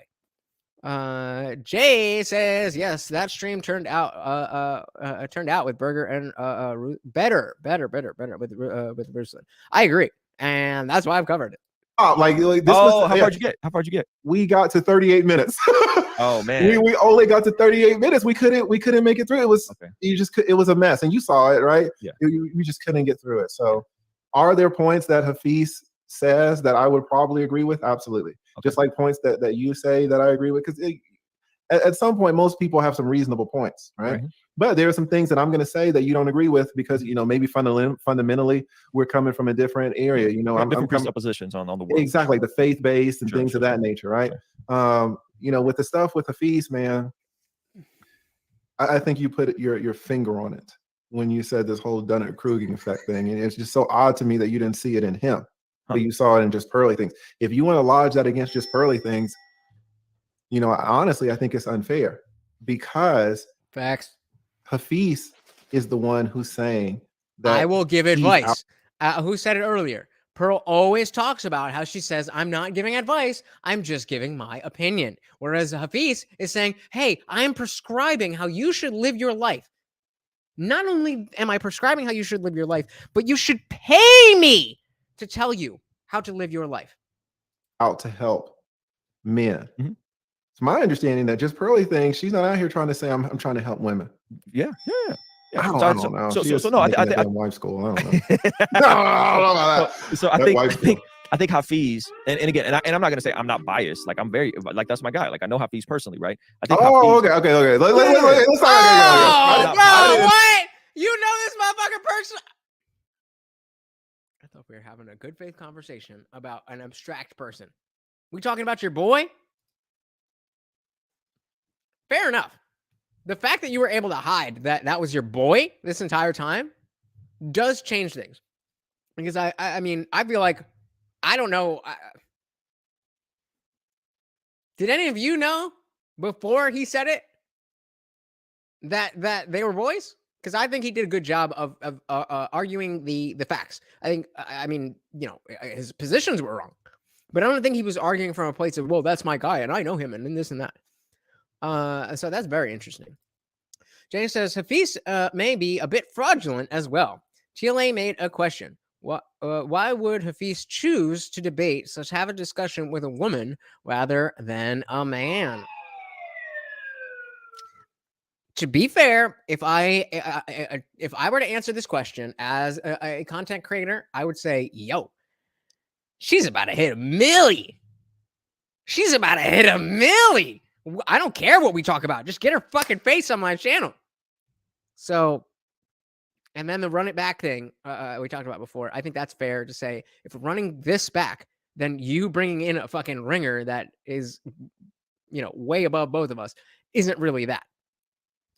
So I think that's fair. You said what? What did you say? The last thing you said was trolling, coming wrong, and I think that's shown that I'm way smarter than this fucking dumbass.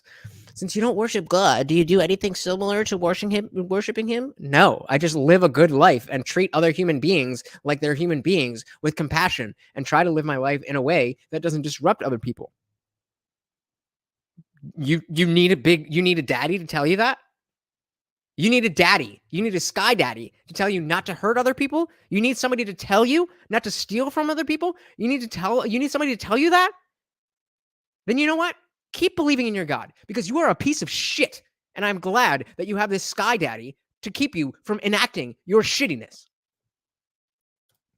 The Mikey story says, and now why he said it, not so fast. I don't know what you meant. Yes, exactly. Hafeez was trying to redeem himself. Failed miserably, but Jay says for the content, that's a reasonable response. Unfortunately, that's what it is in these YouTube streets. I have a Darwin shrine to pray to. Exactly. There we go. Just as I was, I would debate just Pearly things to get my views up too. Shit. I mean, that's what we doing here. I don't remember the question, but I love you, brother. So I'm going to show both of your comments, even though I don't know what you...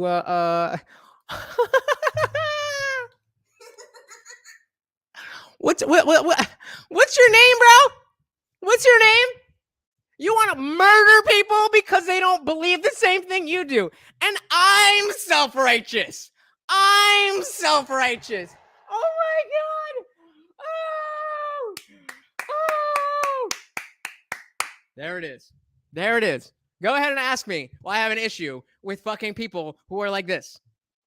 Ask me why I have an issue. Why I assume that those of you who are not like this asshole, but do believe in God, why I assume that y'all are like this.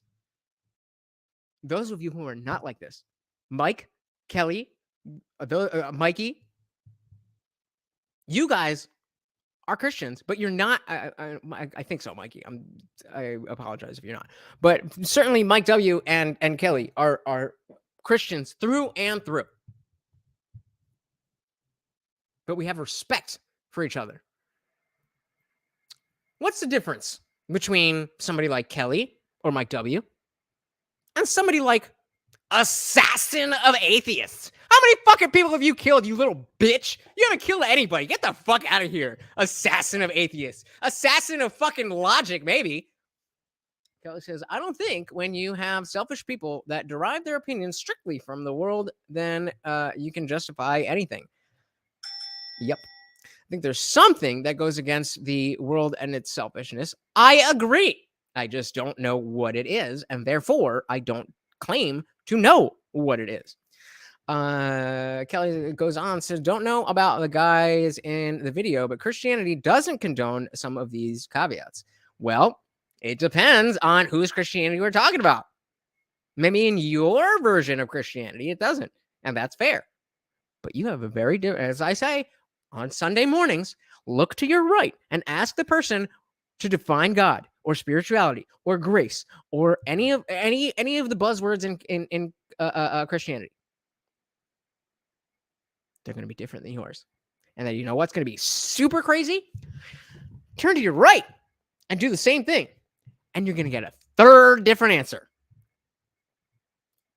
I know you're not. You a fucking gangster, bruh. Next. Oh, let's take a screenshot of that. All right. Getting death threats because I'm so fucking awesome. I'm so fucking awesome that you want to cry on the internet and pretend that you know where I live and you're gonna do shit when you aren't. Oh, what a loser. Jesus fucking Christ. I would be so ashamed to be you. I would be so embarrassed. Assassin doesn't realize yet they are better than their God. That's right. That's right. Assassin is better than God. And if only he understood that he's following a lower being than himself. Because as long as it's not fake Catholics like Biden, I can talk to him. I'll talk to any of them. As you can see. Where are we going? Can a mod go to their channel and link it in the chat? What do you mean?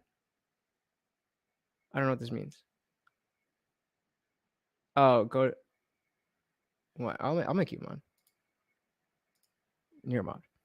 Just says there are many different denominations of Christianity. They are not all equal. Agreed. Well, you're a. I just gave you the wrench. So do what you gotta do. What you want to do. What you want to do, homie. I do not want anybody to be harassed or hurt. I do not want anyone to be harassed or hurt. One more time. I do not want anyone to be harassed or hurt. Let's finish this up and get to Discord where we can really talk. Okay, so we're fine. Okay. Like, I've been on his pod a couple times. He's been on I didn't know. So I guess because I know Hafeez personally, I also know facts. Please do not dox Assassin. Please do not dox me for sure. But please do not dox him. How well read Hafeez is. When's the last time you talked to Hafeez? I've texted Hafeez right before he was going on to do that debate. Listen, you've talked to me, right? I've been pretty nice. You've been very nice. I was trying to get you guys in the just tell him to. I was trying to reach out to you and I couldn't find a way to get a hold of you. That's why I cut my night short and came down and it's almost midnight here. I know it's really late in Georgia. So no. I would love to do my best to get you guys together. But yeah, so again, for my experiences, Hafeez is very well read. He reads a lot. He's educated. You know who else reads a lot? Our boy Anirudh, who wrote a book about masculinity for men at 20 years old. Reading a lot does not make you smart. it's a good indicator, but it doesn't make you smart. I know so many book smart people who are dumb as shit. Not accusing anybody, just putting it out there. Do you know the difference between the man and the beast? Which man and which beast? You are not good at words, friend. If you were, your ideas might be fantastic, but you're so bad at communicating them that I don't even know what you mean. Yes, I know the difference between humans and other animals, if that's what you're asking. Hey, Jason, just Jay Clist. Sorry about that. Just subbed. Let's go. I appreciate that. And as soon as this show is over, we are heading to Discord to do the after party panel. The link is in the description. It is free for right now. It is free for right now, but that is going to change. So if you have interest in hearing what I have to say when I don't have YouTube filters on me, join that Discord. I'm going to see if there's anything here. I kind of feel like we've kind of run through this.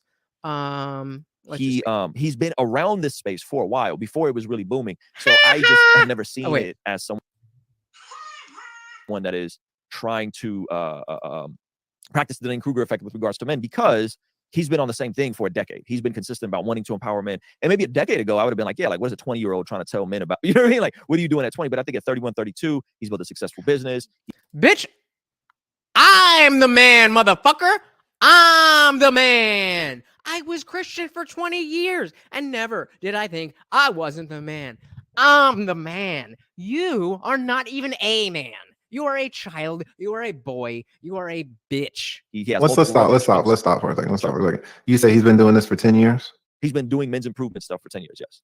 So at 21 years old, he was doing men's improvement? I think he was blogging at that time. Don't quote me on that, but I'm pretty sure he was blogging at that time. Yeah. Are you even a man at 21? But he's doing. I mean, that's a whole nother. That's a whole nother guys. That's a whole nother can of worms. And it hasn't stopped. It's like now he's on the marriage, and he's been married a year.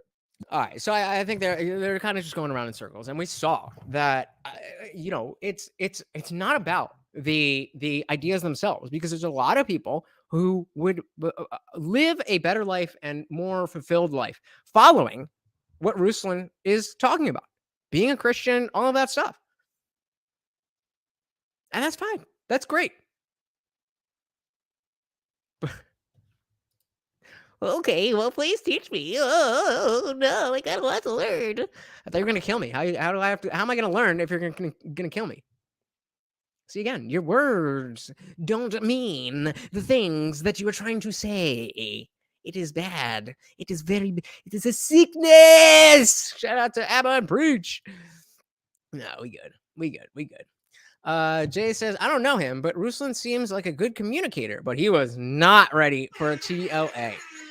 I don't think you can be ready for TLA. As someone who's been in that fucking hot seat, this motherfucker knows how to do the damn thing. So shout out to Ruslan for coming up and staying there for that long when clearly it was not going well for him at any point.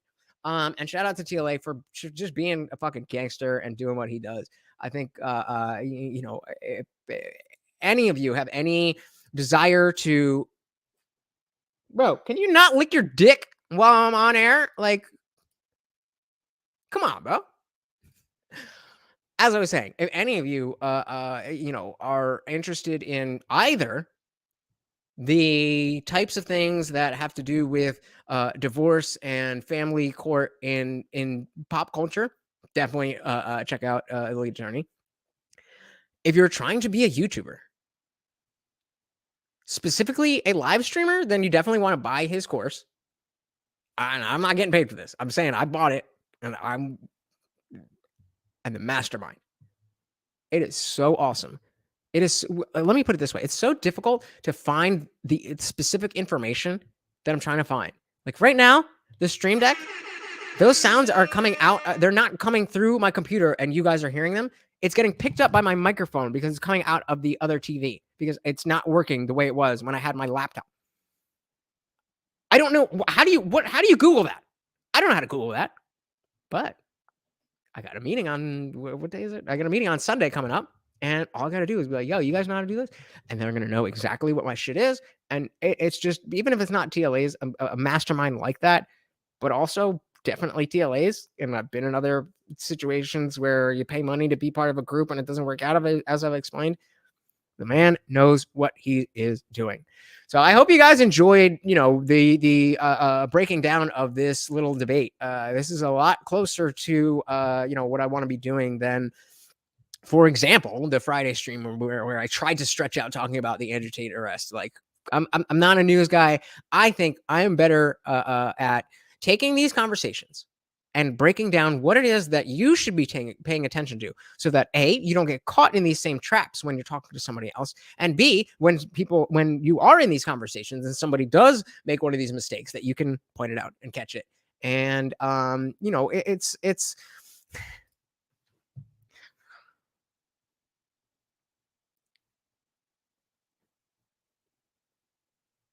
anyway.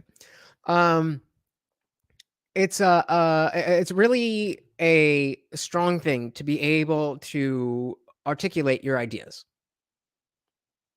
As we can see, Assassin is having a lot of trouble. If he was better at words, I might be embarrassed right now. But because I'm good at words and he's bad at words, see how that works?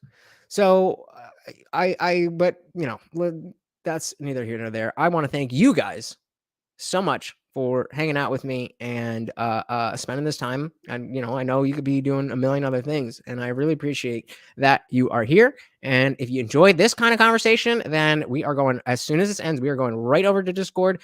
It's late. It's already, it's not that late. Shit. All right, so it's not that late. So I might be up for a little while. But we're going to be in there hanging out, and there's obviously no filters or anything like that. It is free right now, but it's not going to stay free. I am telling you, it is not going to stay free. So if you would like to join, make sure you do that. If you could do me a huge favor, if you have not already done so, hit that like button on your way out and hit the subscribe button, because even though you know I'm here every Monday, Wednesday, Friday at 8 p.m. Eastern, sometimes I'll just stream whenever I want to. And if you're not subscribed, then you ain't going to know. You're going to miss the party. The replay is still going to be awesome. But come on. You want to be in that chat, right? Right.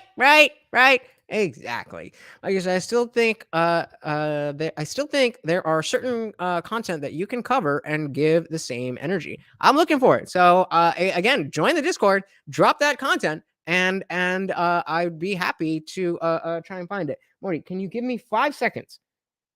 Can you give me 5 seconds? Do you hear me trying to close down the show? Thank you. I love this little dude. Again, thank you so much, guys. Make sure you hit the subscribe. The notifications don't work. So if you could just do a very small thing, it's so simple.